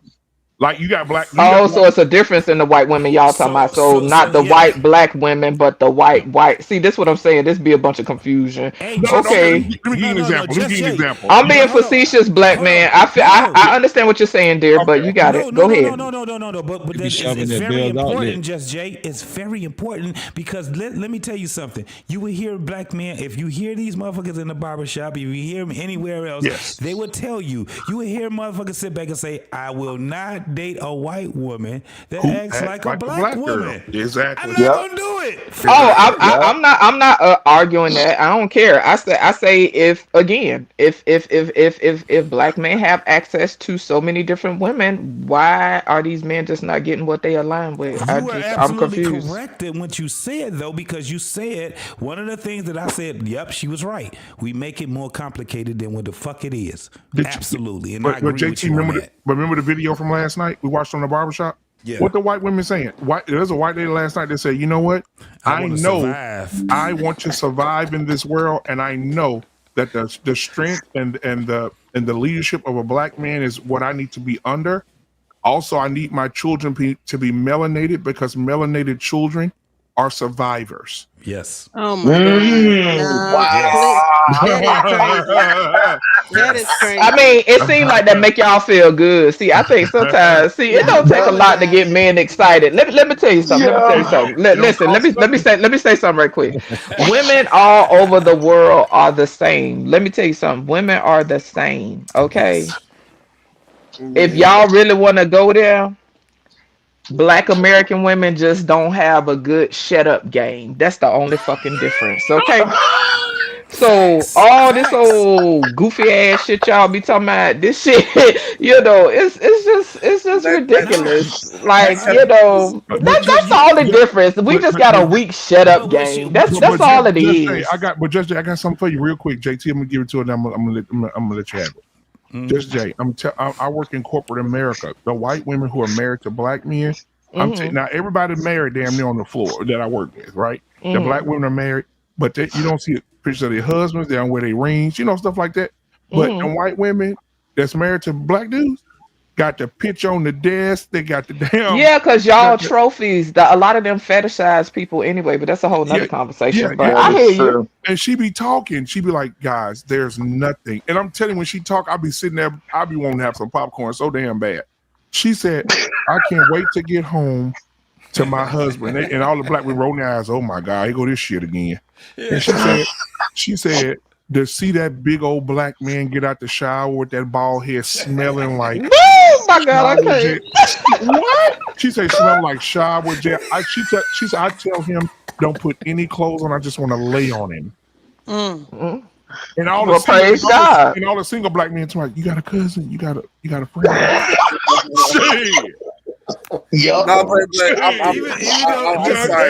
And Just Jay, even though that shit sounds really good to us as men, let me tell you something. One of the things that I've experienced that shit. That whole motherfucking thing where you got non-black women that like black men and all that shit. We see past that shit. a lot of us see past that shit, especially when Whatever. we've lived out of the country. When Look, we lived out of the that's what I'm country, about to say. Listen, okay, good for y'all. Listen, at the end of the day, none of that shit don't matter. Just give it the fuck you want. Dog, this shit is goofy as fuck. I get it. Okay, so this is the thing, right, JT? If niggas got all this foresight and could see all this shit and y'all see fucking entities and the fucking fetish spirits and all this shit, why the fuck is we y'all get on my nerves? Why? Like, why we be having these remedial ass conversations? You know what I'm saying? This is like, if women got all this intuition and we pick up on all these energies and all this shit, and I'm being facetious, but if we got all these skill sets, you feel me, that is gonna help us quote unquote vet a good partner or a good person to go into communion with, why are we on these panels having these conversations? Right, just say, let me explain something. Hold on, Pork No, Meat. you said so much, bro. I want to just put this. I just want to put this caveat out here. Hold on, Pork Meat. Hold on. And I swear to God, I give it back to you. I swear to God, I give it back to you. The reason being is because a lot of men that have just been out of their, out of their community and things like that. The only reason is because some dudes don't know how to handle it. That's it. And I'm gonna give it right back Boo to my hoo. man, Pork Meat. I'm gonna say something really quickly. I'm gonna say something really quickly. I went BMU on this. The thing about it is, it's just that when you're dealing with different women, there's difference, right? There's mindset, there's culture, there's huge differences when you're interacting. That's why there's just culture clashes, and things of that nature. And how, I'll tell you this for a fact: how Chinese women think is completely fucking different than how most of the world thinks. So, but you got ways of interacting, communicating, and catering. And I think that, and so the point is, what I'm driving at is that, to be 100% honest, even the dudes that are dating out, married out, whatever, deep down inside, a large majority, but not all, really wish that the woman that they were actually came in an FBA package. Because at the end of the day, as a man, Boo hoo. you want to but see, that's the thing. Like, I'm sorry. Listen, but hot sauce to your. I'm sorry, pork meat. Hear me out, right? You can't. But see, this is the thing, Puerco, right? puerco. Yes, papi puerco. See, young niggas see this and be like, "Oh, fuck it." Young niggas see this and be like, "Okay, I'll fuck it," right? Old niggas see it too. Same shit, different day. Well, I mean, old niggas gonna be old niggas, right? We don't count no more. We're out of the dating market. We don't count no more. So why you up here talking? See, that's what I be saying with y'all. Y'all don't be saying anything. Freezy. What was the name? No, Just Jay, I'm sorry, baby. You go ahead. Go ahead. What was the name of the professor who did the thing at the college? I'm trying to remember his name. JT, you might probably remember. We did a show about it, but the guy with the dreads, the professor with the dreads and the glasses. Anyway, I can't remember his name. However, he said that he saw a disconnect between black women and black men. And he wanted to use the facilities, the college, to bring awareness to educating women about black men, because black men have so many things about them. So he set up a class to learn about black men and the struggles of black men, the successes of them, how to handle their successes, how to handle their struggles, so on and so forth, right? Just a whole class. He said Dr. Umar Johnson? Not Umar. This nigga got dreads. He got dreads and wear glasses. He's a professor. Yeah. So he said he set the class up. He put the information out, blasted it in the emails, online, internet, Twitter, whatever. So people start signing up. He said he walked into his room where he normally teaches, and he said he thought he walked in the wrong room. He said when he walked in the room, there was not one. Who is it? Dr. T.S.I. Johnson. Yep, there it is. He said there was not one black woman in that class. It was all Mexican, Asian, and white women. Bunch of non-black folks. Yep. Absolutely. So bottom line is, so we can sum this up to say, truthfully, if black women came to the table and said, you know what, we want to work it out with all men, all black men, black men would come with open arms. It wouldn't even take them 24 hours. That's the real. It's you know what? It's a What? slow. Let me say, because I don't want to put too much out there. No, I'm sorry. Repeat what you said, dear. I'm sorry, Ruthless. Do you mind repeating what you said? I said if black women came to the table and said, "Look, black men, we're going y'all back, and we're going to work this shit out. We're going to put our differences behind us." Black women will come with open arms, and it wouldn't even be 24 hours. With arms wide open. But what he said is not. This is the thing. Listen, black man, I got boots over here. I got some Laredo boots. I don't giving a fuck about what these niggas be talking about. Listen, I be over here chilling. But go ahead, JT. You got it, baby. Yeah, but what Ruthless is saying is that, okay, what he just said actually exists, right? It absolutely exists. It's just not at a high rate. It's growing, but it's not at a high rate. When you have women that sit back and say, let me figure out what's going on. And I'm talking about the women that really want to be with black men. They ain't y'all looking gotta at no stop. other motherfucking men. Listen JT, I'm sorry. I'm sorry for cutting you off. Let me hush. Go ahead. You got it. No, let me just, because it's not a huge thing right now. But just understand what I'm saying. First and foremost, what he just said is absolutely something where you have women that speaks on this shit. They just don't speak on a high level. You damn sure ain't gonna hear it on a damn platform right now, right? Because it's not something that is popular, right? But when you hear women that speak and they've lost something and they understood why they lost it, you will hear something totally different from them. And it's the same thing with men, but let's speak on the women. What he was just saying. Man, you got women that's out here saying, how in the fuck can we contain our black men into being with just us, black women? And they're working on that shit. They working on it. That sound pathetic as fuck. I wish the fuck I would. Now listen, let me tell you something. I wish I would sit here and be fighting for a motherfucker that don't want me or find me worthy. Guess what? I just said. So JT, right? This whole coming to the table, right? What Ruthless said respectfully, right? What it sounds like to me is a child who got mad with their parents and said, "I'm running away and never coming back." You know the child that always talk about they finna run away every other week they running away. Well, hey, listen, if you finna go on to run away, well then get your ass home. And let's see how long that lasts, right? But what I'm saying, and respectfully though, I understand what Ruthless is saying, right? I'm just adding a little bit of shit in there, but I understand what he's saying. But my thing is, and this is just a personal opinion, right? Like I am not, like I just truly believe that I'm not doing that. To me, you don't have to do all of that for someone who wants you. Now, to me, all this international shit, dudes rubbing in black women's faces that all these other chicks are better, that is akin to a child talking about they finna run away every other week. My thing is, if that is what works for you and fits your lifestyle, then go after that.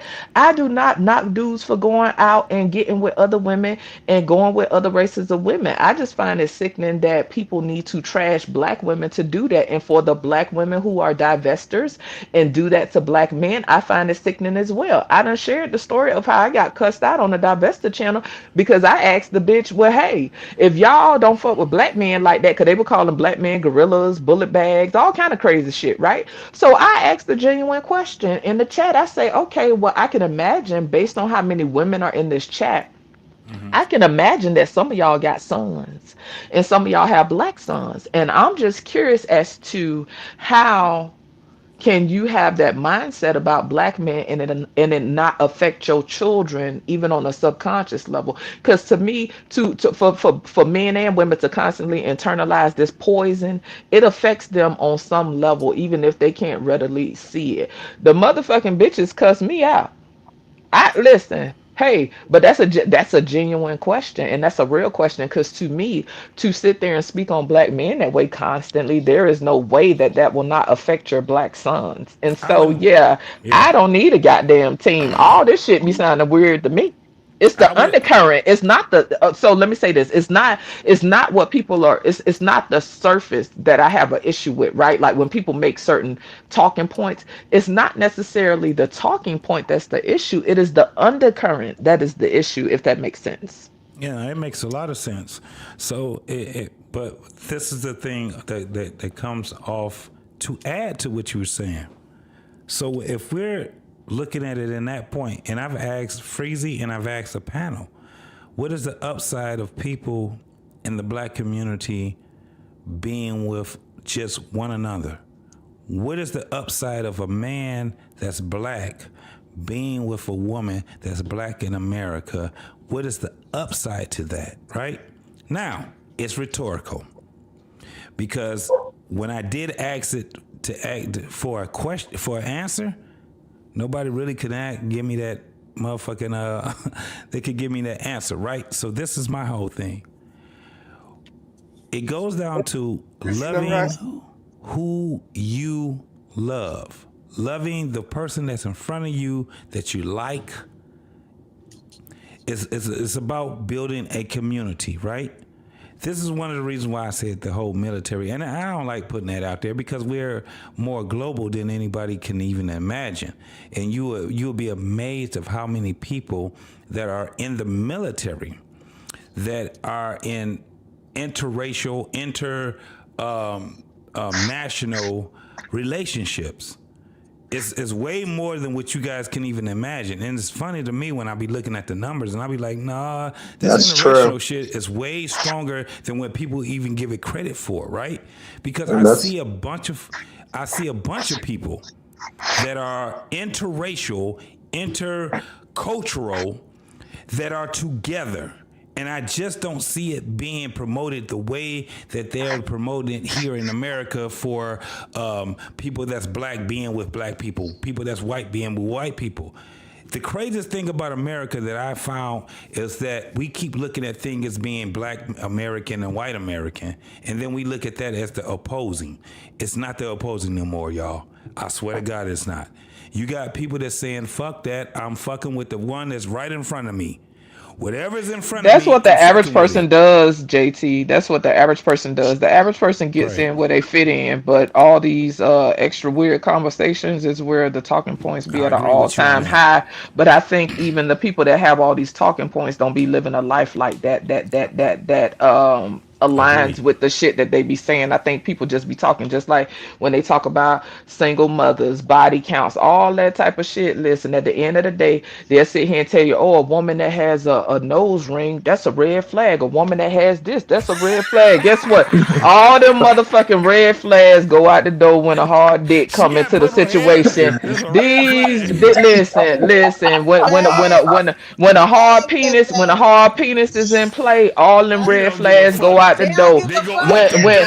When a wet cat come into play, all these red flags and all this foresight and all this shit these people talking about go out the window. I just need people to be genuine and to be authentic, and that's what irks me with the conversations, because people be living they be lying, because most of these people lives, listen, the same person I am, for the people that know me offline, they know I'm the same person offline. You understand? I don't have an image to keep up. In these spaces, I was having a conversation with somebody the other day, and we was talking about how in these spaces, right, you either have to have all your shit together or you got to be a total failure. There's no in between.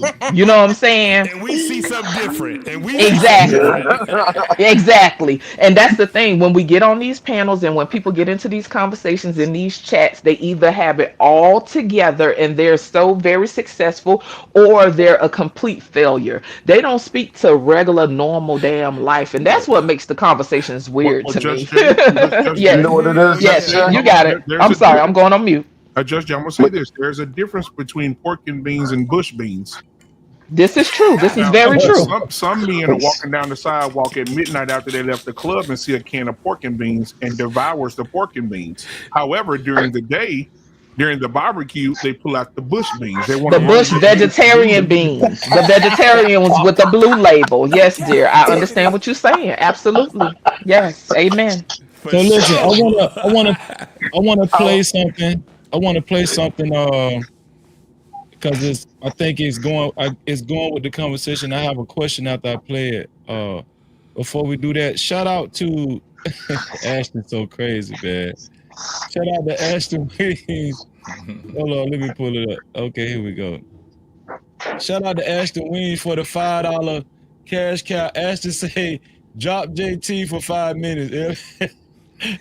we ain't doing the bounty. We ain't doing the bounty up here, Ashton. But shout out to Ashton for the $5, man. I appreciate you, bro. Thank you, Ashton. And make sure y'all go subscribe to Ashton Williams' channel, man. That's my dude, man. I love that dude right there, man. That little that's a young nigga. Young niggas don't like old niggas. That's what it is. But, listen, let me play this right here. I think I still got it up. Okay, here we go. Here we go. Y'all check this out. Then I'm gonna get y'all take on it after it's over with. Hold on. I popped my balloon because there's like no physical attraction. I popped my balloon because I just wasn't attracted. And I popped my balloon because you didn't really know what you wanted to say, you didn't know what you do, you forgot for a second, you forgot your name. Like, I just don't feel anything, to be honest. Well, why you say that? What do you mean you don't feel anything? Like, I don't feel like I want to get to know you. I just, if I see you, I just walk past. I don't give you that energy. And why did you pop your balloon? I think we would better off as friends. Friends? I popped my balloon because honestly, I was trying to give the benefit of the doubt. The retwist. The retwist? Yeah. Yeah, see your type. I was just working for me. Yeah. That's crazy. The sisters played me, but there's nobody said the type of this is why she's nasty work. I like being strong. So hold on. Big and strong is crazy. So I want to get y'all take on this. I want to get. Hey, he got happy as fuck when he see that snow bunny with that balloon. I want to get y'all take on this because his swag was, listen, dog, you don't wear slacks with a fucking biker jacket, nigga. Listen, my sisters ain't gonna fuck with you. They know what they talking about. JT, hold on, JT. But go back to what Dr. Umar Johnson said. What did he say? Dr. Umar Johnson said, when he's struggling and he's going through something, the black woman will not be there. But the snow bunny will get him the way he is, invest in him. And that's Hold on, black man. Hold on, black man. Somebody don't give a fuck. I know biker jackets. That motherfucker right there was a $400 fucking jacket. So he ain't struggling. That nigga had some goddamn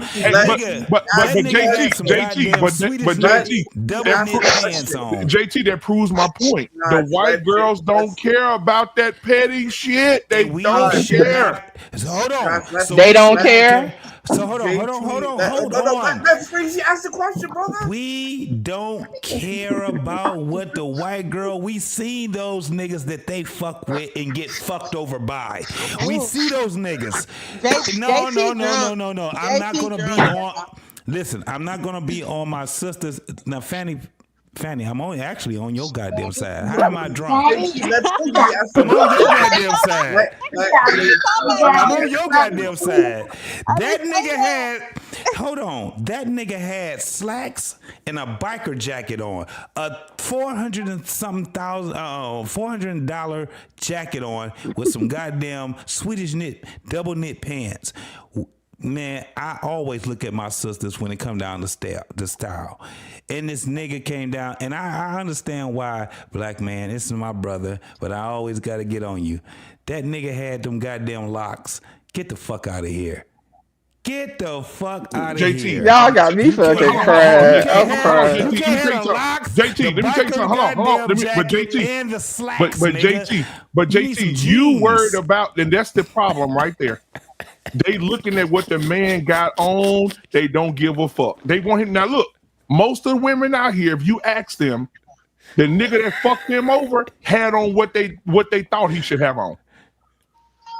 I don't know. I just think it'd be a lot of exaggeration because if somebody honest about the people they dealt with in the past, listen, like y'all.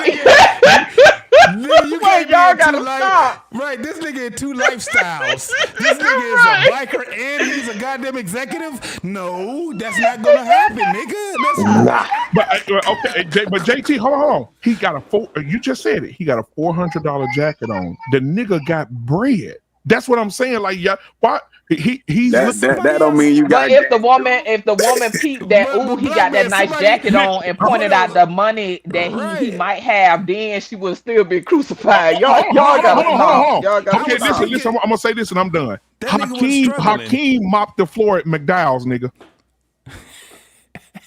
Don't come on now. Y'all Hakeem mopped the floor at McDowell's, nigga. Y'all something else. Okay, let me guess what? A week later, he got his own money.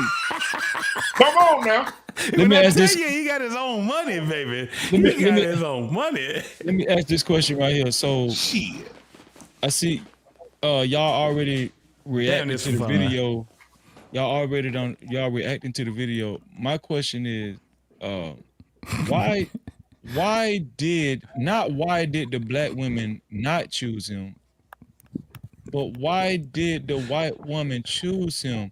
Because a lot of times, he look like Black Man Unfiltered. That's why they. Well, here's the thing. This is what I'm saying. Oh my God. She won too. I put our ankles by her ears and make her listen to her ankle pop. Oh my God. Is it really an appreciation thing, or is it like a fetish? To me, that whole scene seemed more like a fetish, like a fetish. They love their fetishes. That's why they pop them up so much, Freezy. Just like what BMU was talking. Can you go on mute, Antoine? Just like what BMU was talking about how they be proud of they man at work and all this other stuff. Listen, and we see the weirdos that be coming around in these chats and stuff that be coming around all this black dick. You know what I'm saying? At the end of the day, let's be clear. At the end of the day, right? Black D is a trophy. You understand? No and don't get me wrong, right? And I'm not saying that like in a demeaning way. There's two sides to this coin, right? Like, and I think it comes from the Mandingo days and all this. Like, people have this imagery of what they. I'm serious, y'all. JT, what the hell are you drinking tonight, baby? Because you out of control. I'm feeling that though. But seriously though, it comes from that whole Mandingo perception. You know what I'm saying? Because listen, if I'm gonna keep it real with y'all, when this was a couple weeks ago, this chick who is not black asked me. She pulled up close to me. She got close to me and she said, I want to ask you a question. I hope it's not offensive or anything, but I was curious. Is it true? She said, is it true? I say, it's what, I already know what she good. She said, is it true about black men? I said, so I kind of just paused and did a little Scooby-Doo head tilt, you know what I'm saying? And I played dumb. I say, what you mean? What's true? And she asked me about what that D do. And I say, well, I think some of that is a myth. I say now, and see, this is the thing, y'all. Like, I don't want to get into all that, but statistically, black men are bigger, right? Statistically, black men are bigger. But the notion that every black man is just ooh, wop, shebang, bang, a lot of people have that perception, and for some reason, it's like I said, like a trophy. Just like, oh, y'all ever seen like you got some black dudes that it's almost like some internalized hostility where they'll go and knock down whatever white women they could get because of slavery. Yeah. To me, it be some of that subconscious shit. Now, I'm not saying every person that has gotten into interracial or into relationships outside of that think that way, but in my opinion, a lot of that has an undercurrent of some kind of weird shit. Most of the people I know that went and got somebody on the outside, let me tell y'all the stuff that they were saying. Like, I done heard several dudes talking about, oh, that skin. That's all they talking about, that skin, skin. And then I done heard people talking about, oh, they gonna have cute babies. That's what I hear a lot. I have rarely heard we just met each other. I was traveling to Brazil and I just happened to meet her when I was at work, or I met him and we just hit it off. I usually hear shit about people having cute babies and all that kind of weird shit. And to me, that kind of says a lot in my opinion. This is a good conversation though.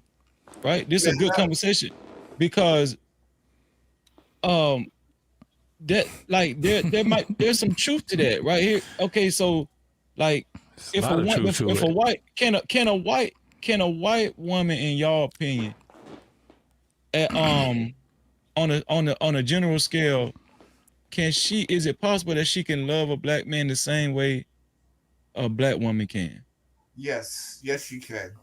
And that woman in that video, man, she was just a genuine woman. She was like, yeah, I find him nice. Like she wanted to suck some black dick. Oh, get out of here. Yeah, hey, black. So that shit's delusional, man. She was just seemed like she looked old, but a nice, simple old white lady that was like, yeah, I would be interested to know him. That was Man, he ain't. I don't think he ain't wanting her, bro. I can finish. And so yes, women, a white woman can generally love you and have the best interest for you, just as a black woman can generally love you and have the best interest for you. Will it be the same? No, because different cultures. But will it be genuine? Sure. Why not? But why when some of them get mad, they call you a nigga? No, I ain't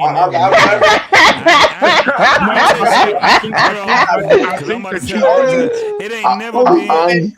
Only women with Paul that calls me a nigga is a black woman. No, it ain't never been. It has never. This is the thing. Let me tell you my experience. It wasn't really more of a white black thing. It was more of a cultural thing. It was more of women that have never experienced the culture that I've experienced overseas. So they could have been African. I don't give a damn. They could have been Asian. They could have been European, which mostly it probably was. It didn't have anything to do with them trying to. It wasn't this whole black and white thing that we have in America, right? It was a different thing. So it goes to. I say black, white, but it definitely moves outside of that nowadays, like you said, JT.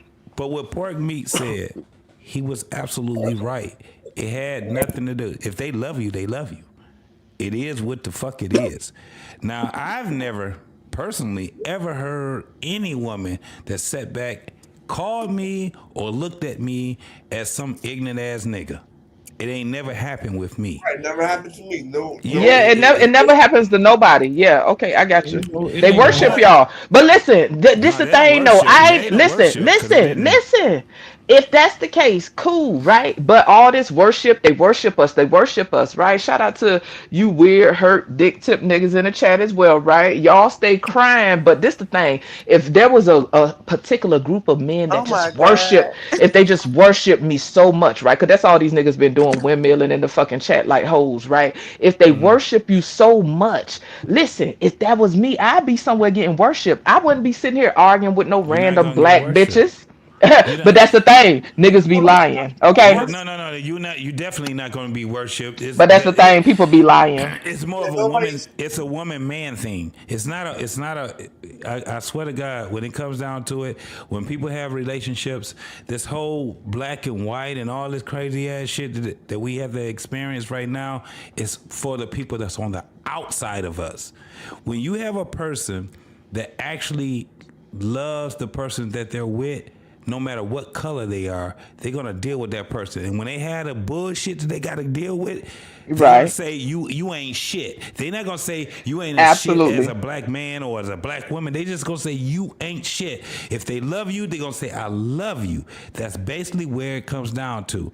Now, when we're starting to talk about this whole thing of relationships, I don't believe that anybody should be in a relationship with somebody strictly based off of their color. Right. I don't. Now, I don't believe that shouldn't be the biggest premise of our culture.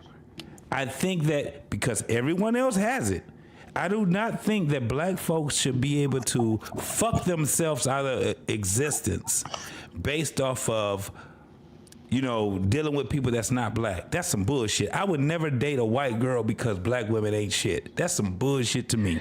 That's what I mean, JT. It's the undercurrent. The undercurrent is, bitch, go heal. Go put some fucking wound wash on your dick tip and go cry in the car for a little bit and get you some motherfucking therapy. That is my point. It's not about finding what works for you. The undercurrent is, these black bitches hurt me, so I'm finna go get something else. That shit is dysfunctional as fuck, and I refuse to do that. Like, at the end of the day, it speaks, excuse me, at the end of the day, it speaks to the dysfunction. If people are dating outside just because they want something different or want a different experience and don't have all that vitriol, cool. But ultimately, people have whatever vitriol they have. That's their business. But what I'm saying is, it's not rooted in something genuine. And let's be clear, I have a lot of things to do, and I'm a lot of things as well. But a bullshitter and a liar ain't one. Shout out to you, hurt bitches. Okay, and this is a PSA, right? This is a PSA to you, hurt weird ass niggas. Whatever black bitch tore your spirit down, we are not those women. Whatever black bitch didn't speak life and pour life into your raggedy ass, we are not those motherfucking women. So stop projecting and go motherfucking heal. We not them women. You niggas stay worshipped by other women, but you stay squabbling with black women all day online, trying to pull our box braids out and trying to pull the rest of our motherfucking edges out. Bitch, get a life. We got better shit to do. And guess what? There are black What happened? respect, right? Some of those men on this panel right now. Some of those men on this panel right now. So stop spreading these lies that we just hate all these black men. Now we hate some of you raggedy motherfuckers, but we don't hate all of them. Yeah, well, yeah. I'll just say this for easy. You can definitely have genuine, loving, caring relationships with anyone. Doesn't have to be the same race as you on both sides. Well, the reason why I asked the question is because you mentioned culture, right? Yeah. And that kind of that was kind of going the direction I wanted to go, as far as like. Well, culture makes it difficult when it comes to communication and understanding one another. And I will give you that. Right, but that's a part of loving somebody, though. Yeah, it is. But I you can still genuinely love someone despite the cultural difference. Effectively, Yes. though. You feel what I'm saying? Yes, effectively. Yes. See, here's the thing. I'm not like, listen, to each his own, and I want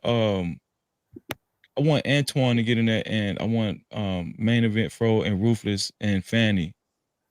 Matter of fact, I might, if the men don't mind, I want to go to Fanny, because she made an interracial comment earlier.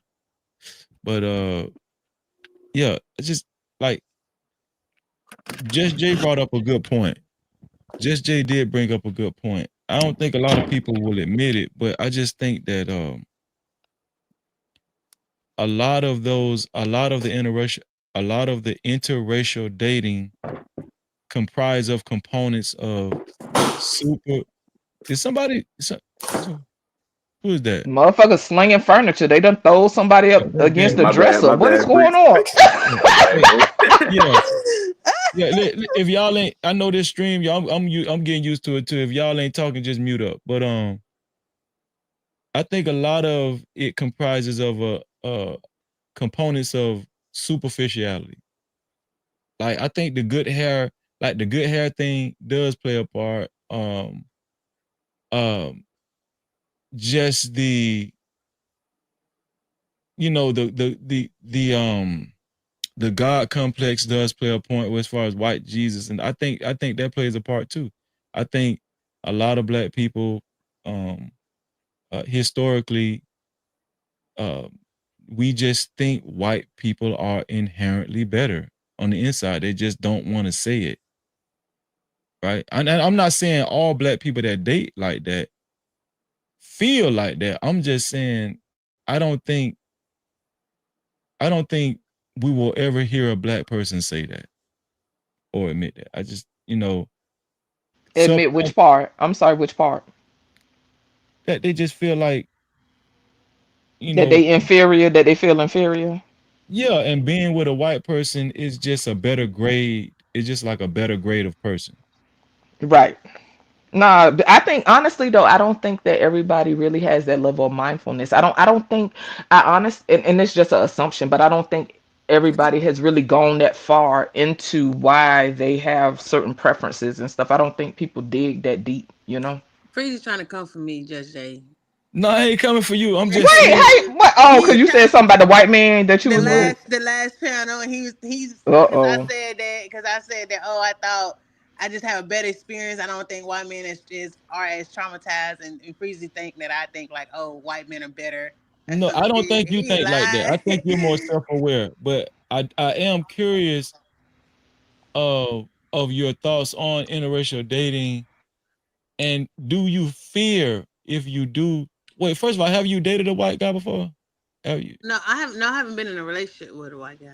Not a relationship, no. Okay. Do you fear if you do get into a relationship with a white guy, the component of them calling you the N-word, even in their head or when they're not around you? Do you fear that? No. No, let me tell you the thing. Why not? Why not? I don't fear that because I think it's like character or whatever. I don't know, like people my age, I don't think we just be saying that. That's some Gen X shit. Like, I'm Gen Z, early millennial. Like I'm not, y'all be saying shit like that. Like, and you think white people your age, they ain't really on that no more. No, we not on that for real. Oh, okay. No, they be y'all in late 40s and early 50s and shit. You know they are the sons and the daughters of them same people we talking about, right? But yeah, since the internet has, developed more, I just feel like there's not a lot of energy to say that when you get mad. Like, I don't know, that ain't something, even if they do, let me just say, even if they do, it's not coming from like, I know you're less than me, you nigger. Like, I'm sorry not to say it, but I know you. Yeah, damn. Well, okay. Wow. It ain't not coming from like slavery energy. It'd more be like, because you just black. It won't be like, because you was a slave. If they do say that in my age. If you kind of get what I'm saying. Either way, it's bad. What I'm saying is, I feel like Gen X, they be saying that shit with their soul. Like, that shit come from like, yeah, nigga, I saw you in the back of the bus, bitch. Like, they say that shit with their soul. Like, y'all crazy, man. But like, but I think like Gen Z, if we say that, it'd be more on some shit like, oh, we heard that shit on the internet, we just saying that shit. So that, that's what I think about that part. But I think my biggest fear, if I marry a white man, I think like if he like cheat on me with a skinny ass, petite ass white woman, I don't know what that is, but that shit would like make me so mad because it's like, what if he went back to his roots? I'm sorry. Yeah, I'm confused now. This shit wild out here, man. She feels her way, and she passes him with another woman that doesn't meet her. Listen, it's because that's he what it betrayed is. her and went back to his motherfucking roots. You feel me? It's egregious. But listen, just say, but listen, he just came from all of this, and then he don't cheat on me.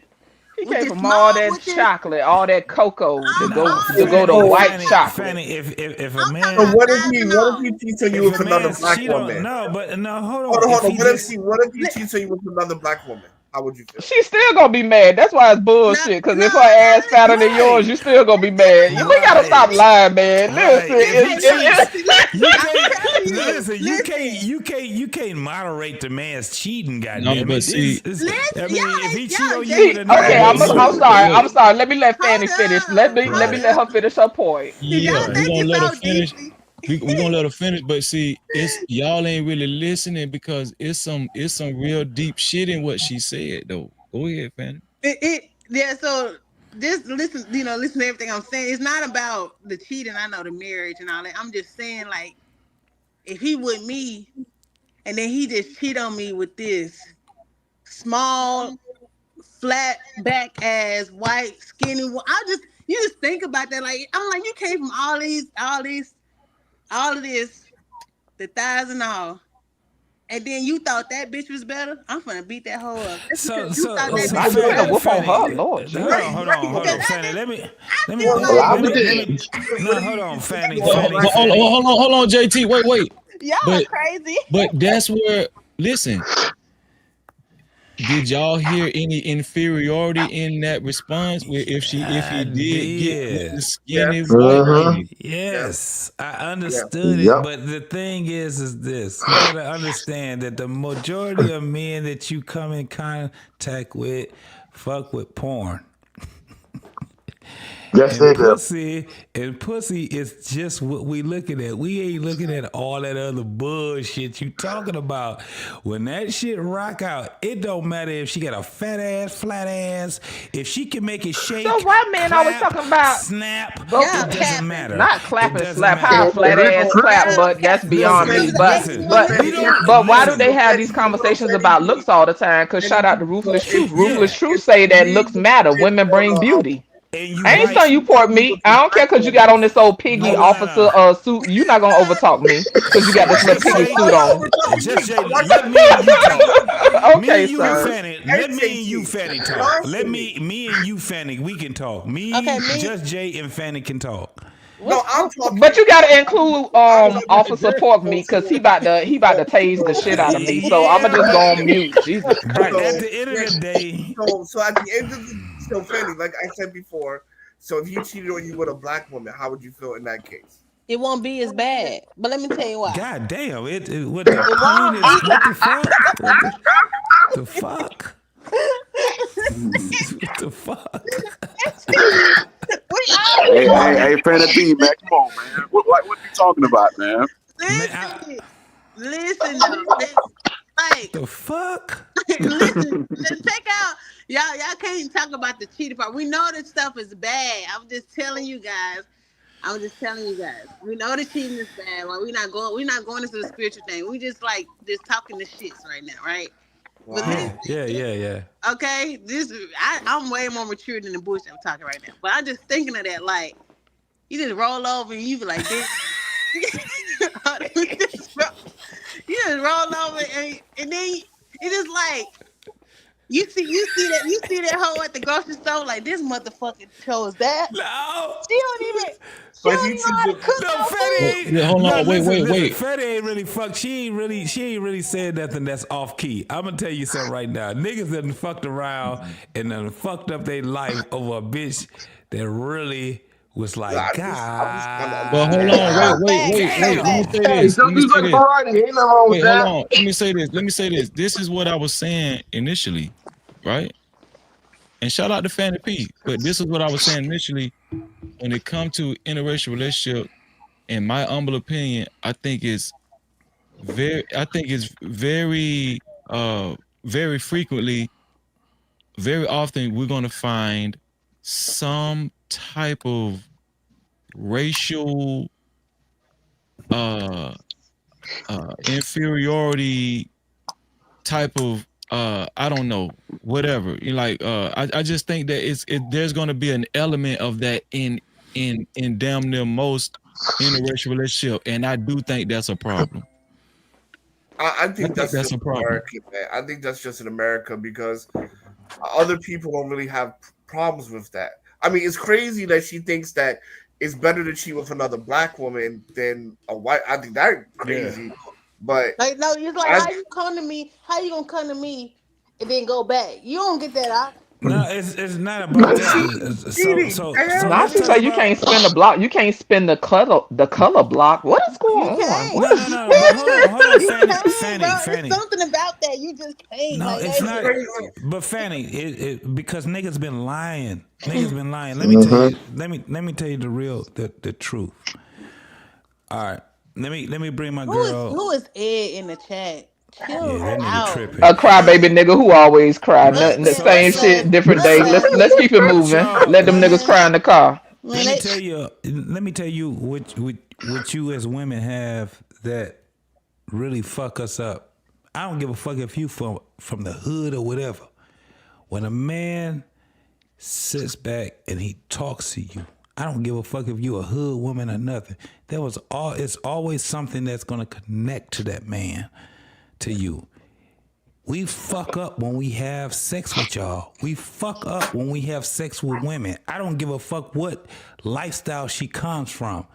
Once we sit there and nigga, if we can sit back and talk to her, that's what get our ass fucked up. This is why the fucking what do you call them, the side bitches, right? Niggas always want to talk. That's what the issue. Niggas are always trying to talk and shit. Like they. Yeah, but listen, what I'm telling you, Fanny.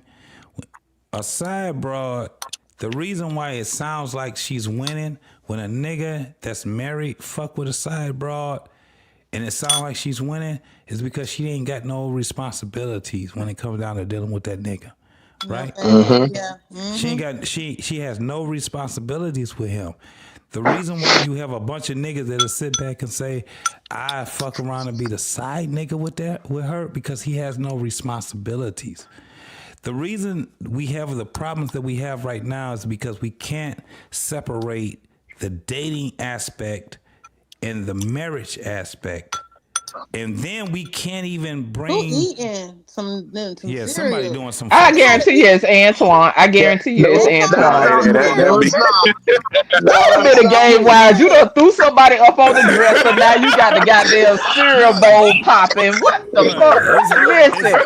Listen. We done brought a ratchet spirit to Freezer Channel with this goddamn StreamYard. I'm telling y'all, StreamYard is the devil. You hear me? But I can tell you right now. But I can tell you right now, for instance, let's say that we wasn't just on this screen right here, and by chance, me and Just Jay got together. Right? By chance, we got together. Not you grunting, Fanny. Stop. No, my fault. All right, she tripping. I'm just playing. And it gets to a point that we get a chance to start talking to each other. Right? We ain't had no sex or none of that shit right there. We just get to start talking to each other. That connection already has started with me and her. It already started. Now, if Just Jay sit back and say, I'm about to get this nigga some pussy, and we have sex, all the things that goes on that I didn't like about her. I said it like that. Okay. All the things I didn't like about, no, but what I'm saying is this is how it goes. All the things I didn't like about her, after we have sex, now the shit is going to come to the forefront. And now I'm going to sit back, not tell her, but I'm going to tell my homeboys, man, that pussy was good. And I could tell all that shit. But our connection didn't happen because of the things that she said to me. And this is why we have women that sit back and say, nigga, I don't understand. You can be this way in this minute, and then you can be another way another minute. It's because once I done got that pussy, man, it's a wrap. So the whole post-nut clarity thing, is that what you're referring to? It's the post-nut clarity thing. I mean, okay. So should you have just popped your rocks off before we went out on a date or something like that? Yes, not with you too.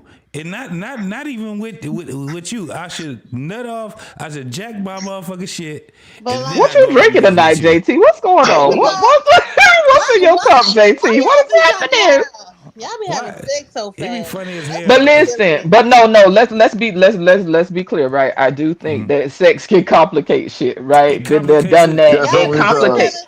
And it does complicate things. Hold on a second. It does complicate things, and it does sometimes get in the way. Like, it clouds judgment, right? Because when we think about it from a biological level, right, we have chemicals and hormones are chemicals. Shout out to you weirdos, right? Hormones are chemicals, right? Those things pump through our system when we having sex, when men and women having sex, and that's why shit get cloudy. You know what I'm saying? And for men, maybe that whole post-nut clarity thing, I don't know. Maybe you need to clear your head in order to have a clear head. No pun intended. Clear your head in order to have a clear head. I don't know, because I know as a woman, right, When we have, well, let me speak for myself. When I have sex with a dude, right, all that oxytocin that's pumping in my system makes me want to bond to that dude. That it makes me want to get closer to him. Now, I don't know if that experience is the same for men, but to your point, JT, I do think that sex does complicate things. But how do we hold all of this in a balanced way? Whoever smacking in my ear got to stop, because that mouth noise is gonna aggravate my spirit. It's ruthless. That's ruthless. This shit is ridiculous. Y'all out of I just control. want to But say, hold on, let me finish this. So how can we make it balanced, right? Because at the end of the day, people, I think it's remiss of people to sit here and act like humans don't have sexual desires. Yeah. So how can we hold all of that in a healthy way? Y'all got it. I just want to add though. I don't know. I don't get this. I think I never will. But like, niggas be meeting a person for 4 hours, and then just be fucking. I just don't know how y'all be doing that shit. Y'all be like y'all to go out to dinner. Cause y'all beautiful. Listen, y'all don't They really just- understand. And But I that, think but that's crazy how y'all like it's like you see no, it's because cute. y'all listen, y'all beautiful. When it comes down to it, women are beautiful as shit. It's not to a point, man. As Damn, men, y'all low standard as men, Hey. listen, as men, it is very difficult for us to be able to discern if you are real or if you're not. Weak mind. And at the end of the day, no, it's not about weak minds. It is a weak mind. No, it's not. It's not a weak, because if you say that, then you have to say it on the aspect of women too. I'm just giving you a man's aspect. Women weak too. No, listen what I'm telling you, Fanny. When it comes down to women and men, it's not that hard for us to be connected to each other. The reason why it's so damn difficult is because we keep listening to other motherfuckers talking the shit that they talking. Everybody has flaws. Y'all Are you got some- serious, game wise? My bad. What game wise say? He burping. I'm tired of y'all. I'm finna get mad. I'm finna scratch y'all No, faces. no, my God, y'all are Okay, go ahead, JT. Excuse me. Listen to me, Just Jay. Listen to me. When it comes down to us, think about this. When we get together and we start talking to each other and we start putting our best foot forward in all these different things, right? When it comes down to it, and I've seen both of you women, and y'all are attractive women. Niggas gonna put their best foot forward when it comes down to talking to y'all. But that's our representative. That representative is gonna give you, he gonna tell you and talk the best shit that he can talk to you until you get to know who the fuck that nigga is. So how long that take, JT? Because I'm tired of these resumes and these best foot forwards. These is line foot forwards. Niggas be mad at me. Hey, Just Jay, they be mad at me when I tell them. I say, But listen, no, for real, because I'm tired of these representatives. These representatives don't line up, and I'm tired. Okay, you say 8 months. Okay, let me get my pen and pad. Fanny, get your paper and your pen, baby. Get your paper and your pen. Okay, 8 yeah. months, you gonna know exactly what that nigga is all about. Really, and he gonna 3 know what you all type about. shit. No, it ain't gonna be 3. Cause at the end of the day, when you find out that this nigga got a credit score of 500, when you find out this nigga got other children, when you find out all these different things about him, his family members, you got a sister he don't like and all that shit all comes into your equation. What I'm saying is about that dude. That nigga right there that you talking to right there, he's not gonna tell you each and everything that you wanna know right off the bat. That's you gotta how learn that shit.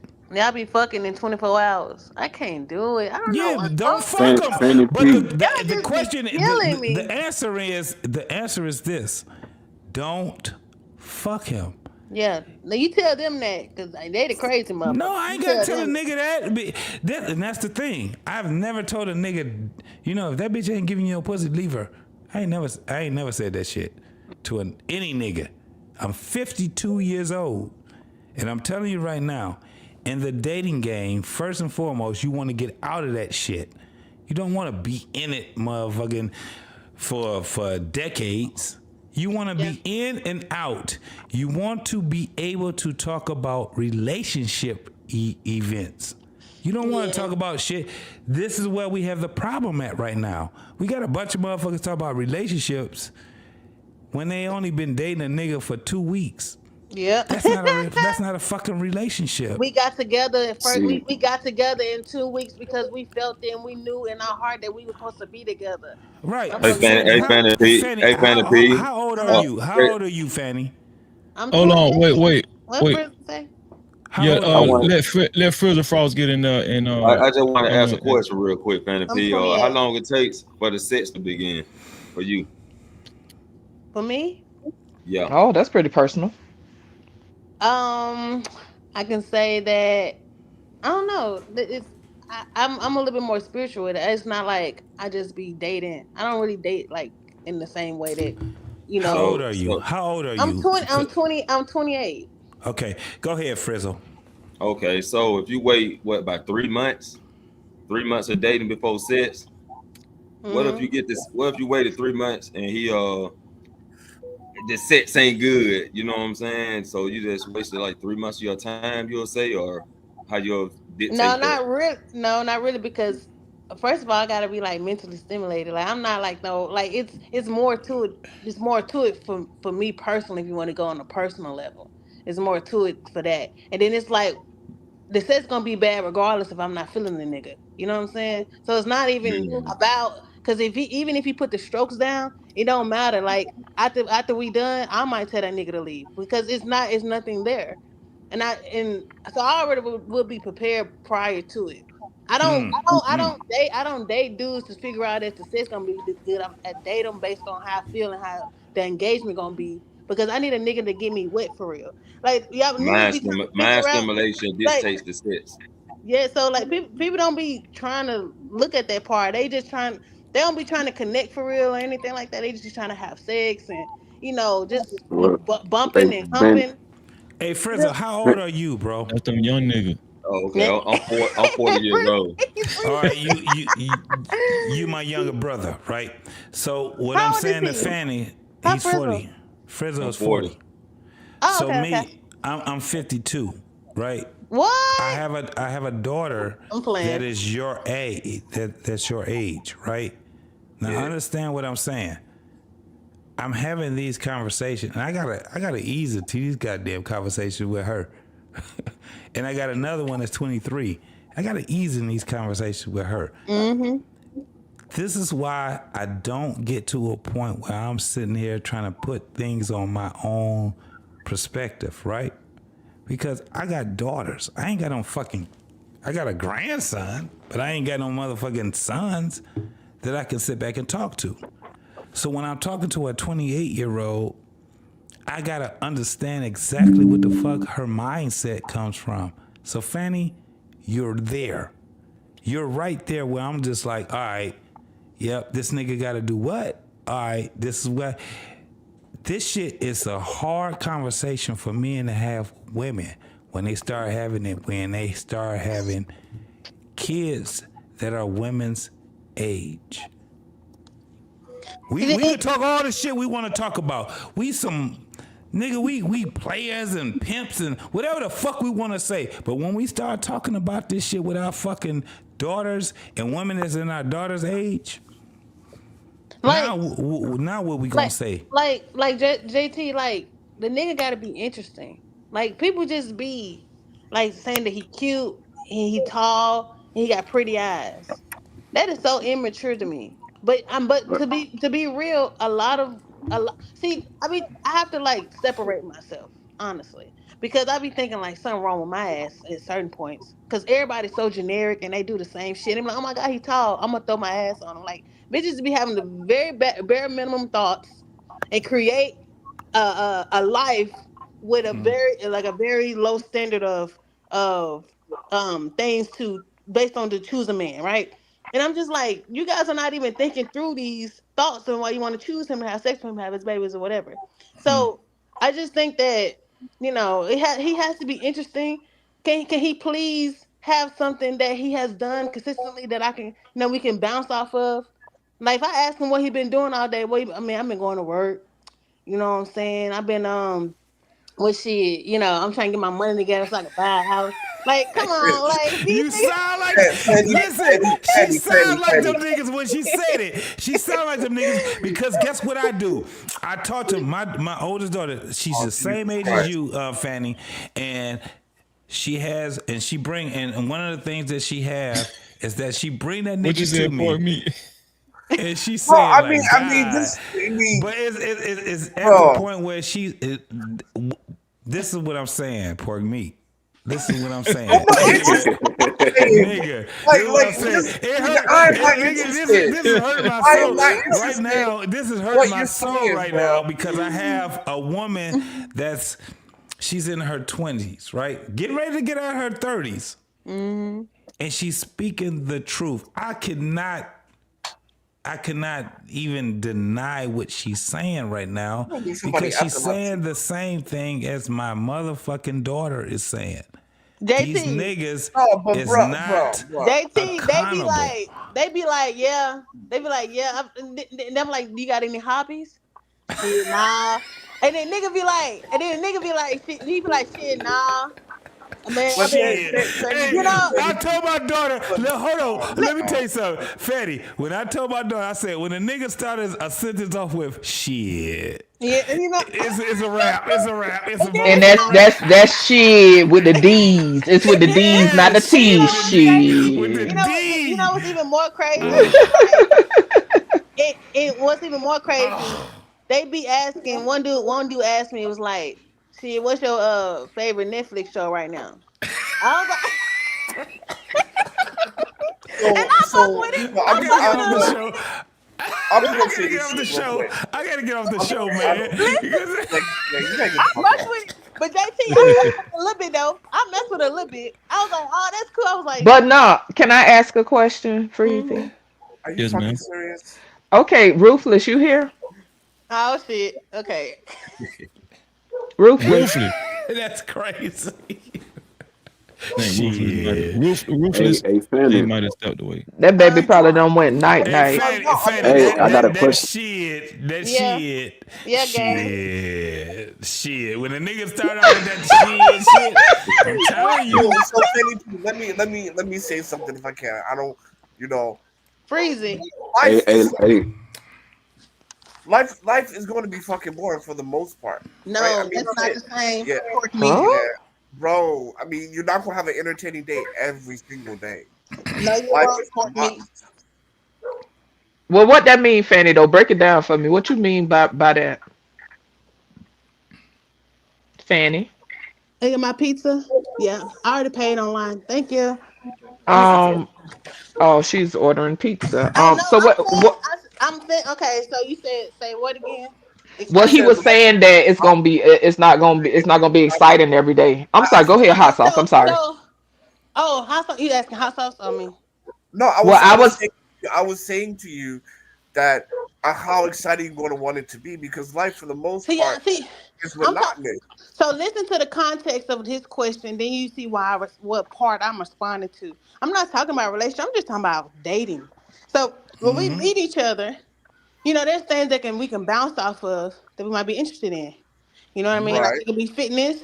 It could be anything that he does that, makes him be a little creative from time to time and also can have like more in-depth conversation or thoughts because he's doing something that's engaging that also can show like his personality. Okay. Stands for. You talking about in the beginning of dating. You talking about when dating. Yeah, so that's okay. You're not talking about like regular relationship type stuff. No, regular relationship, like it's gonna be boring, not in the standpoint of like, oh, it's boring because we're not doing something all the time. It's gonna be boring because it's consistent and it's healthy. So there's a difference, but people don't understand that difference because a lot of people are I don't know. First of all, people don't have routines and they don't have like goals and understand perseverance and like really pushing certain things because consistency in those goals, you have to do the same thing every day to get that main thing that we want. But people don't know that because most people are not aligned with whoever they are or whatever they're doing. So to your point, right? I'm sorry, go ahead. Yes. And nah, hey, Fanny P, listen, this is what I'm finna say though, cause all right, say for example, right? You know what I'm saying? I seen you in real life. I came up to you like, hey, damn, my bad. I just want to talk to you. I just want to, hold on. I just want to talk to you real quick. You know, what's your name? You know, tell me your name. You know, and I tell you like, hey, listen, you looking at a motherfucker that's gonna, provide an experience in your life. You know what I'm saying? To change your life in ways you never felt before. You know what I'm saying? So no, listen. I'm playing. Hey, nah, listen though. So, but Fanny P, this what I'm telling you. Look, Fanny P, this what I'm telling you. Like, you not entitled to my non-sexual intimacy though. Like you not. Okay. So let's talk about this. So we're talking, right? And then I'm getting to know you at that moment. And then say you ask for my number or something like that. I'm just asking a little bit about you. If you can't even give me like a good full 3 sentences, what I was probably saying, just having a regular conversation. It's kind of Well, shit, I say a lot. I say too not damn much. necessarily. It's not the same. It's not the same as like. It's like, well, I'm like, well, where you from, or just engage and trying to get to know who you are. But some people get kind of awkward. They can't communicate or talk or something like that, or they didn't think they was gonna get that far. Shit, to be honest with you. So that's a different part. I was talking about I get going you. on a date, stuff like that. I get what you're saying, but I'm just saying, like, when you first meet a nigga, and whether that's the moment y'all met, or whether that's a month or a couple weeks or 3 months, like it's okay. It's not a timeline on sexual attraction, and it's also not like he don't have to spend non-sexual time with you just because you want that at a certain time. That's not in alignment with him. I never said that. That was Frizzle asking me that. I didn't say that. I know. I understand that. But also that's why it also freaked me out. Like how people having sex so fast. They be like in 24 hours. Like what the fuck is going on? Like what the fuck y'all talking about? Because a lot of people are hormonally driven. Like people not thinking. Okay, you got to go ahead. My bad. No. Hey, my bad. Hey, Fanny P, this is what I'm finna say though, because like you don't. It don't take you 3, 4, 5, 6 months to know if you sexually attracted to somebody. So if a man and a woman both. If a man and a woman both like each other, you know what I'm saying? Like they gonna hit it off, at a quick time because that's it's love. No. Listen, but listen. No, sexual attraction is not logical, but so you can't. Sex though. Yeah, that's what he's talking about. He's talking about sex and sexual attraction. Yes, no. I'm saying. Okay. Go ahead. I was just trying to say, majority of the time. It'll be there. You think that person's cute. We like, we're attracted to that person. But we all know that if you just attracted to the person, don't know shit about that person. What is that? That ain't mentally stimulating. You don't know shit. What are you bouncing off of? But how do you equate that with sexual attraction though? Sexual attraction could be as simple. You're looking at them though. Okay, but that is totally separate than being mentally stimulated. Like I said, all these red flags and all these talking points go out the door when you got a wet cat and you got a hard dick. Like I don't know why people make it that complicated. Biology is different. It goes out the door. Oh, okay. Yeah. It goes out. And then this is the reason why I say that it does. Now listen, I'm dark skinned. I got good teeth. I've, at one point in my life, I had curly hair or whatever. It came to the point where I had to come to a consensus where niggas wasn't doing what I was doing. They wasn't doing what I was doing. So what that mean, JT? What's going on? You You still didn't tell me what's in your cup. You still didn't tell. No, I need to know what's in your cup before we go any further with this conversation. Rum. Oh, okay, because y'all, I heard ice clanking against a glass earlier, and I say somebody on one. Okay, all right. Okay, I'm gonna go on mute now. Let me rock. Let me do my thing. You know how at one point I had curly hair and. Yeah. He got an X-curl. A dark nigga with curly hair, it was something that was different in the 70s. in the 80s. It was something that was a little bit different. My whole thing was this. When it came down to it, I like listening to niggas talking about struggle. When it comes down to women, I'm like, nigga, that's crazy as hell. Nigga, you get a woman, you go out there, you put game onto her, and that's how it go down, right? So he capitalized on that curly head, dog. Yeah, I can't, man. Listen. Hold on. Just Jay, let me tell you something. I got daughters, and I said, damn, and I always looked at this as God had cursed me because I have beautiful daughters. And I got to deal with this shit right now. JT be scared than a motherfucker. I be scared. I be scared as shit. Listen, I'm ready to knock a nigga out. That baby be shaking in his boots. But that's what I be saying with dudes. And to me, that seems to be the cycle, right? You know what I'm saying? Like once dudes have a daughter or something like that, shit hit different. It's something different. The thing it wasn't my complexion. It was always... Motherfuckers always talked about my teeth, right? I've always had motherfuckers talking about, nigga, you got these big ass horse teeth. You got these motherfucker white ass teeth. Listen, white teeth is a plus. Listen, man, I bet them white teeth had them ladies coming though. They had them coming because... I can give you a head. Wait a minute. Wait. But it didn't come to that. I had all the aesthetics. Now the thing was that with the aesthetics. Now this is why I can agree with the women, because at some point with the aesthetics, women really liked me. It depended on when it came down to it. When I was 16 years old, I grew like 6 fucking inches. That shit was crazy as fuck. I was 5 feet something. I don't know, but when I got in high school, just sprouted up, huh? Oh man, my voice got deep. Now he got them 808s in his voice. Listen, y'all, JT ain't know how to act, honey. I didn't know how Listen. to act. I felt like a superhero when it came down to it, but I didn't understand that there was also some bullshit that comes with it. Yeah. It was also some bullshit that came with it, and the thing was that when I started talking to women, I literally got to a point where I was just like, God damn, these women have power. I didn't know that I had power that they had until I got older. Not because I got older, it's because I lost the power that I had.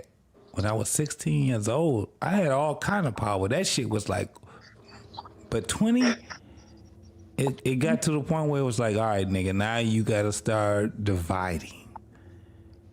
When I started talking to women and I started having concepts and all these things, it came from actually women. It didn't come from men because men was lying.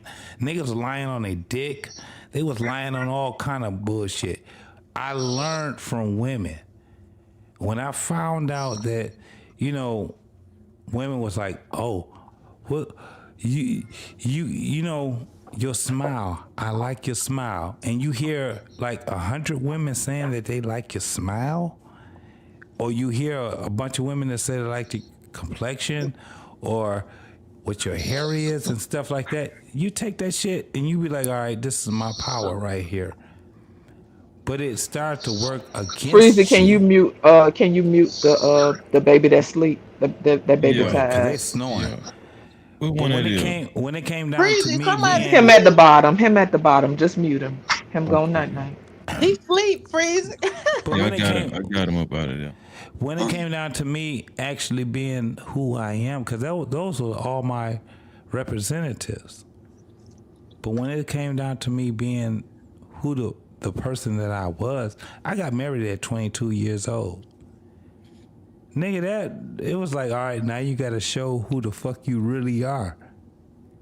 JT, you got to find out who you are. That's where it came to a point of me saying, all right, I got to dig deeper. Because I never had that concept where people didn't like me because of what I was. If they didn't, I didn't give a fuck about those. because it was a dark skinned nigga with curly hair and big white teeth. That shit was rocking.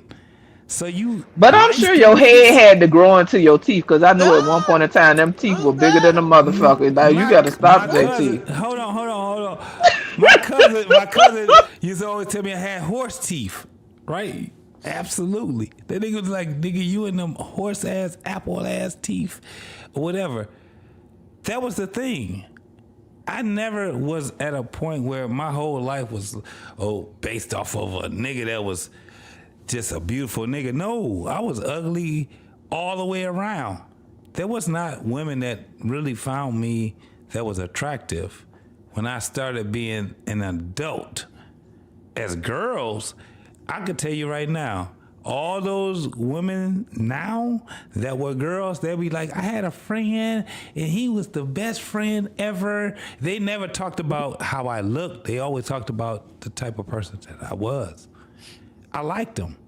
You know what I'm saying? And I was a good friend to them. They may not have known as far as my physicalities, they wasn't really big on that shit when we were kids. But that's the thing though, JT. A lot of times, like, I don't know, and maybe again, this may be just a generational thing, but dudes in my time, some of them dudes could be ugly, they could be short, they could be fat. That didn't stop nothing. You know, it wasn't always these optics that people be talking about, because I knew ugly dudes that pulled chicks left and right because they was clean, they smelled good. I never forget this dude in middle school. He was not cute at all, but he was still attractive. He was very attractive. You know what I'm saying?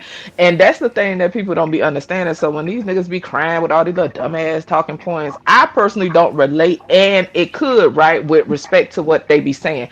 It could be a generational thing. I don't know. But what I do know is dudes from my time wasn't concerned with all that bullshit. Like that wasn't stopping nothing. Right, but what you I've said dated is dudes very that was important. ugly and who was still very attractive. That don't stop nothing. Wait, let me Because ask. it let me came ask- down to our persona.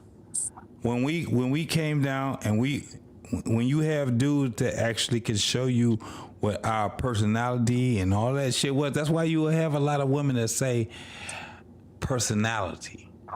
Wait, JT, let me ask. go Let me ahead. ask the ladies this. Let me ask Just Jay and Fanny P this.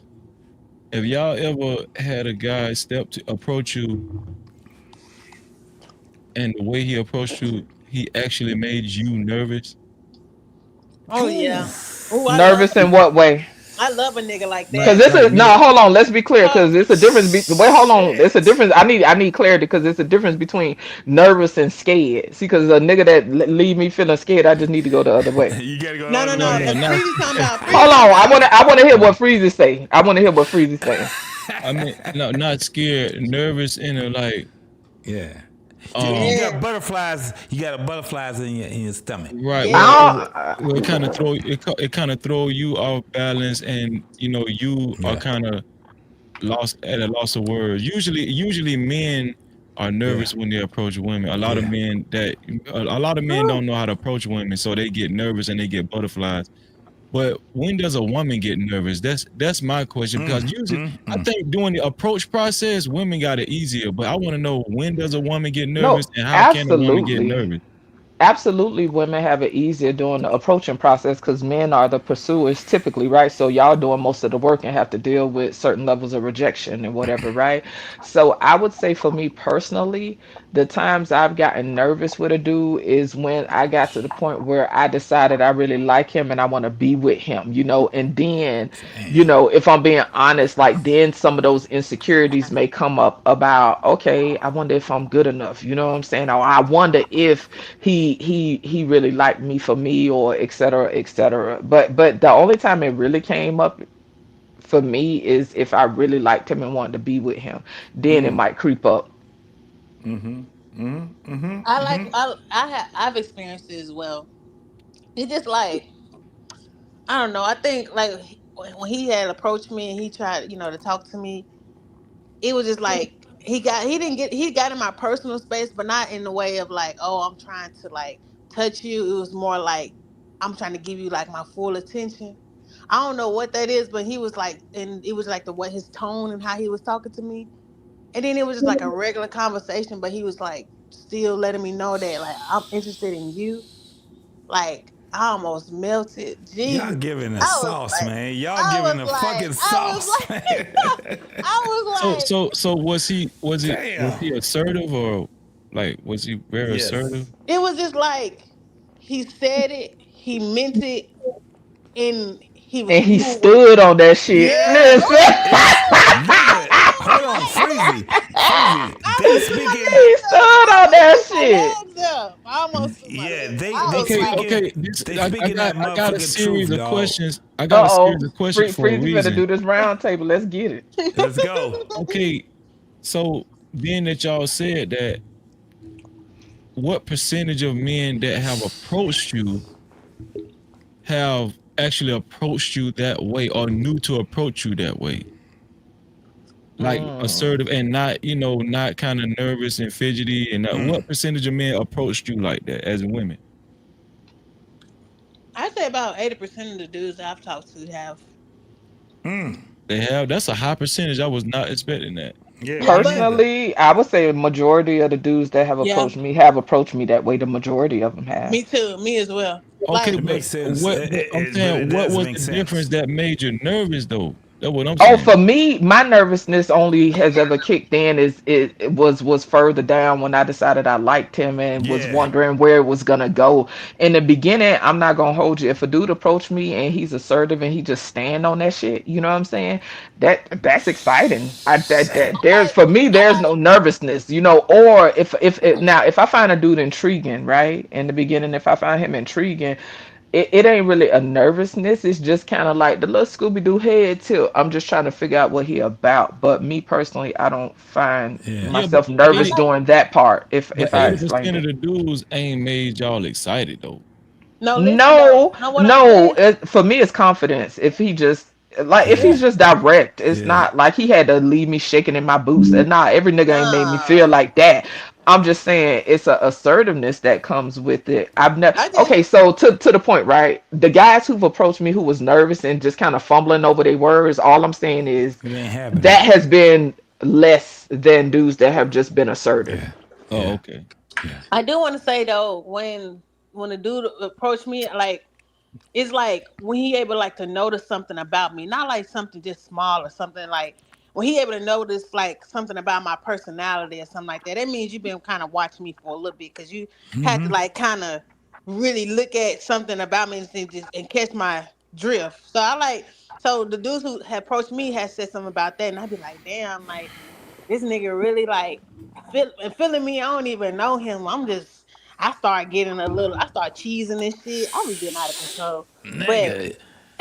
But those be the ones that make me feel the type of way freezes when I could tell like, oh, like that happened a couple of weeks ago. That means like you ain't just trying to get my number, like you've been really looking at some shit about me. Like, I that's what I really like. Hey Fanny, that's where niggas get to a point where on some real ass shit, like I said, you my goddamn daughter's age. So the shit don't change. But at the end of the day, game. That's why men used to preach to other men, you gotta have game. Listening to you and Just Jay, a motherfucker he has to have a persona about himself where you would be like, I'm interested in. Now, I don't know about the persona shit, because I don't know, and maybe because I'm older now. Remember, Fanny is almost half my age. You feel me? Now, when I was younger, game might have been excited, but nowadays, fuck all these niggas and all this poetry, right? Because my thing is, game needs to carry you over into the relationship. The problem is these niggas don't have. The problem is the game that these niggas be spitting don't align with what the fuck be going on in real life, and to me, that's a problem. Of course, a dude, right? Like to me, if a dude approaches you, he gonna sauce it up a little bit, but to me it still should be a pretty accurate representative, right? Just enhance, right? Just like a woman when she put on makeup, right? It still should look like her, just a little enhanced. It still should look like her. It shouldn't look like a whole other different person. You see what I'm saying? So Judge Jay, what you just said, absolutely, it correlates to what I was just about to say. The makeup, right? At the end of the day, that motherfucking makeup has to come off, right? Right. That representative, because that's the men's makeup, is their representative. At some point, that shit got to come off. And when we see each other for what we are, we like, all right. Can you still fuck? Right? Can you Still fuck with it? Can you still fuck with it though? See, that's the thing though. Once, because you got people that have a wall, right? That wall got cracks in it, and it got a bunch of primer on it, right? Depending on how much primer you put on that bitch, when that shit wear off, okay? We looking at the damn cracks in the wall. When the makeup come off, can you deal with them motherfucking blotches and them goddamn uneven patches and uneven skin tone? Can you fuck with it? And that's the real question, right? So after all this superficial talk that people have going on, right? Once we get to that base level, right? Once we in the house together, once we on the couch and I see this nigga digging in his nose, okay? Can I deal with it? Because that don't sound like the smooth, and that don't look like the smooth dude that was talking before. Now this nigga digging in his nose. Can he still fuck with it after he hear me farting? Can I still fuck with it after this nigga draws is dirty, etc., etc.? Like that be the thing. People have to get past all this fantasy. Can we fart in front of each other? Now I ain't gonna lie. Listen, JT, I ain't gonna fart in front of you. The only way you gonna catch a fart is if it slip out while I was asleep. That's just something I can't. Listen, see, but I remember one time this nigga go tell me, listen, I can't trust no chick that won't fart around me, and I'm like, but I can't. JJ, I was just about to say, I willingly cannot do it. If you 10 toes down on I can't fart in front of you, and you eventually See, that's fart what in I'm front of me, saying. and you smile, and I'm Listen, like, no, yes. see, a dude told me he can't trust me if I don't fart around him. Listen, my whole stomach will be pop locking, and I'll be trying to hold that bitch in. It's just not something I cannot willingly do it, y'all. I can't. I don't care. I can't. Listen, I wait till the nigga leave the house. Listen, bitch, hurry up and get the fuck out of here, baby. Do you need a sandwich? Okay, here go your sandwich, here go your juice. I'm waiting for this nigga to hurry up and get out. Cause now I'm getting agitated. This gas all locked up in me, and this nigga still in the house. Leave. Now listen. We appreciate all that shit that goes down right there. But after you with us for about 3 years, 4 years, 5 years, and 10 years, it eventually slips the fuck out. JT. We gonna say, baby, you riding in the motherfucker, but we still right there. We gonna stay with you. But you know what, JT? Sit there and we gonna stay with you because that shit was like, damn, you dehydrated, baby. But JT, you know what's funny though? You know what's funny? My ex-husband told me we was talking one day. He told me, he said, I never heard you fart, and I said, you never will, nigga. You never will, nigga. Hurry up and get up out this house. So listen, the question is, no, the answer is, nigga, once you hear her fart, she 10 toes down for you. I think it gotta be like, JT, if I can pee in front of you, like we just talking in the bathroom, that's when it gets like, okay, we comfortable for real type. I ain't gonna lie. I've been comfortable with some dudes like that, and some dudes I haven't been comfortable with like that. You know what I'm saying? I think it's all about, like I say, like your level of comfortability. Now the farting thing, that's just not something I can just willingly do. The only way you're gonna catch me is if that bitch popped out and I was asleep or something. Other than that, no. I'm telling. I just told you, my ex-husband never heard me fart ever. I'm telling you, I would hurry up and get you out the house. Before, no, you keep saying at some point. Listen, you gonna catch me on the deathbed. Listen, if y'all got to bury me first, and I'm up there at the funeral home, you might catch a fart then, cause that gas coming out. Other than that, listen, that's just not something. That's my personal boundary. Okay. That's crazy. But I'm clowning and shit like that. It is to me. It's important to be friends, right? A lot of times we don't work on being friends with people. This is my thing when it comes to attraction, right? Because regardless of what people say, a person being pretty or handsome and being attractive is two different things. I know people that are pretty or handsome and that are not attractive, right? I know guys who are conventionally handsome to like society wise that are conventionally handsome that I don't find attractive, right? So it's levels to the shit. Me personally, right? I think that it's important, right, for people to work on the friendship aspect because when it comes to attraction, attraction is more than just what we see, you know, but people dumb it down to just what we see. If a person don't like the sound of your voice and don't want to hear you talking, they not attracted to you. If a person don't like being around you or every time they're around you they huffing and puffing, they not attracted to you. Attraction is more than just what people see. You know what I'm saying? And I think if we get to the friend aspect, right, that's where we able to see a little bit more compatibility. You know what I'm saying? Because if you could just chop it up and have a regular conversation with people, to me that builds a sound foundation with uh when it comes to relationships, right? Because like a lot of times we just look at the intensity, right? Like some things I've learned over time is it's not always about the intensity, it's about once that intensity dies down, because to me the intensity is really just the hormones and shit kicking into overdrive, right? Once we done with that intensity, right, what does the foundation look like? And I think that a lot of times people don't look at that, because my thing is and don't get me wrong, y'all, the honeymoon phase is fun. To me, the honeymoon phase is to be enjoyed. I don't despise the honeymoon phase, but I also know that that shit is eventually going to fizzle out. And once that shit fizzle out, what the fuck we got? Because I still got to look at you after all these butterflies and all this fun shit and this honeymoon shit and this new shit. And to me, that's normal, right? Because it's new. But once all that is over with, do I still feel like looking at you? And I don't think that people get that far down the road.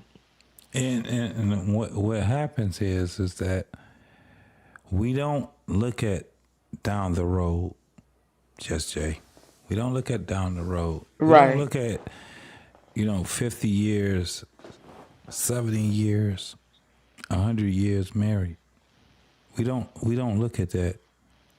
We don't look at through the 50 years, 70 years, 100 years of marriage of what we did during that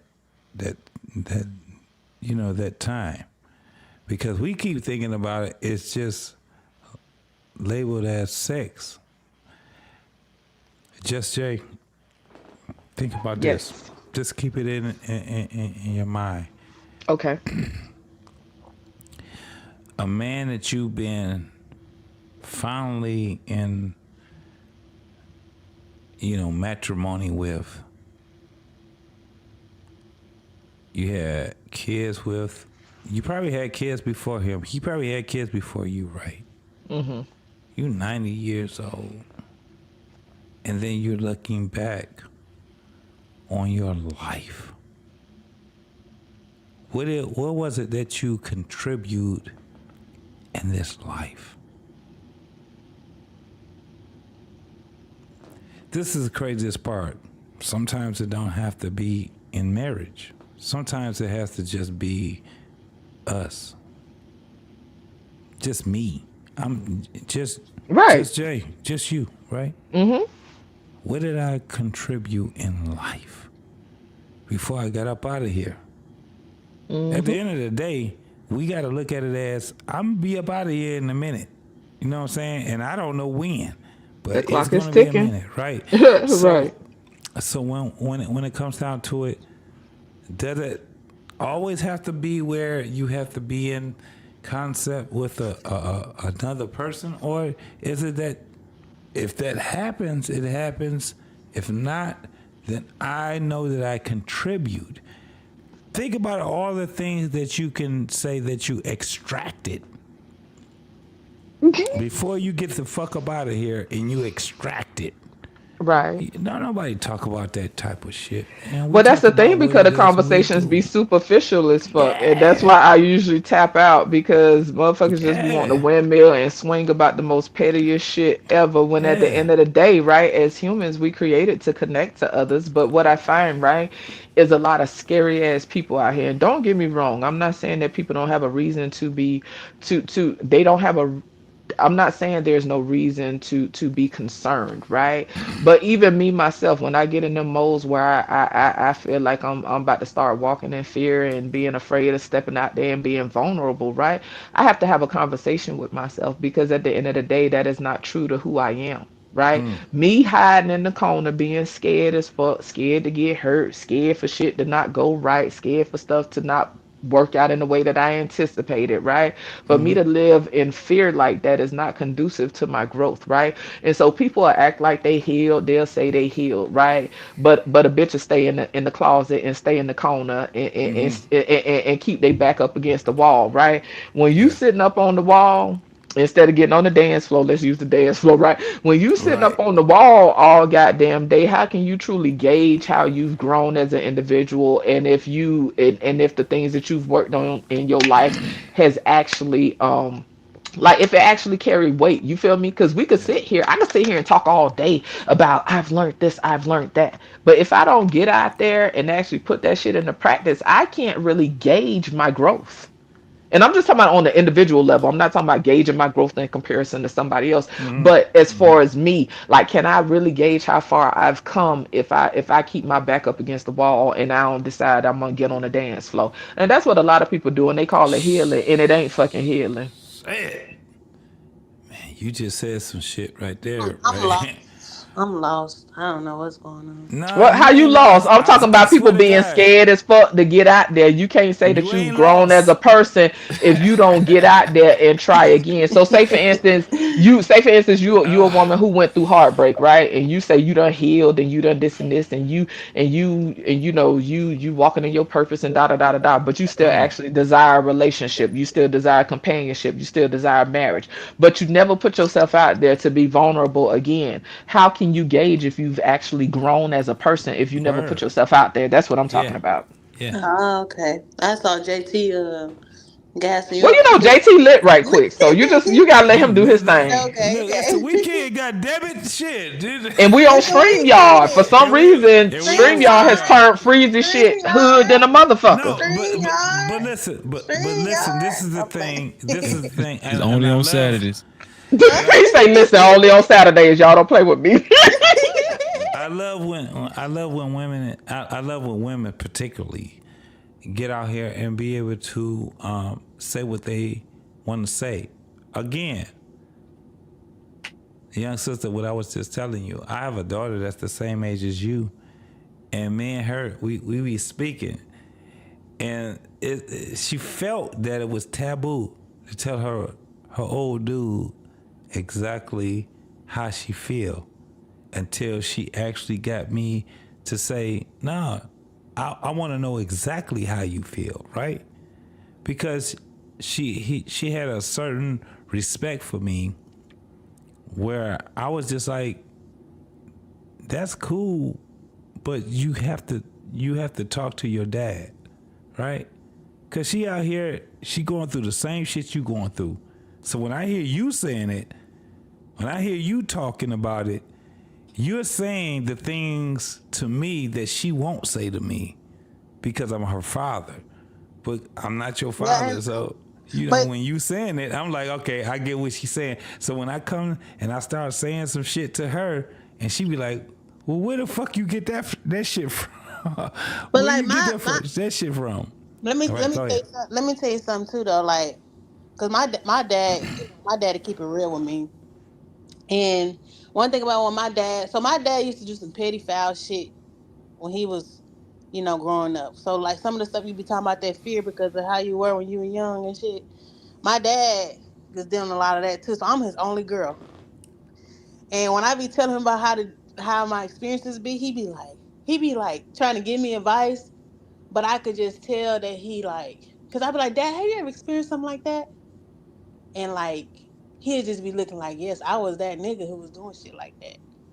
And when he would like talk to me about it and make me work through it, I could just see on his face how like he's just so disgusted by what's been happening. But I don't know what it is, like, because I'm his only daughter. So like, because my daddy is very open with me, I'm open with him too. So like, even my last long-term relationship I was just in, my father, me and him talked about it. And I was telling him certain experiences I was having with the guy. and he was giving me advice, but my dad be wanting me to be tough, but he don't really know how to like, be I don't know, like what's the word called when your dad because my dad don't have all boys and then it's just me. I'm like, and I'd be like, but He just don't know how to have a soft hand sometimes. He yeah, just have to well, try to but he find not, balance. but he not mean though. You know what I'm Right, saying? right, right. He Right. just firm. Yeah, He's just yeah. firm. It doesn't But he mean he have like, to be mean. and yeah. So when he talks to me, he don't know how to like. I'm like, Dad, you can't talk to me like I'm a nigga. Because I got it mad at him one time. And I he was have like, to learn too, cause remember yeah. what you said about your daddy being away for some time. Like So he have to yeah, learn. right, It takes exactly. time. Yeah. Right. So it's like he has the hardest time with me on like building a relationship. And so when I had told JT, so when I had told him about my ex or whatever, he was just when he was trying to give me advice, I was like, Dad, I'm like, why you talking to me like that, Dad? Like you don't say those things to me. Like you supposed to be more. He's like, he'll try to, you know how the father, he'll be real with you about how the dudes be out here. But my dad didn't do that. Instead of him being like trying to work through it with me, he was talking to me like I was a dude, like I was just a regular Give me an girl. example of something. Um, Just kind of give me an example of one thing he like might have said. And you ain't got to tell nothing you don't want to tell, but just try to give me yeah, like a like general example. that's what I was trying not to do. Right, right, right. So I think it was one time when I, Just make up something. Don't give me a specific thing. Just okay, make up something so you ain't got to tell me like okay. personal stuff. Just make up something. So when I had my dad was trying to, because I was still going through the grieving process of leaving the relationship and stuff, and I was telling my dad how I kind of felt about it. This is small, but like I was telling him how I felt about it, and my dad had like suggested me to like get back out there instead of like going through a healing process, because then he was like, well, your ex don't give a fuck about you. He out there fucking. You know what I mean? Exactly. He doing what And he want to do, so you need to go on and do what do what you want to what do. you do. Right. Right. Instead of But taking the time to acknowledge you hurting right now and yeah, whatever, like that, and whatever. it was so painful that he said that, because it was just like, but because at the same time your father tell you like, oh, but at the same time he's like, oh, make sure you choose a good man, make sure you be this person, but he like they don't give, so I don't know. That was Well, just one of those I get what you're saying because yeah, based on what you said, I do think your dad cared. I think your dad probably just didn't know how to support you emotionally, right? Not that he don't yeah, give a fuck about you. He just right, didn't know how to be demonstrative in that emotional support. You know what I'm saying? If anything, yeah, and to be honest with you, sometimes parents, and I don't know if I wouldn't say it's exclusive to a gender, right? But sometimes parents, when they see their child hurting, and I would say especially like with a dad with a daughter seeing his daughter hurt, he might have not really have known how to process that shit. So if anything, he was just trying to get you to get over it, even though that wasn't the remedy. You feel me? Like but you the still simple had to fact feel the shit, but he just wanted you to get over it because it no, probably he was was like hurting this, him Jess. too. You know? Look, just like he was like, he came and he was like, yeah, I know you healing and stuff, but you need to do more. I was looking Right, at right, what? right. Like he straight out. And I got so mad about that because I was just like, I said healing and stuff. I chose Jesus, and I didn't did all this stuff. I just started flipping out. I'm like, Dad, I don't want to talk to you no more. I'm not talking to you no more about this situation. And he trying to put me on game about these. I'm like, well, Dad, Right, right, right. but And not that what he was saying wasn't helpful. It sounded no, like you just needed more emotional support at and the it was moment. only But yeah. like Judge Day, it was only like 60 days after a 5-year relationship. Yeah, Dad, listen. In your daddy mind, that nigga like, listen, man, go get your ass back outside. But listen, but it's funny though, cause that's what a lot of niggas do. They just go on back yeah. outside. But you know what? I was sharing with Freezy one time. I had did some I had pulled up an article and stuff because I think Freezy had a show one time about who have a harder time healing from breakups or something. I'm paraphrasing, but it was something to that effect, right? And based on the stuff that I had researched and whatever, women do better in the long run when it come to breakups. Men do worse in the long run when it come to breakups. They do better in the beginning because and this is just a personal thought, y'all. I think because they just go on and just go back outside, they don't really process shit. as much, and I think that's why they do worse off in the long run. You know what I'm saying? Us women, we Correct. have more of a emotional upheaval and shit in the beginning. You know what I'm saying? We're very emotionally distraught in the beginning when it come to breakups and shit like that. But we do better in the long run based on the stuff I had researched. But And correct, and you know, it's like, you know, then even some of the friends I had to like stop talking to as well. Just Mhm. even, I'm talking to you, JT, as well, because I know that this is what your daughter's going through, because you know our age bracket, we're not caring, like most women are not caring about having a low body count. Of course, we're not caring about that. Like, we're not caring about trying to really find a man right now. So like the stuff y'all see on social media, it is true. Like, I have some friends that I had to like step away from because it was like, I was like, y'all, I don't want to go be a hoe. I don't want to do that. You know what I'm saying? Like, it's like, fuck that shit, family. They don't give a fuck about that nigga. Like, and it was just like a whole big thing, to the point like I was losing friends, which is already kind of hard on top of what I was already going through. But luckily, you know, I emotionally, spiritually, like went in a direction that was healthy for me. But they're not thinking about that. What was crazy is it was just like they were suggesting me all these different things and like put me on game, like, yeah, girl, like you shouldn't be with him. He ain't this person, he ain't that person. Just you giving me good advice. So then what killed me was, and you know, what killed me was is that when I started asking them about their life or what they doing, like, you know, 90 days later, I'm like, what y'all doing? And I'm like, damn, so you fucking with a nigga that's you're not even with him. You just keep going over there like a roach, because you know, like a roach is like whenever they're going at like 12 o'clock in the morning, this nigga hitting you up every single time. So you ain't worrying about yourself. Damn, you a side chick. Damn, you doing this. I'm like, y'all ain't can't say shit about me. I'm sick of y'all ass. And it was like this whole thing. So, and then when you come across some dudes, I hope y'all still hear me. But Yeah, we hear you. so when you come across the dudes, right? When you come across the dudes, like right now, JT, it's like you don't have to have one woman. Like you don't have to do it. Like it's an option now. It's not necessarily a thing. Like, I'm gonna be one woman so I can do something great. Like it's not a thought. So most women our age is having a hard time, kind of like get like you don't have like because of social media and because of so much access, being with one person you can live a long, fruitful life in their mind without having one woman. So it's nothing exciting about growing with somebody and having one person now. But Fanny, to your point, I think that that's the issue on both sides, right? It's this Yeah. illusion of all these options, and the only reason I say it's an illusion is because people have this idea that every person they swipe and every person they coming across, they have access to. You know what I'm saying? And I think that women deal with that as well, right? Now, a chick could settle, right? And I'm gonna say settle because on some level, everyone settles for something, right? I don't think that everyone gets exactly what they want in these relationships and shit, like, you know.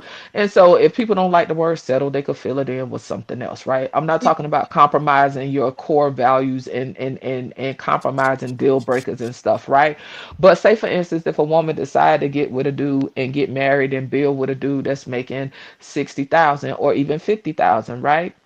Yeah. You got some women who have that option and have that available to them, but because some people always worried about what if I could get better, what if I could get better, right? She'll Right. turn the dude down that got 50, 60,000, because now she gunning and shooting and hoping for a dude that might have 100,000 or 120,000, when in actuality the dude that was making 50, 60,000 was more suitable and more compatible.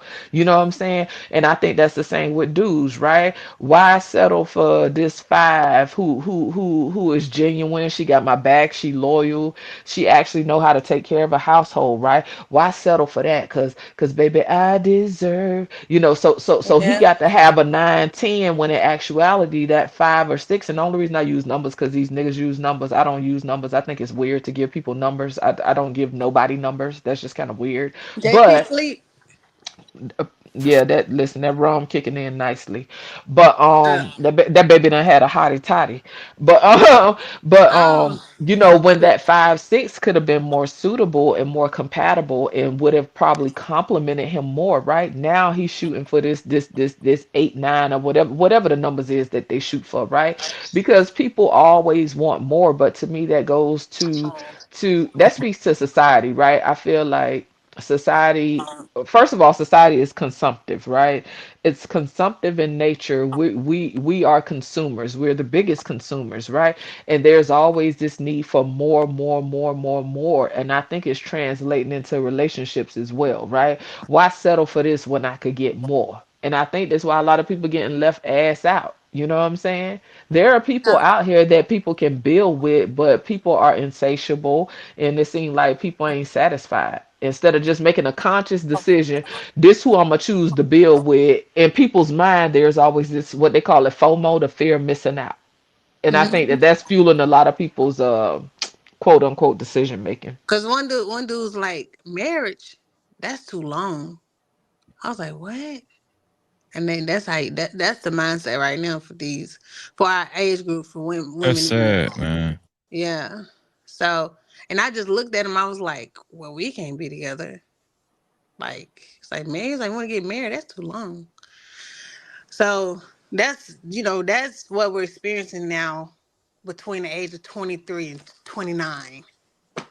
And then even when you have like standards and stuff too, they look you kind of they like, oh shoot, I come back when I'm 30. You a perfect person for when I'm 30. You're not a perfect person right now when I'm 24. Like that was like what happened when I was in college, because I'm not in college now, but it was like, oh well, I can hit you back up in about 6 years. Let me just go, you know. And I was like, and I ain't say nothing because I didn't talk to the guy that long. But because you have in your college days, you have niggas you just be talking to and stuff like that. And Right.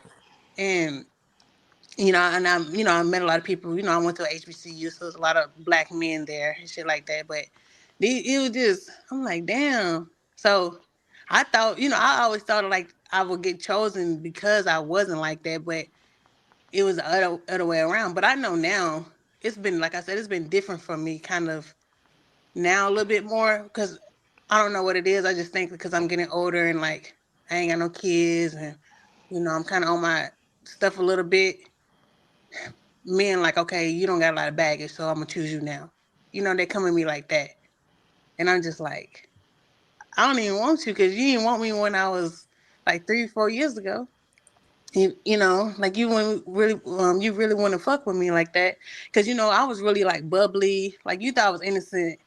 What innocent vibe now? Like I was really like bubbly, super fun. Like, oh my gosh, Hmm. like I'm excited about life and I want to be a good person and shit. I want super like on that ghetto shit. And they was like, you just too out there. So but my personality was always huge as well. But they didn't think that I was exciting, but them same dudes been trying to like slide through type shit. I'm like a dude, I swear to God, like a dude that I met last year hit me up literally yesterday. And I didn't even know I still had his number, right? And I was like, and like he was like just trying to swing through. I'm like, nigga, I'm not fucking with you. Like, wow. And I just, I blocked him because I'm like, why? Like that's weird. Like you didn't want to fuck with me. Well, apparently, according to the chat, we don't understand men. Our opinions are flawed. First of all, the internet is a No, we crazy do. place. Well, listen, this is the thing. But this the thing. The internet is a fucking crazy place, right? Because a lot of internet people like to get on panels and speak opinions as facts, and the fact that I will constantly reiterate, this is a personal opinion, this is a perspective. My opinion don't mean shit in the bigger scheme of things, just like your opinion don't mean shit. Opinions are like assholes. Everybody got one. That doesn't speak to all. That just speaks to one perspective. But this goes to like, it just speaks to the ethnocentrism of it all, right? People are so stuck in a fucking box that they think everybody think the same. Shannon, you always got something to say, so you're welcome to explain and speak for men. There there are other men on the panel. We not sitting here saying that everything we saying is solidified in stone. We ain't motherfucking Moses. We not sitting here etching on goddamn tablets. We just talking, and you hard up niggas on the fucking internet are weird. All of these conversations are usually, most of the time, over 90% opinions.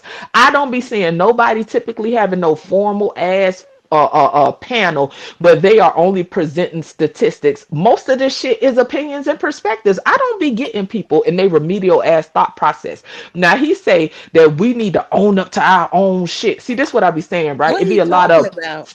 girl, this it speaks to the projections, right? People heavily projecting these fucking conversations. They be talking to you like you the bitch that put them on child support. They be talking to you like you the bitch that called the police on them. You the one cheated on them. You the one sucked his dick and his daddy dick and his brother dick. We ain't the bitches that did it. We not the chicks that told y'all spirits down to have y'all disgruntled than a motherfucker. These are regular conversations, and if you hold people to such a standard where you think an opinion is facts, then you a remedial ass nigga. This Saturday, we on StreamYard and we just having a motherfucking conversation. These niggas tell on themselves, go motherfucking heal. Y'all be so goddamn bitter. Everything come out of goddamn woman mouth make y'all niggas booties itch. That shit is weird as fuck. Get a fucking life, nigga. We don't give a fuck about what the fuck every goddamn man think. We just having a conversation, and these men up here know how to speak for their fucking self. We not speaking for men. We just fucking talking. You don't know the difference. Niggas is slow. And one of Shit dumb. and another thing, you know, Big Bad Bull, he said something too. I'm sorry, Freeze, for being in the chat, but these niggas get on my nerves. I don't even. Child, fuck them. Big Bad Bull is like, it sound like it's your issue now. You're rejecting dudes now based off of long past rejections. What I'm saying is that none of these niggas wanted me like during that time. But now when they didn't do whatever they wanted to do, some of them already got kids now and shit. They don't want to be with their baby mama, but that was the bitch you was with in college. That's the one you chose. Now, like 2 or 3 years later, you got a child or two. Now you want to be with her. Now you trying to come my way, like shit like that, Big Bad Boy. That's what I'm saying. I'm not stating in the sense of not every situation is dealing with a baby mama thing. But what I'm saying is people create these different, like they didn't want to choose properly when the time you're supposed to choose properly, or whenever you're supposed to, you know, try to set your life up better. What they did was they chased after the fleshly things. They made decisions based on what they wanted at that time that didn't have no value. They actually didn't care and want to respect it, to respect, you know, women at the time, or they just wanted to go out and have a whole bunch of partners, all these different things. They didn't want to settle down or try to build up with somebody, have a girlfriend or boyfriend. What they did was they did what they wanted to do, and now that they realized that they shit didn't fucking work out because they decided to be something based on short-term results. Now you want to come over here with some long-term shit and actually like grow, because you know dealing with me is gonna be some good shit going on over here. And not just because I'm talking shit, just because I know that I bring value even with my friends and my family. So first of all, it has nothing to do with long-term rejections. No, I'm not gonna fuck with no nigga if he wasn't trying to fuck with me back then. Why would I do that? That's what I'm stating. But you keep saying that shit, and it sounds like you're projecting on me, Big Bad Bull. Fuck you talking about? And hold on. Let me play something. Because actually, what you're saying, Fanny, I played it earlier, but Cameron said, not Cameron. You like Cameron running behind that car, but okay. No, not that one. Mace actually said the same thing, but it was in reverse. He was speaking for the men. He was saying the same thing you were saying, but he was speaking for the men. Let me pull it up. Let me see if I'm following you. Here we go. Where is it? Oh, there it is. Yeah. When did he become her type? If he wasn't a type, is he now your type? After you got 1,000 money, yards. yeah, because you did the financial report. What, you know, you're just not in the time of being silly. Especially one of the most important decisions you can make, other than what religion you're gonna be a part of, is the woman you're gonna marry. That's like the most important thing. That's more important than your banker. because the woman you pick gonna decide everything. So I like the way that Killer is taking his time with that, but pause for real, because that's the most important thing you could do. Like, she's gonna determine if she get 50%, 60%. You know, just everything's gonna be decided on that. How your kids gonna look, what kind of temperament they're gonna have when you're not present, what they're gonna be like. You know, just your legacy. This is a lot. You know, I think when people think about that, they don't really think it over as much as they should. So if a woman told me I wasn't her type, but now I'm her type, I would never do that. You never. So, for question for both of you, you guys have never like grew to like somebody, even though you initially didn't. Yeah, but the danger with that is whatever you didn't like. See, this is how I work in like relationships, right? The same thing you love about a person is the same thing you're gonna eventually hate at some point. So you got to know that. Like, say a dude, you're like, he's assertive, but then when you don't like it, you say he's controlling. It's the same. It's the same thing. So if somebody tell you from the jump you're not their type, that's gonna show up later at some point. They have to, because it's there. Unless you're gonna be fake to be with her. So is that kind of what you were saying too, Fanny? Like keep y'all, you saying keep that same energy, like, you know. Yeah, so you know, even for dudes, you know what I mean? Like, it's a lot of women who didn't choose certain dudes. You know, when we was in college and we was in like freshmen and sophomores and juniors and stuff, you know, around the 20, 21, 22 age, they didn't want them. But you know, I work in IT. Like, all them dudes who stay focused and stuff, I'm talking about they getting so much play. Like, women want, like, they was like, man, this girl didn't want to mess with me in college. Or this girl, you know, you start hearing a lot of, like, right now is the age when we start hearing a lot of them stories from the people who was the nerds and the ones who was doing too much, who wasn't out there for real. All these different things. Like, that's one thing I say that is true. Like, when the glow up happened, you really start seeing people come out of the woodwork and stuff like that. And what he was saying in the video, a lot of dudes who did choose during that time before, you know, a lot of women start having too many experiences where it can kind of deteriorate them from a direction that's healthy for them, because sometimes they just get caught up. They pretty much got them in the beginning of the college years. So those dudes right now, like, I know a dude who met his girl at 21, they got married at like 23, now he 29, and now he's in he's making like what, $95,000 a year. And he said one of the biggest things that helped him was the fact that he had one thing and it helped him stay focused, because he wasn't trying to navigate so many women, so many different experiences, so many things that can cause baggage, so much trauma. He said he ain't got to go through all them damn healing journeys, which was hilarious that he said that, because that's what most people are doing. They're healing and getting fucked up, healing and getting tortured, and healing, and you know, and it's like he had to do all that because first he chose one, and he didn't choose the exciting one. He chose the one that just liked him back, right? I know a couple of those stories, even though that's not necessarily what always happened, but that is very true. Like, so that's pretty much what's happening as well. You know, I don't like talking about that because it ain't a flex. It's like, because it's not a flex that these dudes are coming back to me and trying to see what the fuck going on. It's Not actually, they spinning the block.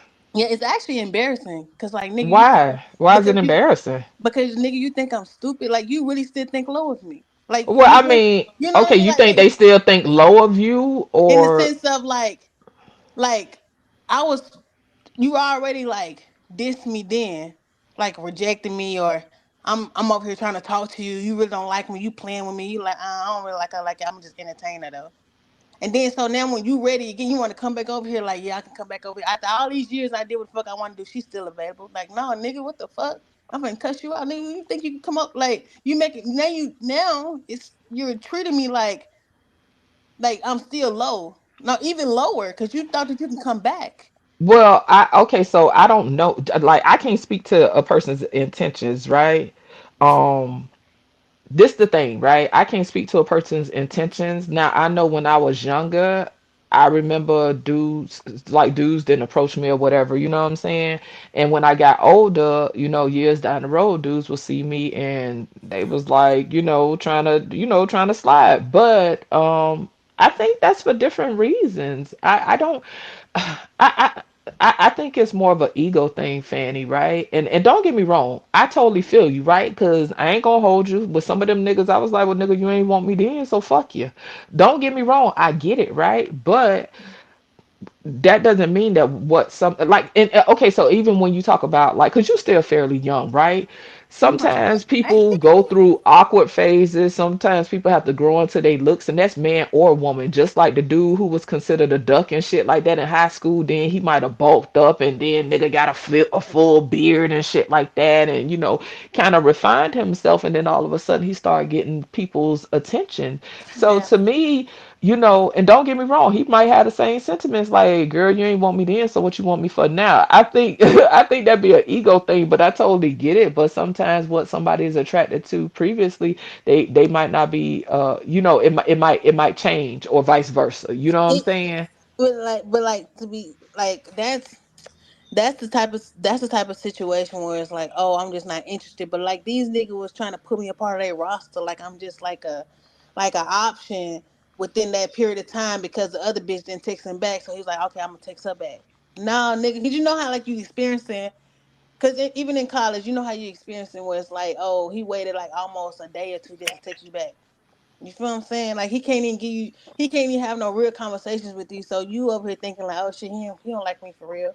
But now he texting you back within a minute or two, and y'all having this conversation now. It's like it'll grow from there. What I'm stating is that you didn't have no time during that time, and you try to like eat, because even in college, see, it's different in college because you see this person on campus, you see this person in the cafeteria, you see this person with any extracurricular activities. People be joining sororities and fraternities and shit. Niggas be fucked up before the fraternity and then join Kappa or some shit, and they think they more right, or they join their big Q or whatever. This is college days. That's what I'm trying to say. All this stuff, all these different stuff that happens on campus. Like they'll join an organization, they'll become somebody or whatever, blah blah blah, and they start acting some type of way, whatever. And what happens is, and then as they get a little older, they realize like, the women that was who was fucking with them before they start acting like they was way more better or whatever, before that, then they trying to, come back now. So that's one situation. The second situation could be where it's just like, oh, I told her I wasn't interested, I ain't want to be a part of that, but then they coming back. There might be a small conversation there, but it's not a big difference. Like, it's not gonna be a huge difference in those type of experiences than the ones that niggas thought that they can just, like, I don't really fuck with her like that now. I'm like, damn, look at her now. Like, nah, hell no.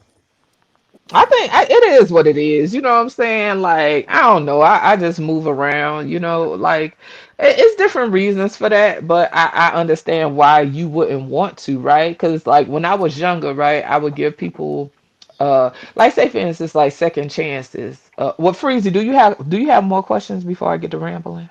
Yeah, we gonna start No, rambling. hell no, y'all finna finish out the show. Hey, Fan, I got a question for you too. Too, Fan. Who You heard me? else is up? I've Listen, been hearing JT you drooling on the keyboard. I was trying to ask Ruthless a question earlier, but I ain't get no response from him. Frizzle say he woke, but Frizzle don't talk a lot. Antoine Ben fell asleep. So yeah, they getting tired of our Nah, mouth. But wait, you my room woke? wasn't acting up, so I had to I had to tend to them and everything else. That's what it was. Freezy. Oh, okay. Freezy, you see I the other sure thought people you in the took a back? nap. Huh? You see the other people in the back, Freezy? Ain't nobody else in the back. Okay. Well, one of them in the back, but I asked if they was coming up, but they didn't say nothing. The other one too. The other one too. No, the other one is No. up here. The other one is up here. Oh, Well, I know next level, but I bought him up, but he dropped. Oh, okay, yeah. So he probably just want to chill in the back. That's what I'm saying. Hey, Is Freeze, he you can still hear me? back there? I don't know, Freezy. He ain't say nothing. Don't worry he about it. just He Freeze, said can probably you just hear me? chilling. he Oh, just okay. Yeah, we said can hear you, something. game. Go ahead. All right. Hey, Fanny, I want to ask you a question. Come, Oh like, okay, god. look, hey, stay your head right there. Stay. So look, so check me out. Like, okay, so listen though, like when you meeting somebody, you know what I'm saying? Like, do you want to know that you the only option, or you want to know that you're not the only option? Which one? No, don't. I don't care if you do have more. It just don't treat me like oh, I can handle her however I want to handle her instead of just being kind and have a regular conversation. Just show engagement on both ways. That's all I ask. But Okay, niggas, so you know, okay, all right then. So you pretty much just want to know like if I'm interested in you or I'm like curious in you, I'm giving you that energy through my conversation and through my body language and everything else. absolutely. And then even like I said, this is like college or early days, and we seeing each other. Like you can't speak to me, or like you only text me at night. Are you on? You know, just doing shit. I could tell that you only trying to fuck. Like I'm not important, but now I'm important. Like Wait. Hold on though.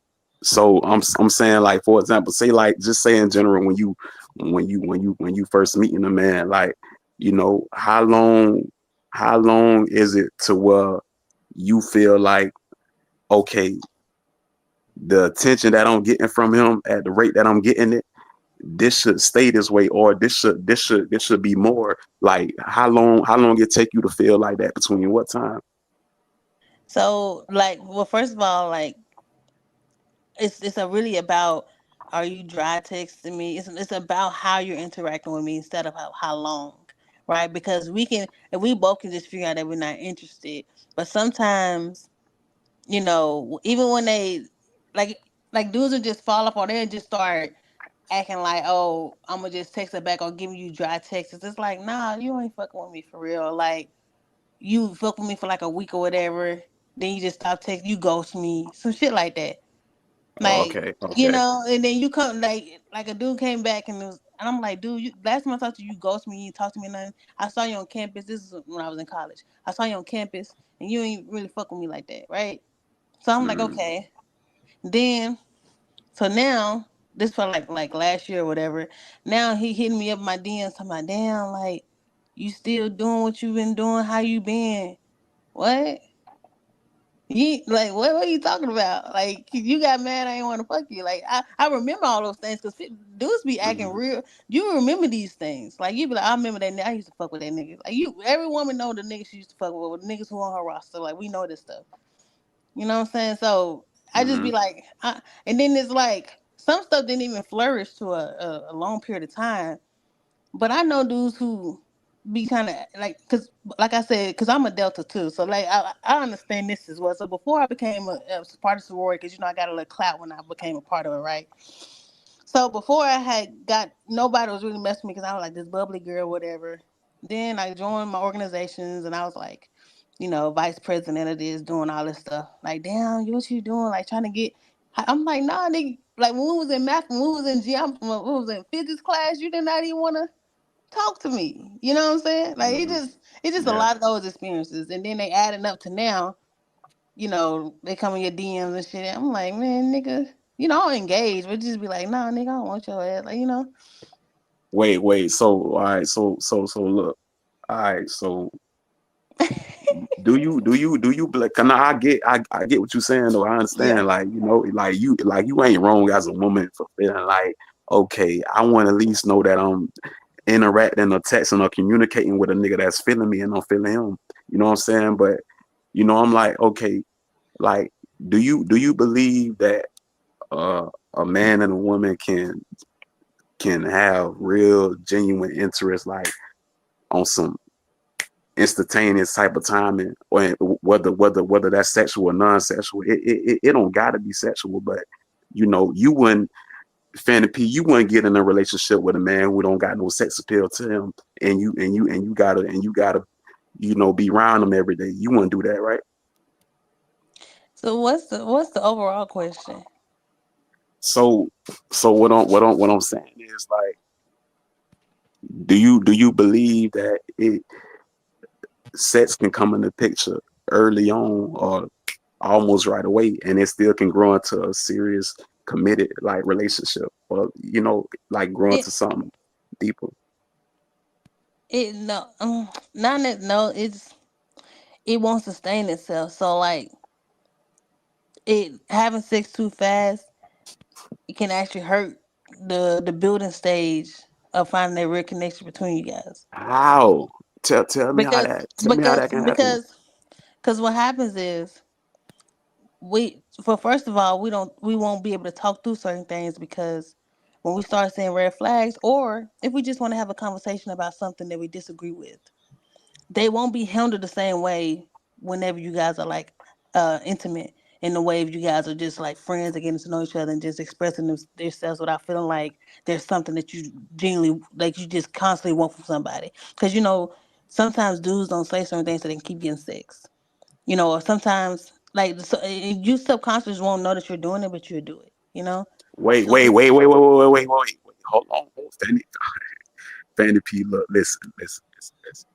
yes. So you just told me that you got some guys or some males that they'll behave certain ways, they'll be positive and go over the top in certain subtle ways for you, the how you buy into the attraction, and they only doing that because they want access to the sex to you.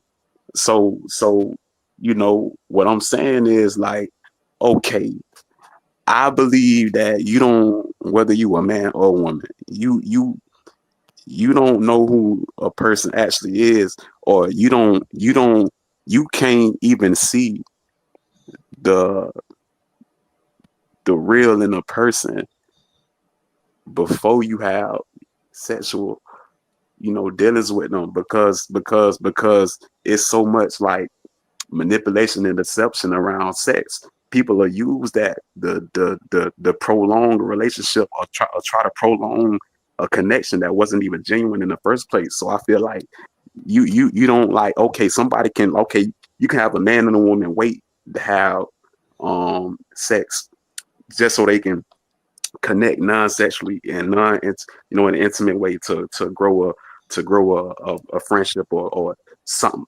bullshit like that, and then the sex come in afterwards. But even then, you got some women like, well, damn, we done build this deep ass connection, done connected emotionally and mentally in certain ways, where she had to take time out her day to really get in that bag. And then when they finally have sex, she like, well, damn, I ain't, it ain't really feel like, I don't see myself being with him after that, because the connection went there, the sexual connection went there. So you basically saying like sometimes I'm kind of missing it. So I have no idea what your question really genuinely is, but you're trying to say that sometimes that first time y'all connect and y'all have sex, it can work out because y'all got to know each other. I was a little lost. Nah. So okay. So what I'm saying is, like, two people can have sex in a fast way. That don't mean that I Yes, can't learn or connect with this person. Let me tell you why it messes it up. It's because diving into a fleshly desire too soon can burn the long-term success of the relationship. Do I you don't understand? believe that. I don't So believe that. yes, it can, My because So bad. can I My say bad. something Go right ahead. quick? I My think bad. that it's different levels to it, right? Because you could have a person, you could have people that get together and have sex early that are actually compatible, right? But I think that it can cloud judgment when it comes to whether or not people are actually compatible. And so I could see why or how having sex early can impair the relationship, because you are being fueled by hormones, you know what I'm saying? But I guess since y'all having this conversation, I'll ask y'all, what do y'all think of people who had sex the first or the second night and end up being married for umpteen years? Because those people exist too. yeah, it see, but this see the thing is like we have to still we're not thinking clearly through it. Like those are like, I'm not calling those anomalies, but because they're not, because we might know some people like that more often. But the issue with that is that the mind, and we have to have purpose in the relationship too. So the connection is just not being compatible, but it's also like what direction I'm going into. Like we don't even Of get to course, you know. have to have a shared You have to have a Right. shared goal. You have to have a shared Yeah. purpose if you're moving towards marriage. So I'm not discounting that, but I'm just asking Not y'all. necessarily marriage. Like sometimes we can have the same goal, but the path that we both want to take might be different. But we ain't have enough time to talk about it. I just don't Right. personally No, I think get all that. Of course, it's yeah. still going to take time to get to know a person. You're not going to know a person in a month. Like, let's be clear, whether you're compatible or not, you're not going to know a person in a month, whether you have sex with that person or not. You're not going to know them in a month, right? And what builds longevity is actually problem solving. If y'all look into how bonding with people works and stuff like that, if you look into any marriage and family class or class on love and relationships and, college level courses, they'll tell you when people problem solve together, that's what creates bonds, right? And so I think that's why sometimes people might have a different perception of what they call it, like, how some people call it struggle love and stuff. I think people have different definitions when it comes to that.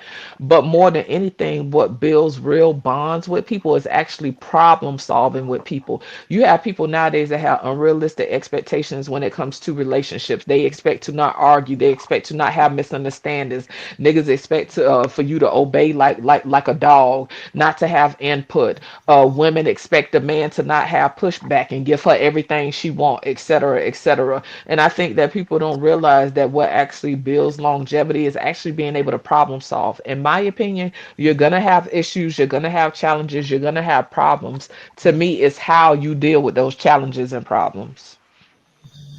Okay, y'all. I'm So about to somebody go. snoring again. Who's snoring again? See, It's because gonna they be. keep It's gonna telling me be that they me. ain't sleep. It's gonna be me. Who is I'm Man, snoring moderate. though? No, it Vincent. wasn't you. It was somebody Who, else. who it is? Y'all can hear me? Who is that? Who got a car in the ocean? Who It's caught in not the me. ocean? I'm on mute. Nah, this me next level. Oh, not your car in the ocean. Is your car in the ocean? What kind of avatar? What is it? Wait, I'm sorry. Okay, I'm going on mute. Snoring. Why you got to do this? Who's snoring? I don't know, but who cooking today? Like, let's talk about some real shit. Who cooking? Fuck this shit. I want to get. I She talking got about back who up here cooking. because I want to get back to the gist of the Okay. original conversation because y'all Okay. deep diving on some y'all deep dive. I want to get back to the romance. Oh God. Not you talking about, oh God, girl, romance is amazing. Listen, these niggas missing out. These new people missed a fanny. Listen, if you had you a good slow drag with a man, Mm. child, listen, ain't nothing like a good slow drag. See, these child. Anyway, go ahead, next level. I done got excited. Go ahead. Okay, now that we got some women on the panel, because I asked this earlier. Uh, what do y'all ladies think? Like, do y'all think romance it's like a central part to having a long term, like a long lasting relationship? Yeah. Just it. Who Is is that that it? sounding like a who I is that don't sound like a know, but carburetor, man? niggas keep telling me they not sleep, but they be sleep. Hold Who on, is how would Hey, that ain't me. still That ain't me. It's next either level? Ruthless Kitty Cat or it's Antoine. It's Next either level. or. We still got a good lot of people in the Now chat that though. can't be Freezy slipping like that. That can't be Freezy. Nah, that ain't. Hey, Ain't no Freeze, way. wake How could your it be ass me if up. I'm on mute? Big bad How boy. could I be Okay, snoring what? if I'm on mute? Freeze, wake your ass up. No, that Well, ain't free. damn. He in the chat. Oh, Uh, okay. Oh, So to okay. so to the that was? question, I think right? that was ruthless. I put him on mute. Vic, Yeah, that baby sleep. That baby who else? tired. He done windmill himself into a sweet slumber. But but I think romance has its place, right? Do I think that romance will always be persistent? Like I guess it depends on how people view romance, right? Because to me, romance is also little things, right? It's not necessarily y'all going out every couple days or whatever. But I do think for couples, I do think having time to themselves, like a little date night. I don't care if you go get pizza or something, or just sit down and have something together every week. I think stuff like that is helpful. And romance has its place. I don't think that romance is gonna always be in play 24/7 because sometimes he ain't gonna want to look at you, and sometimes you ain't gonna want to look at him, and that's okay, because people, I don't know, I shouldn't speak for everybody. I'm the type of person, I enjoy being up under my dude, but I also like having moments of solitude. You know what I'm saying? And so, to the whole point of romance, though, I do think it has its place. You know, it's important to keep to keep passion, you know, in your relationship. It won't always be passionate 24/7, especially if y'all dealing with family shit. If y'all got kids, it don't matter if you got a blended family or if y'all have a family where y'all got all the kids in the same house, and you know, it you have to make time for stuff like that, but it's not always going to be in play because people got to go to work, people got to pay bills, people got to run errands, people got to go grocery shopping, but it's important to make time for that. With romance, like this is so important for my sexual life. Like, I just think that, and it's also, like, and romance doesn't have to be like super big or anything like that, but it really does help the relationship thrive without having to put a whole bunch of creative energy in. Like, just doing something. I think like romance can be like doing something thoughtful, like doing something that can be like, dang, he really cared about me, he really liked me in this moment, or just remembered something. I think that's romantic. Like, oh yeah, you remember my date from when Facts, I did facts. this, right? This little stuff. Yeah. So I think that like romance is important, and it also like it really helps with the very intense times of a relationship through life. So that's pretty much what I say about that. But and then too, this was I also asked the men earlier, asked the fellas like, can romance also be seen as simpish? If you talking about these regular internet people, yeah, they consider anything simpish, damn near. Besides you, A-Town stomping her on the side of her head. Okay, but let me put it in this context, just Jay. Okay, like like uh okay, like how they said you can't simp for your wife. Okay, say this not your wife. Say this someone who who you have an eye for, and you call yourself being romantic. You know, like I mean, not saying this happened to me, but I didn't see where some guys might do that or whatever, and this not their lady or whatever, just try to come off in a romantic way, and a woman will like shun him, like, oh, like, like that's too much, or like they don't want to be too romantic, like, is it a such thing as too much romance, like too much of that? No, I don't think so. But again, like if somebody is doing, I don't, everything requires balance, right? To me, romance is an art, right? And to me, that is a way that people are intimate with one another. Romance allows for vulnerability, right? And maybe people don't want to be romantic because it requires them to be vulnerable, right? If a dude like it expresses a small gesture or a woman expresses a small gesture to her dude, right? Is she not wanting to do it because she afraid of him clowning her like, oh girl, why you did this little stupid shit, whatever, whatever. Like it requires you to be vulnerable. So I don't know, maybe people are afraid to really be vulnerable, right? Romance is an art. A dude that know how to be romantic know, and this ain't just about money, but he know it's the little stuff. You know what I'm saying? For me, I'm one of them people, a person just knowing how I like my tea or how I like my coffee or how I like certain stuff, you know. I don't care if my gas tank on empty and he go fill the tank up. Shit, little shit like that matters to me. That helps build intimacy and connection because to me that tells me that you paying attention to me. You actually give a fuck about what I like and what I don't like, right? Say for instance, if me and you was together next level, me and you been together for 15 years. And every time I go to, let's just say, every time I go to McDonald's or Subway, right? You ordered the same thing for 15 years, right? But every time I go to Subway, I got to call you and ask you what you want. or I order you the wrong shit, or I order your sandwich the wrong way when you've been ordering the same sandwich for 15 years. I know when you get a certain sandwich, I know when you get the tuna sandwich, you don't want mayo on the sandwich, you want mustard. But I like, well, I won't say I know, but in the case of me not paying attention, you order a tuna sandwich, but you don't like mayo on the tuna sandwich, right? You like mustard on the tuna sandwich. But I've been with you for 15 years, but I keep bringing you a tuna sandwich with mayo on it.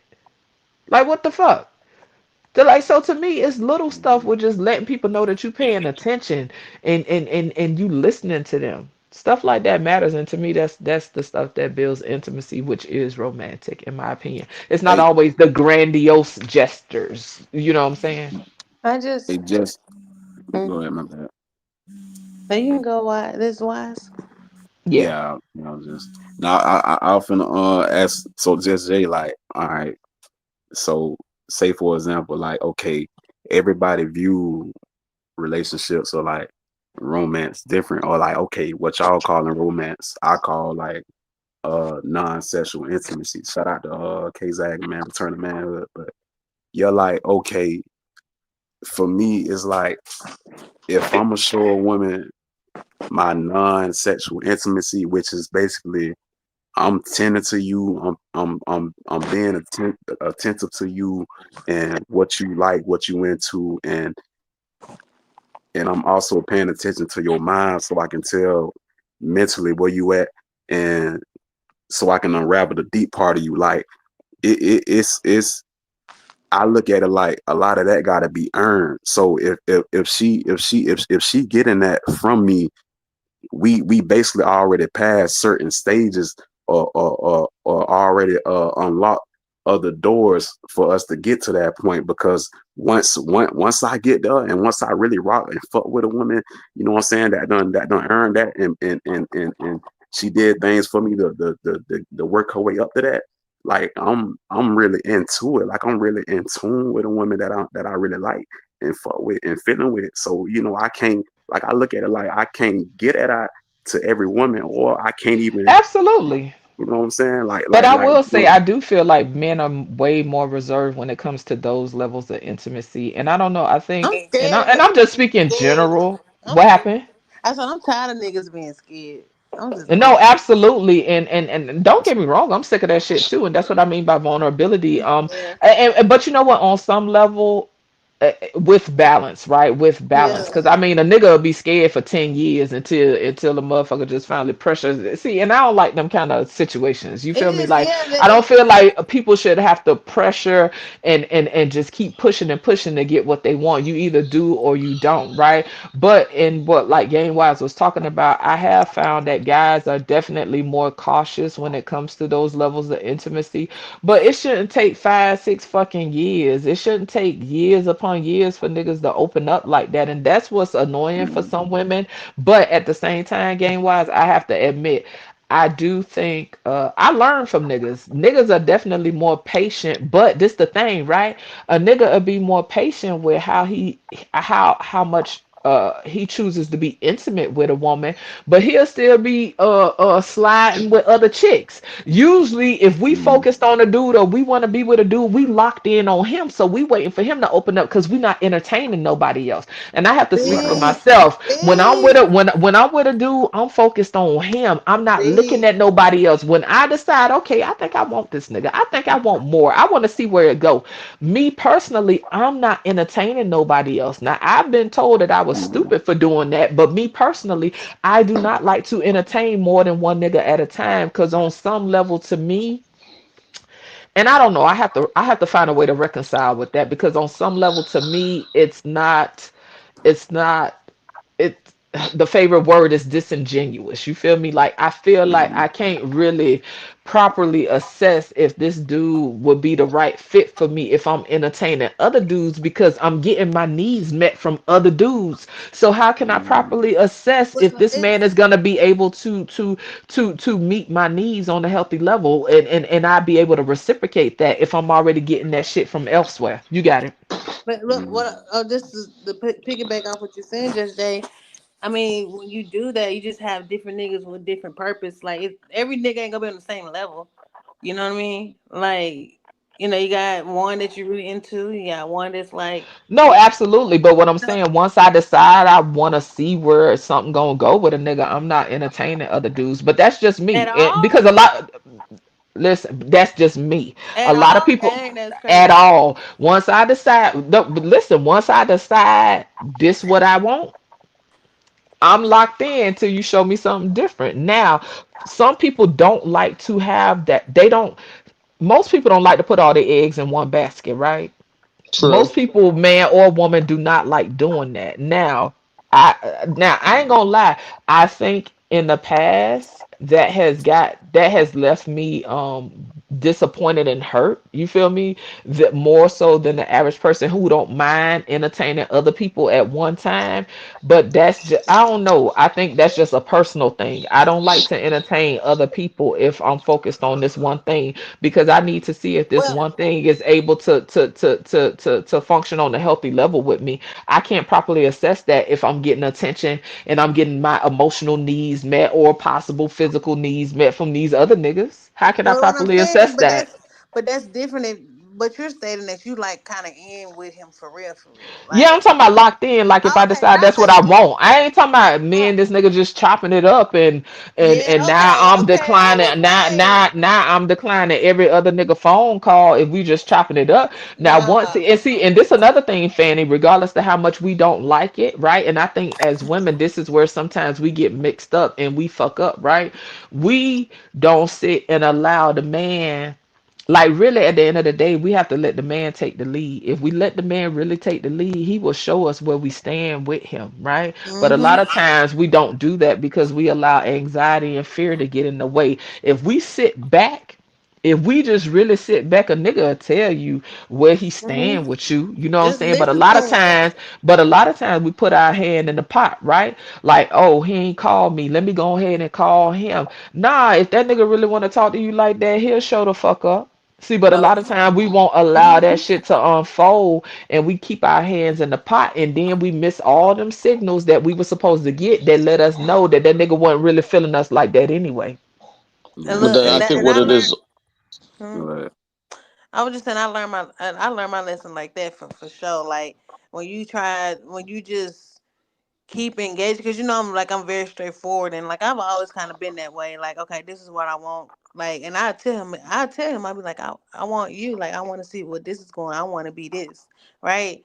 But I've learned, from my college days as well. It's like that's not always like you just gotta let shit like do it for itself. You know what I mean? It just depends on which way you Yes, want to go. unfold organically. Yeah, Sometimes, a yeah, lot of times, people don't allow stuff to happen organically. You got it, right. Antoine. If you was talking, I'm sorry. Yeah. yeah, I was piggybacking on what you were saying, Just Jay. The problem with some dudes, they don't want to put themselves in that position of vulnerability because they probably either see it as being weak or someone has taken the advantage of their vulnerability and they've been hurt and they never know how to bounce back from those type of situations. I think sometimes, and I've noticed this with the younger generations, and maybe I'm wrong, but it seems like a lot of these younger individuals, especially a lot of these younger men, don't know how to be resilient. Like when they fall, they stay on the ground and roll around and go, woe is me, woe is me, woe is me. They don't learn to get back up, dust themselves off, learn from the That's a situation, and then fact. keep moving. And I think that's the reason why a lot of guys don't want to be vulnerable, because they don't know how to bounce back from those type of setbacks in every way. That's And basically I what it did is. ask on a panel one day. I was asking how, like, what has changed that caused dudes to be like that? Because I have found that to be true. Like niggas take one hit, and we talked about different stuff like social Yeah. media impact and all of that and everything. And I do think that that is valid, but it's like I don't know. I I think get what you're saying, Antoine, but people told me I was being insensitive and shit. But I get it. But I'm trying to figure out what makes it different now, because it's like niggas get rejected one time and these niggas be hurt forever. I think because you know what it is. what? Hold on, Fanny. Let me get this out. I think one of the thing it is, a lot of guys, and I remember this, a lot of guys, we get sometimes the people that help us and show us the ropes on how to date and the art of courting. We learn that from our fathers. And I think it's because of the fact that you have a lot of guys who aren't getting that. they don't know how to court. They don't know how to talk to a woman. They don't know how to get their attention. I remember being on another panel with a friend of mine. He's talking about the situation with Diddy. How is it that someone with all this money don't know how to talk to women? Because they were never taught how to talk to women. They were never taught how to court a woman. And he thinks because he got money, hey, I'm Diddy, they're thinking every woman's supposed to throw themselves to him, and it doesn't work like that. Mm-hmm. I don't know. Do we want to use Diddy as an example? Cause that nigga just a purr. He's a purr. I'm just using that. Let me say this too though, Antoine. Do you think and next level kind of moderating right now?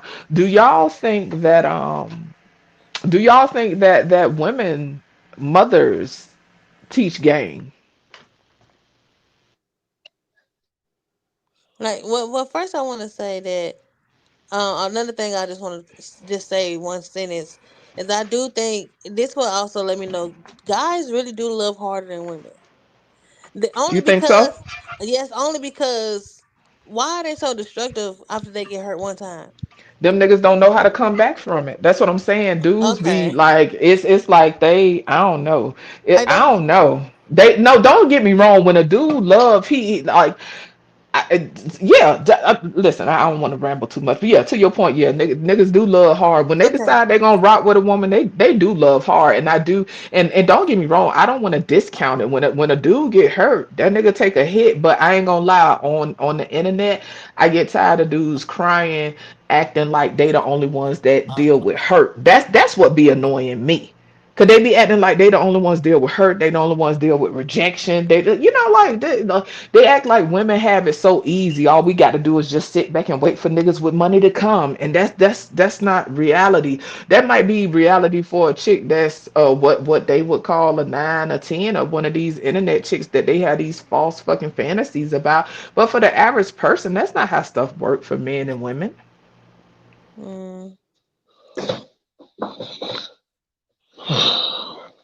Okay. What next level at? All right, that's what I'm saying. Just Jay, I want to ask JJ some. When she asked the question, do mothers teach game?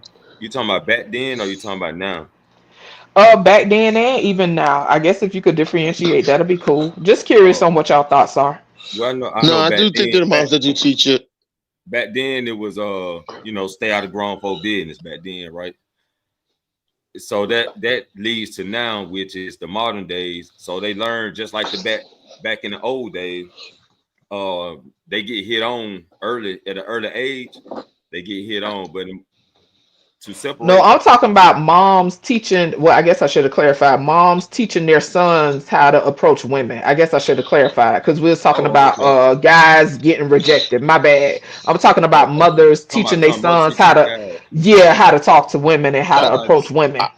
I think there's some that do, and I think some moms. I didn't mean to cut you off. My bad, bro.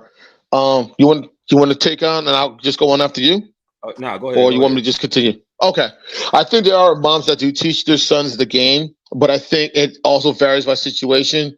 You have some moms that will teach their sons the game, and they'll teach them from one perspective, from one angle, and they'll say, well, your father knows. Go to your father. He will explain to you from one perspective, and then she will explain it to him from the female perspective. And then you have some women who are just raised, who are doing it by themselves, and think that they can teach their sons both perspectives, and they can't. They're not teaching them that balance or that sense of resilience as well. And I think that's the reason why some guys, when they've dealt with rejection, they don't know what to do because they've never been told no at one point in their life.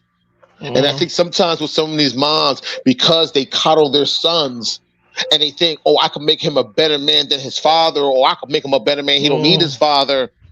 They only get it one perspective of it. They only get one side of it. Projection. People project and onto then what their kids happens in different ways for sure. Exactly. And like I said, some of these guys have never been told no. So they don't know what to do when they're told no. They go crazy. They're like, how do you say no to me? She just said no to you, bro. Deal with it. And that's Well, that's what and I be that's talking why about, the entitlement, but they be acting like they don't know what I be talking about. But that's exactly what I be exactly. talking about. Niggas act like a motherfucker can't tell them no. But anyway, what who else was talking? I'm sorry, was that Frizzle talking? Oh, man, these guys, I mean, the mother do teach them, but I don't think they don't teach them enough about separating emotions from being emotional. Mm-hmm. So these guys are tapping into, their feelings. And you got some women that do tell their kids, oh, it's good to be in your feelings, and that is not okay. But anyway, Listen, y'all. No, I feel what y'all saying, but I was just curious as to what y'all was saying, because let's be clear, that's just right? my thoughts Like, on it. not absolutely, and that's all we giving is our thoughts, right? This ain't no dissertation. We just giving perspectives, right? But I was just gonna share, like, for me, I think because I don't know, because I was a daddy's girl, you know what I'm saying? Shout out to my daddy. He passed away 2015. I buried him 2015. But I was a daddy's girl, you know what I'm saying? And so I'm a bit rough around the edges, but I also understand, like, I understand levels, right?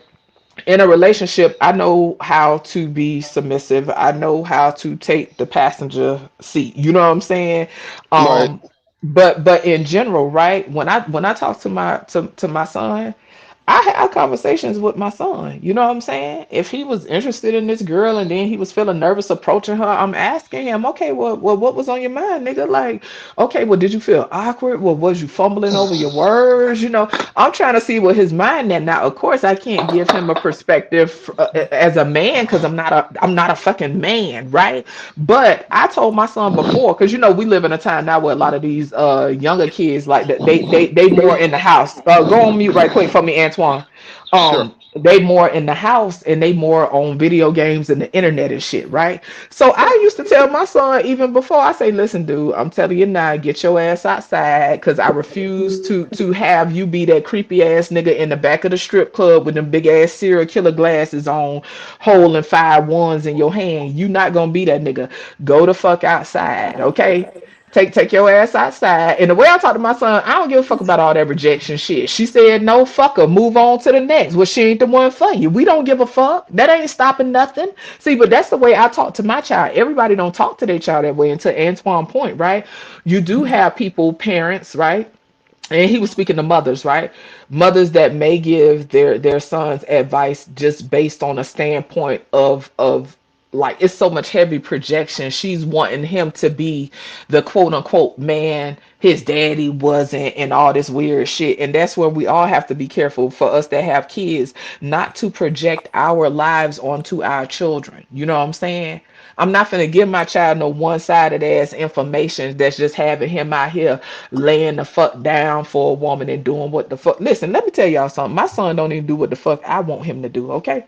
If I ask my son to do something, I call him, hey son, I need you to do such and such a, when you need it done. So I say, well, I want it done now. Well, I ain't gonna do it now. I'll be over there tomorrow. I ain't gonna lie, y'all. That shit aggravate the fuck out of me. But guess what? He said what he said. So I just be like, all right, I expect you to be here tomorrow. So what is that noise? Damn, that shit loud. Antoine, I'm you laughing. listen. No, yeah, I was just laughing. Let That me ain't turn this me. shit down. Let me turn it down. But yeah, I think it all depends. Like, it's important not to project onto our kids or whatever. I forget how we got on that. But yeah, I do think that I think it's important to take notes. You know what I'm saying? But the shit that I talk to my son about is just from what I find to be reasonable. It doesn't have an agenda. It's not based on I'm just gonna give him some information because I don't want him to be like his daddy. Anyway, go ahead. I'm gonna go to sleep. Not you taking it. Not you going night night. You was a trooper tonight, Fanny. You was a trooper. I was. Fanny was a trooper. Put Fanny up on the big screen. I like that picture. Put that chocolate picture up on the big screen. No, Ow. why he put it up for real? Get it, girl. Chocolate. You're lucky I'm Yeah. married. That's all I'm gonna say, Right. Fanny. Listen. I appreciate you, Fanny. Thanks for hanging Every out. Saturday, I for sure can come every Saturday for Not sure. this shit finna get ratchet on Saturdays if y'all use Oh, a it's gonna get StreamYard. ridiculous. StreamYard done brought a ratchet spirit over here to Freezy Porch. What is going on? I want to thank everybody for coming out to StreamYard Saturday. You know, it turned into snoring Saturday, but you know, hey. Snorlax Saturday. Let's You get it. know, so you know, we gonna probably end it right here, but you know, keep this in mind. You know, let's bring romance back, man. Amen. Amen. Oh, Nice definitely. little I slow think what drag. Ain't nothing like a nice slow drag. Let's get it. there ain't nothing wrong. I think what it is also. I'll say, and I'm gonna take a page from Coach Ferg. Ladies, if you got sons and the fathers are involved, let them teach your sons one aspect of the game. You teach them from another angle as well. If you have daughters, you teach them one aspect and let the father teach the other aspect as well. I think that's always been the problem with a lot of these young people now. They're not getting that balance from both the male and the female perspective, and they learn to balance it out. Too much is they. I think young people are just getting too much of one side and not enough of the other, and then you're wondering why a lot of shit is going the way it is because there's no balance, there's no equilibrium. If you know what I'm saying. So that's what I think. That's where it has to start. That's where it has to start. The best thing also I could tell people, and I get what Next Level is saying, bring back romance. You got to find what that person is into. Whatever it is that he or she likes, what they're into, and you work on that. And the perfect example I use is, and this may sound wild, it's from the movie Sex and the City. There was a scene in the movie where Carrie and Big broke up. Carrie's going through her emails, and she got all these emails from Big. And she never looked at them and everything else. And he realized what he did wrong, and he was trying to win her back. So what he did was, he was putting, like, each email he sent her were certain phrases and pages from certain books that she was into. And then when she got to the first email he sent, it said, "Tell me what I need to do just to say that I'm sorry." And then when she saw that, she started to tear up and started to cry and realized he made an effort to realize he messed up and he was going to do whatever it takes to make it right. When I remember seeing that scene in the theater, a lot of the dudes in there, we all start high-fiving each other, saying, that's what you do. Find what it is the person is into, use it to your advantage to win them over, let them know that you're in that, whatever you're into, hey, I may not be into it, but if this is what you like, I'll see what I can do, I'll do what I can. And if it works, you keep doing it. And I think if you want to win this person over, you got to be real. You got to be genuine. And I think that's also the problem. Be yourself. Be who you know that you are. Don't try to be like someone that you know that you're not. Don't try to act like someone that you know that you're not. And a lot of people can sniff that out. If you could be real and you could be genuine and you could be honest, trying to win somebody over, when you're courting them, you'd be surprised how far that goes. And just keep going from there. I mean, that's all I got to say. Just Jay, what are your final words? Get in where you fit in. At the end of the day, all these talking points are fancy, but ultimately it's about what you align with. And there are people out there that will align with what you want in a relationship. If you are honest and genuine, if you are authentic and you show up in an authentic way, you will attract those people that are for you. It's hard to attract what is for you when you are living a lie and you are more into buying into the facade of things. So always be you unapologetically, whether people like you or not, that is neither here or there because your tribe will find you. Okay, that's good. Anybody else? Y'all going night night? Nah, Well, let me I hit can't. him Oh, with. okay. I know It's you free. It's still free up, to Frizzle. sleep. Okay. It's free to sleep. Yeah, Yeah. I think. nah, he I working That the nigga chat. done He went working the night chat. night. Oh, now he Nah, working the chat. Freezer working the What? chat. Y'all, Yeah. wow, this nigga's hilarious. But no, I'm making my blueberry lavender tea. I'm chilling. I'll be up for a I minute. What's your should have been final asleep. words, I got to Frizzle? go to work in a few hours. Yeah, get up out of here, Antoine, because when you at work, doze and we ain't gonna be able to help you. Man, listen, I've worked overnight for 24 years. For real. I Dang. worked overnight for Listen, I 24 hate years. working overnights. When the sun go down, I want to go to hell to sleep. That shit, listen, that shit be, man, I hate it. I hate it. I've been at my job for 27 years. That's what's All right. up. Yeah, I've been at my job, my current job for 27 years. For better part of 11 years, I was also in the Army. So I was doing the military thing full-time and part-time while working at my current job for 11 years. So I've never had like I never had like a real normal schedule. So right now, this is actually my day. This is my overtime. So this is my time and a half day. So, I mean, when I finally started working like days and everything else, I haven't felt like a normal person in like 30 years. And when I tell That people is that, they look at me like I'm crazy. crazy. Yeah, No, seriously. you know, my mom has worked nights for almost 30 years. Like, and she love it. Like I can't do it. Yeah, she love it. I can't do it.